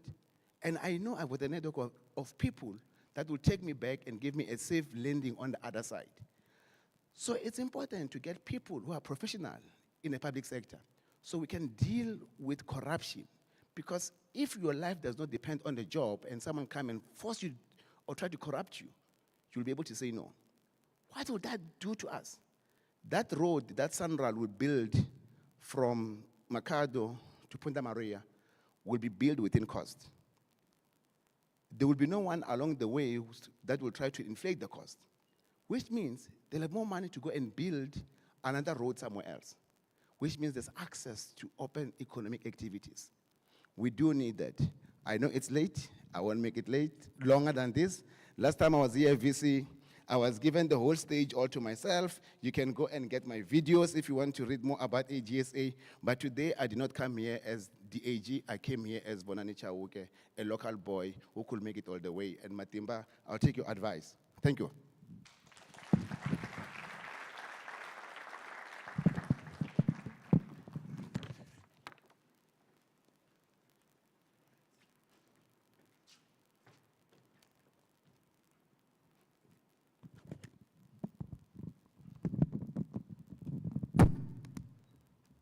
All right.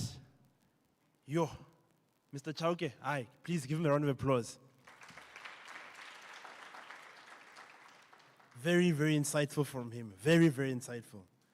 I'd like to just reiterate one of the quotes that he mentioned. He said, we think people who make it in life don't have the same problems. I just need to remind you that the same problems that you think you're going through that are special and unique to you, seated in front here, they've all been through that. So eventually you will prevail. Just keep working harder. I'll just suffer a bit more again. All right. So just to touch back on from Mr. Mbungela's presentation where he spoke about AI, I'd just like to just let you know that actually, under the Directorate of Community Engagement, Entrepreneurship, Inclusive Innovation and Commercialization, UC Ferry, which is also under the leadership of Prof. Nchandama and Nyimipini, will be actually hosting AI sessions for students to learn how to incorporate AI and how to use AI going forward. So we're hoping that we could possibly work with you, Mr. Mbongera, going forward. Hopefully so. Right. So today, quite a mouthful has been said. I know a lot of you have questions. A lot of you have comments. Some of you have fact checkers you're ready to attack, which is a good thing. Because where we're headed now is called the breakaway sessions. When you entered here and registered in the morning, you were asked which sector you would most probably be interested in. And we grouped you thus accordingly. So we're going to work in that fashion. But before we break away, I would like us to give a big, big, big round of applause, not only to our speakers, but also to our Vice Chancellor and our Executive Mayors and our MEC for garnishing us their presence today. So if they may all please stand up and we give them a big round of applause.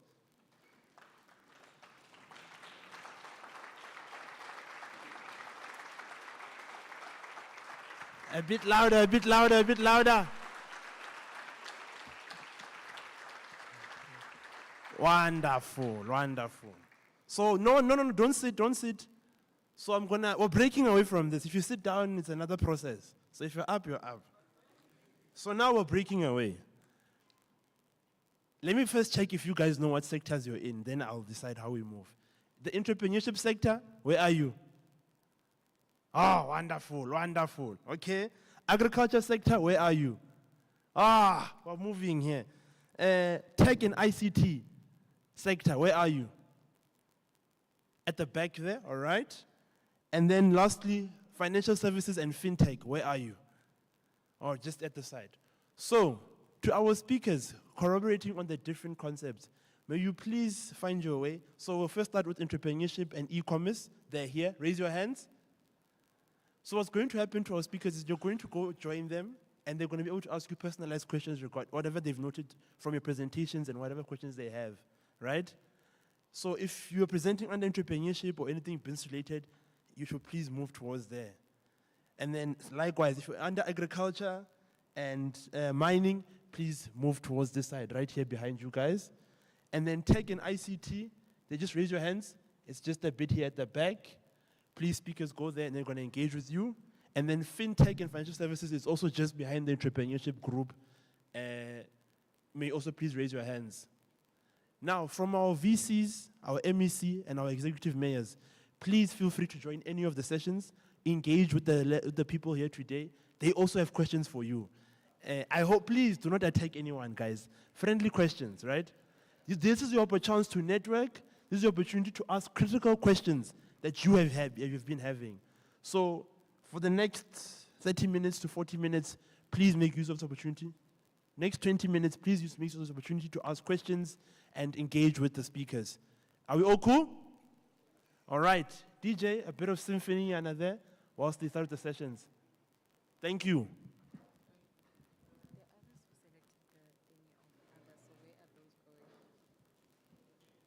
Why would they choose others? Why was it option of others? I know. I don't know. I think maybe we can just tell them to, chip in wherever they'd like to go. All right. So yes, for those of you who chose others in the options, please choose a sector. There's no others, unfortunately.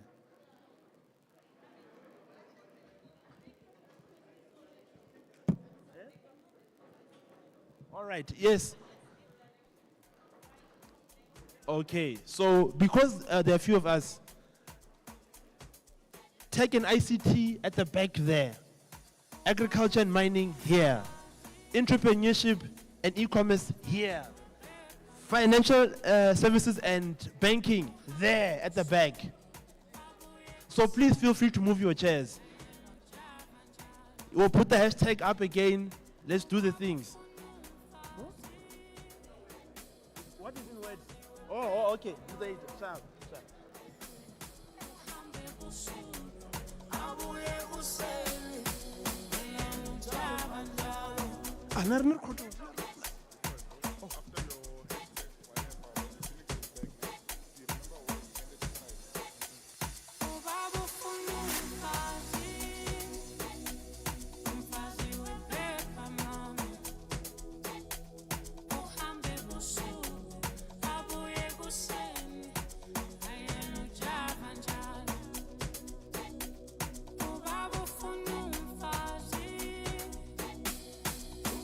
We're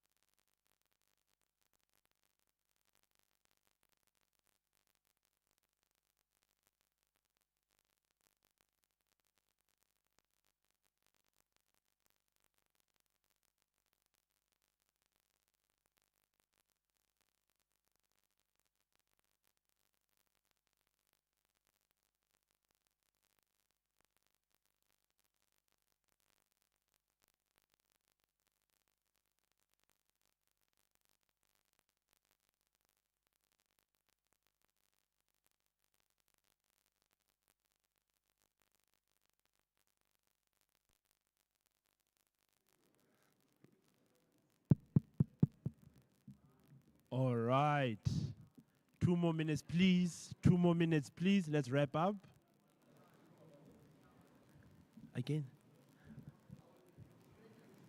2 more minutes, please. Let's wrap up. 2 more minutes.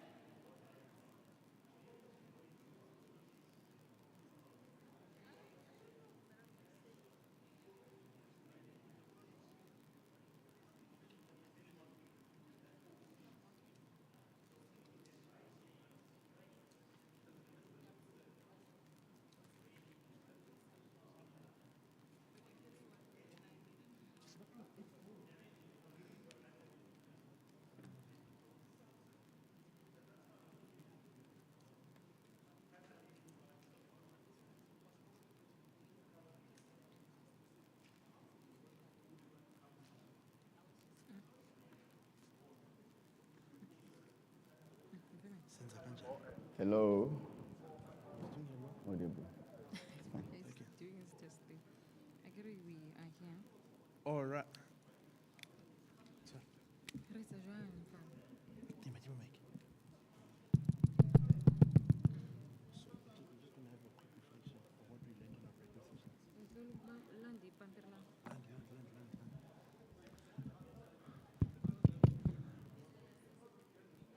João, I'm ending it.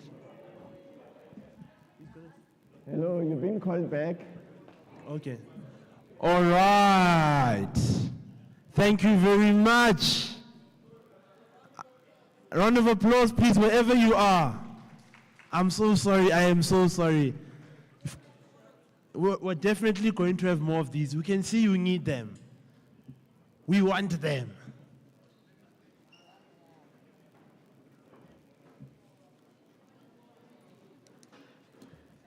Brooklyn, clicker.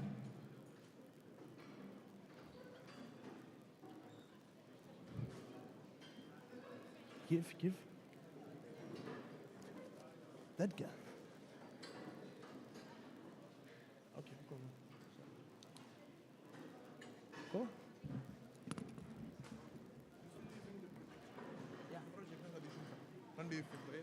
Okay.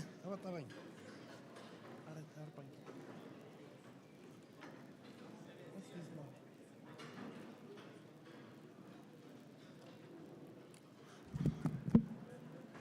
Okay.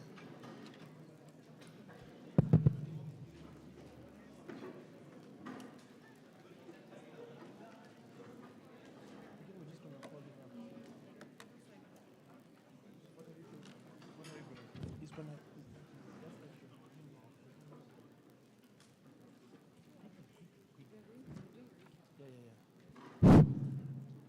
All righty. Thank you very much, ladies and gentlemen.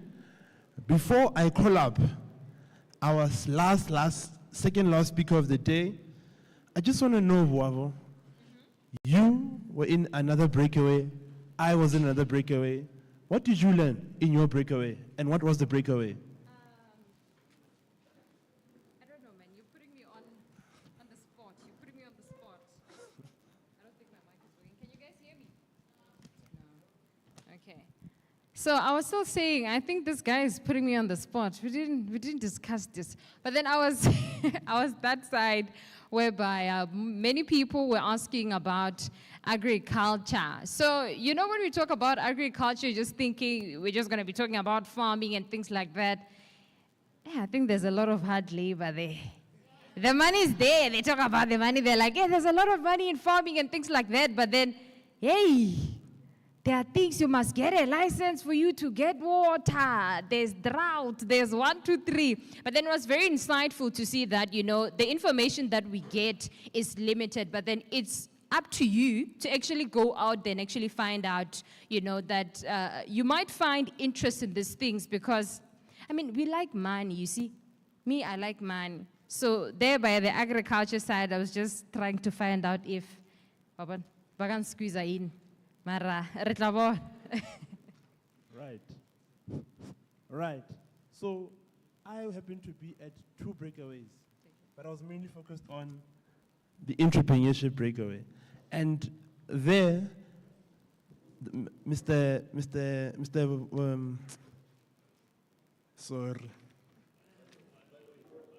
Valoy mentioned something very interesting. He said that the entrepreneurs of the future don't need to be entrepreneurs.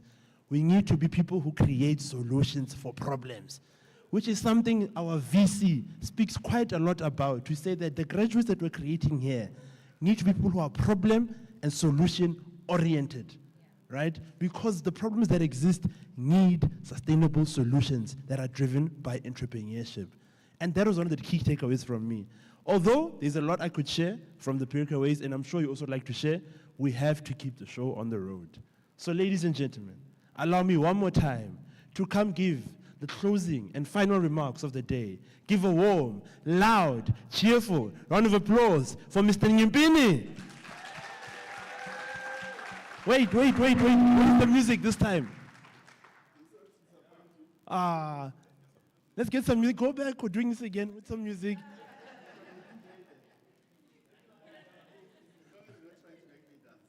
All right, that's fine. No, come through, Mr. Nyimipini. A round of applause for him, please.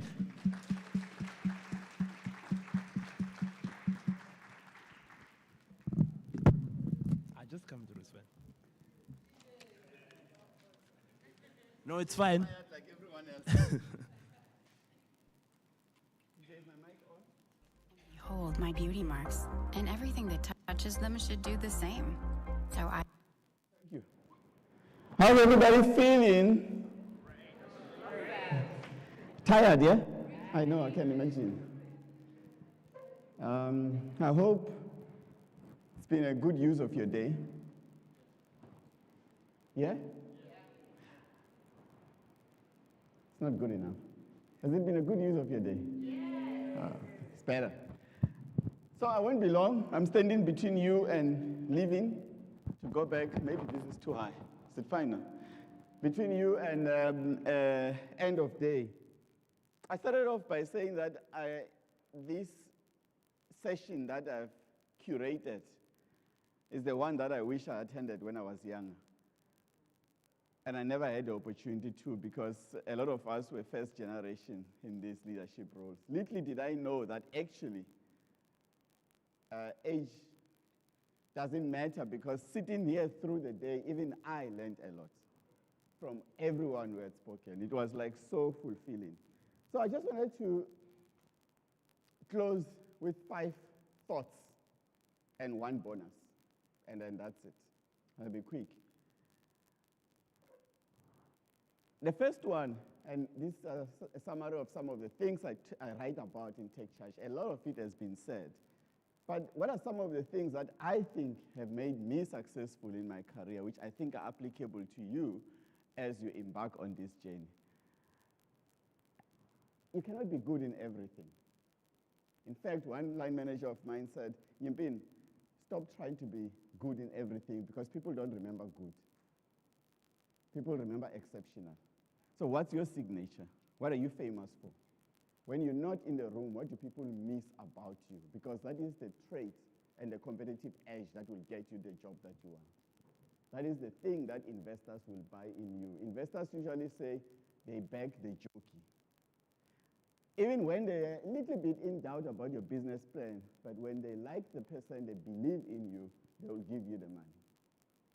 So what are your strengths? Play to your strengths.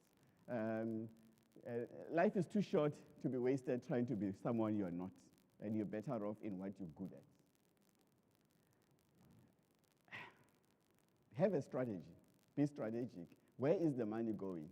Africa Continental Free Trade Zone, industry opportunities, things that are real in this province. The things that the Premier speaks about in her budget, in her opening address, State of the Province. The things that the economic priorities are, the things that they spoke about at the economic investment, in the investment conference. Be strategic. Because I say to people, it's easy to be busy, very easy to be busy. You can work 16 hours a day and no one notices because you're not working on things that matters. So really be strategic. And today you were told of a lot of things that are going to happen. Sandra, they're building the bridges and the roads. And they said we will need project managers. Start today to learn about project management. We're going to change fiber and whatever is happening is coming, they're going to build. Position yourself. That's what being strategic is about. Where are the problems to be solved? Because that is where future demand is going to come from. The third one is that there's no substitute for delivery. People like dependable people that deliver. You need to show that you're good at what you do. And there's two things I like saying to my teams. Number one is, do what you say you'll do. Promises made, promises kept. Just do not let down on delivery. Because people remember performance. Promises made, promises kept. The second thing is about execution. And I like saying to my teams, when I ask for something and say, so when do you want it? I say yesterday. Agency and excellence in execution. That will get you far. Because it's about dependable. People go around. You know, there's this thing that leaders, when they get bigger jobs somewhere, they go and take people they've worked with because they want to surround themselves with people they can trust and they know and who are dependable. So I don't want you to sit here and say, networking is going to take me there, mentorship is going to take me there. At the end of the day, after all is said and done, you must deliver results. Number 4, be supported. This has been spoken a lot about. It's not just about network. You are not an island. There's so many things that you need to know that you don't, but people around you know. And you'll be surprised who those people are. It can even be your priest. It can be your teacher from your high school, your parents. But just draw up a map of your network and the people that you know to say, what do I need on the one side? Who do I know? And who do I need to know? And start to triangulate. You'll be surprised. Support is always there. I mean, MEC, I have to say, for you to commit the whole day and be here with us with a schedule like yours on a Saturday, I'm blown away. And this talks to the willingness and the ability for people to want to help. The team I came up with didn't have to be here, and they came here. So the point is, quite often you sit there and think you are alone, no one wants to help you. Meanwhile, you are the one who's closing off, you know? But of course, for us to help you, you need to help yourself. In my home language, yeah, show initiative. That's why I wrote in my book is titled, very simply, Take Charge. You need to show initiative. You need to show drive. You need to show hunger. You need to do something because action attracts followership. Number 5, punch above, do something. Bonani spoke extensively about this. Where have you heard of an accountant who did marketing? When you have capacity and people saying, I think another speaker spoke about how busy they were, but they still found time to do something else. You know? So do something and do more. Because when you do more, you're showing capacity. you are showing resourcefulness. And I can tell you there's no employer who doesn't want a resourceful person. The worst thing that I can hear in a work environment as a line manager is someone saying, it is not my job. If I did not have labor relations issues, I would fire you straight away. Because if you have capacity to help your colleague, teamwork, and to deliver something, you cannot say because this hasn't been done, but someone else supposed to do it didn't do it, and therefore will wait and not collect cash because it is not my job. Do it.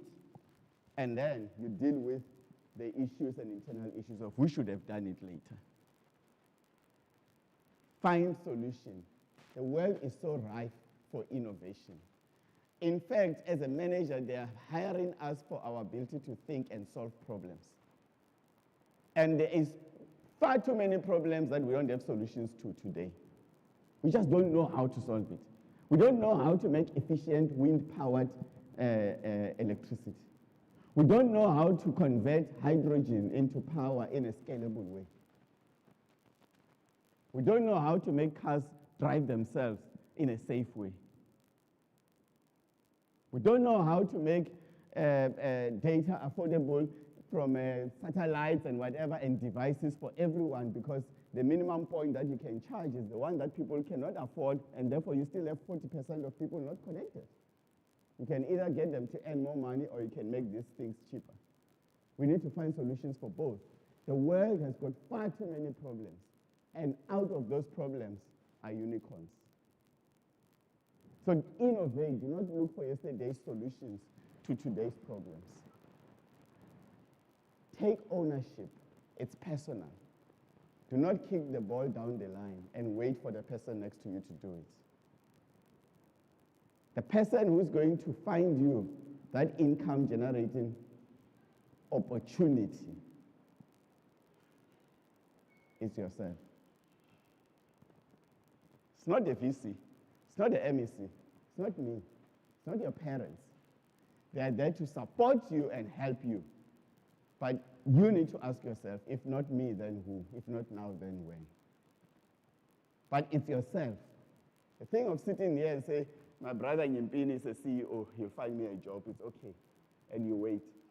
We'll still be having this conversation 10 years from now, and you'll still be waiting. Take ownership and make it happen. If it doesn't come right, and you need to reboost and charge yourself and make it happen, the first person you need to understand why did it not go right before you blame HR, before you blame someone else, that solution and the person that is about accountability and ownership is the person in the mirror.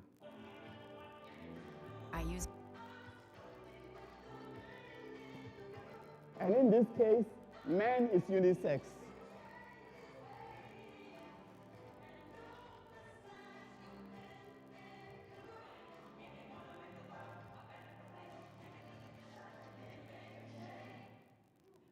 If you want to make the world a better place, take a look at yourself. Because the change that you want to see in the world and the change that you want to see in your circumstances begins with you. I thank you.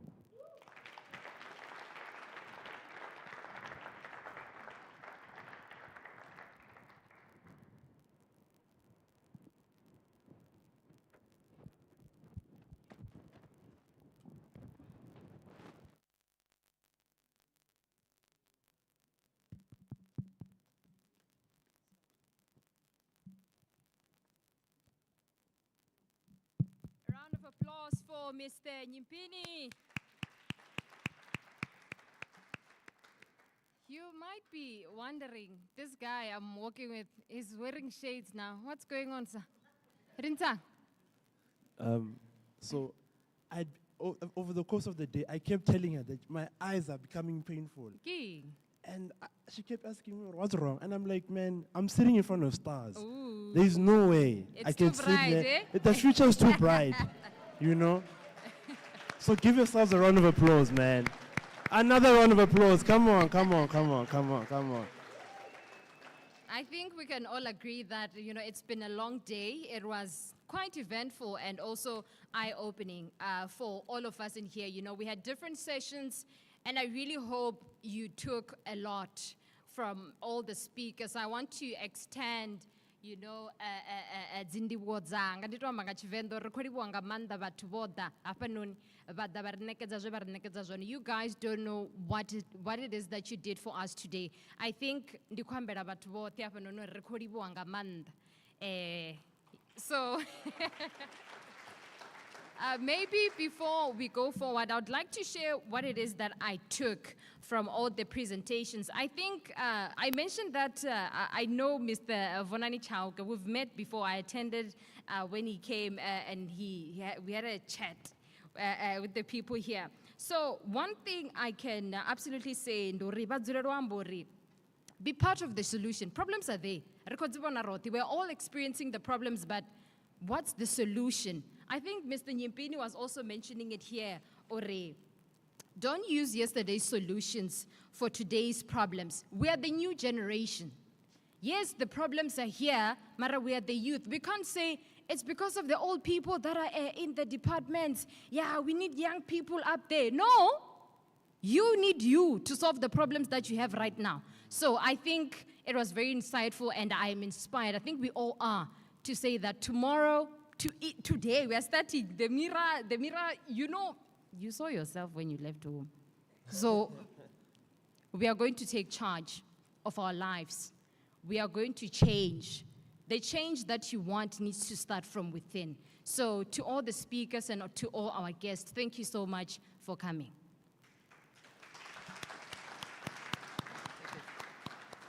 So, ladies and gentlemen, this is probably the last time you're going to see us up on stage. Hopefully not. Hopefully not. Yeah, we'll meet in, the areas there, somewhere. somewhere at up the there. top. We'll meet at the top. We'll meet at the top. Thank you very much. And I I like really that. I hope like the attendees, you're following all the speakers that are on the program. I hope when the person was being called here, you opened LinkedIn, you're like, I'm following you right now. I'm following you. Because we don't know All right. So, from me, Sachin Patla, who is also a graduate of the University of Venda.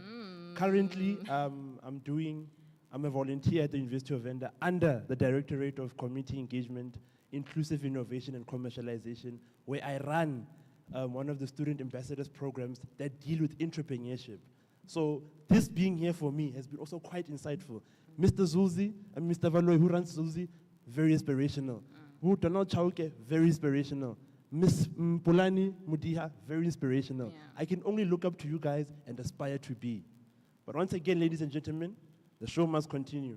You guys have been the best audience ever. We wish you all the best going forward. We hope that we can get all the speakers' emails and then we can distribute and we'll share all the slides. But beyond that, from me to you and only you, it's been a pleasure. Thank you very much. I think that brings us to the last part of the day, whereby we are going to vote of thanks and closing remarks, whereby I would like to call upon the podium Professor Michelle.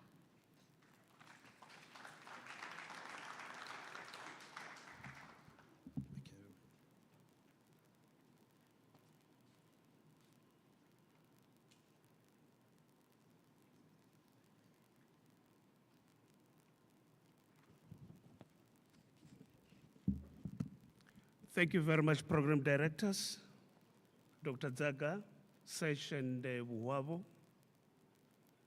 Honorable MEC of Economic Development, Environment and Tourism, Honorable Chitaraka Matibe, the Vice Chancellor of University of Venda,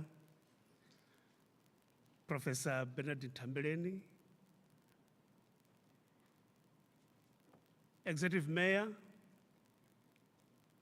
Chancellor Frida Nkondo, Chancellor Sarara Mabunda of Toramera Municipality, all our speakers, the CEOs, distinguished guests, ladies and gentlemen, our graduates, good evening.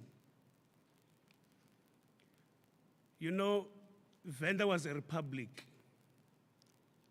and there was a Republic of South Africa.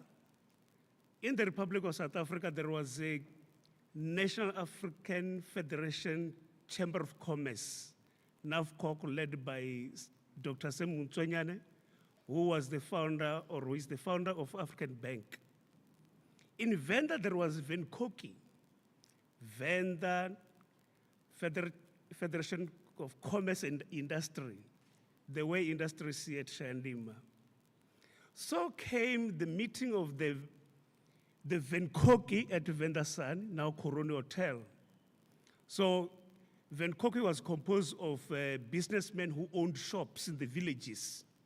So there was another businessman who was venturing into industry of transport, that is taxis. So while they were seated there, Venkoki members were complaining about this man who is venturing into taxi industry. And they started to say, this man is sitting too. He's a taxi, he's a bismuth, he's no, he's can't. And you, today, you cannot say that when you are having this degree, you cannot venture into another business. You are not eating two. You are just reskilling yourself. So I would like to thank the speakers who really gave us what I call inspiration. I will start with the VC, Professor Nthambeleni, in his opening remarks. Just give us courage that we are not on our own. We are together in this. I would like to also thank the Honorable MEC for giving his presentation. Nyimipini Mabunda, thank you so much. And he's also having a book over there. If you want it, you can go and buy. Tembari Khotso, Donald Baloyi, Dr. Malum Mulamula and Dr. Muliha, Reginald Demana, Shuman Tsele, Kennedy Sengani, and it's only Kennedy Sengani who grew up in township. All these speakers are coming from villages. Matimba Mbungela, Borani Chaoke, and Nyimipini again. Thank you so much for the encouraging words, inspiring words that will take us, even ourselves, we learned a lot. I mean, sitting here the whole day, listening to you, we didn't get bored. We were so excited up to the last minute. Thank you so much for being here with us. And interestingly, there was no excuse amongst all the speakers who were invited. And I would like to say thank you very much as the University of Venda for being here with us the whole day with no excuse. And can we give them a round of applause?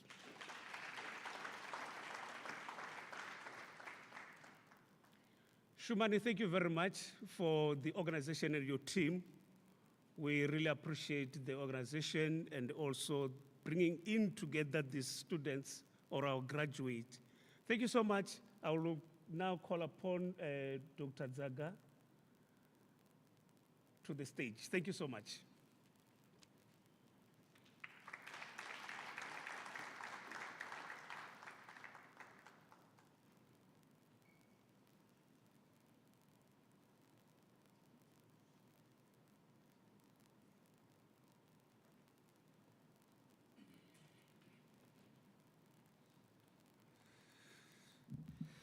Vice Chancellor and Principal, Professor Nthambeleni, may I request that to come to the stage so that we can hand over some tokens of appreciation to our guests.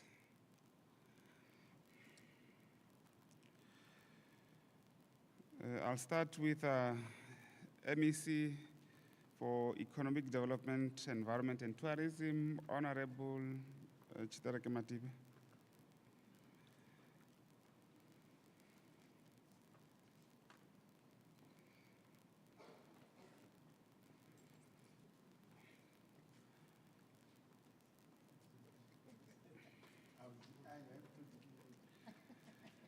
Okay,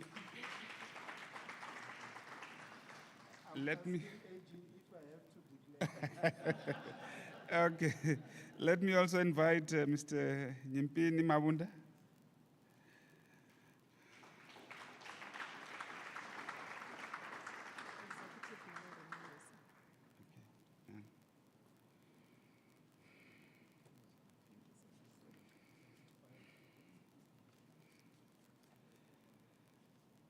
Bo Executive Mayor, Bo Chancellor Frida Nkondo,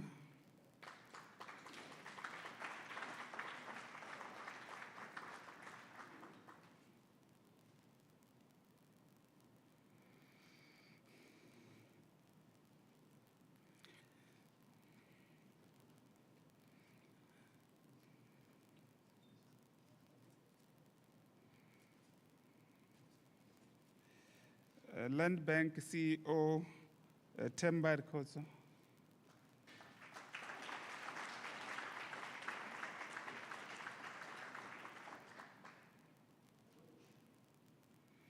and then it'll be followed by founder and CEO of Zuzi, Donald Valoy.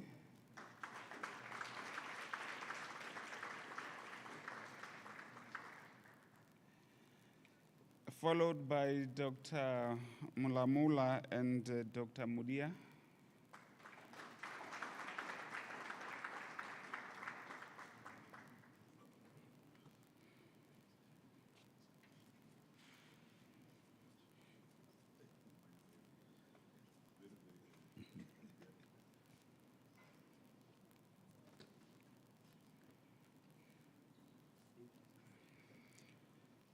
And these two will also be followed by Sandra, CEO for Reginald Demana.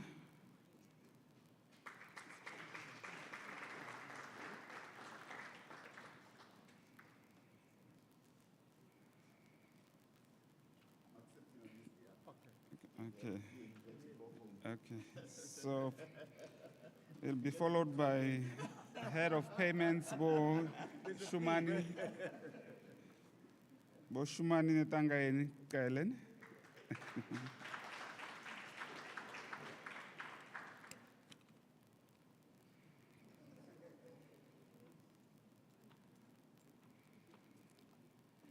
She'll be followed by Kennedy Sengani.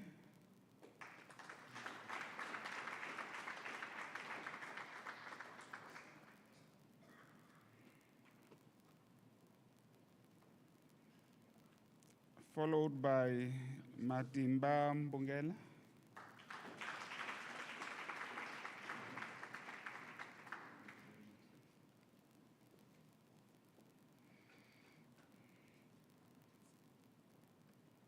And then it'll be followed by Bonani Chauken.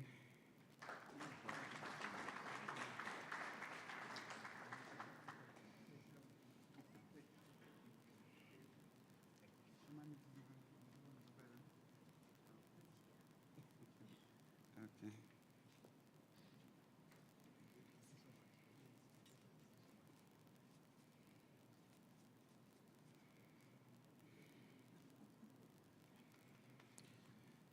Thank you so much. Thank you, VC.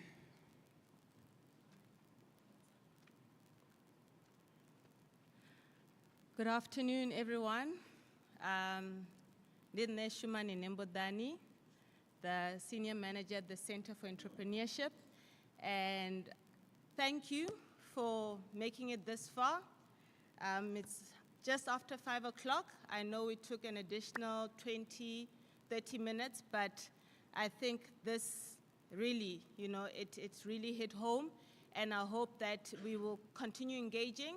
We did get your information. We got your small group information.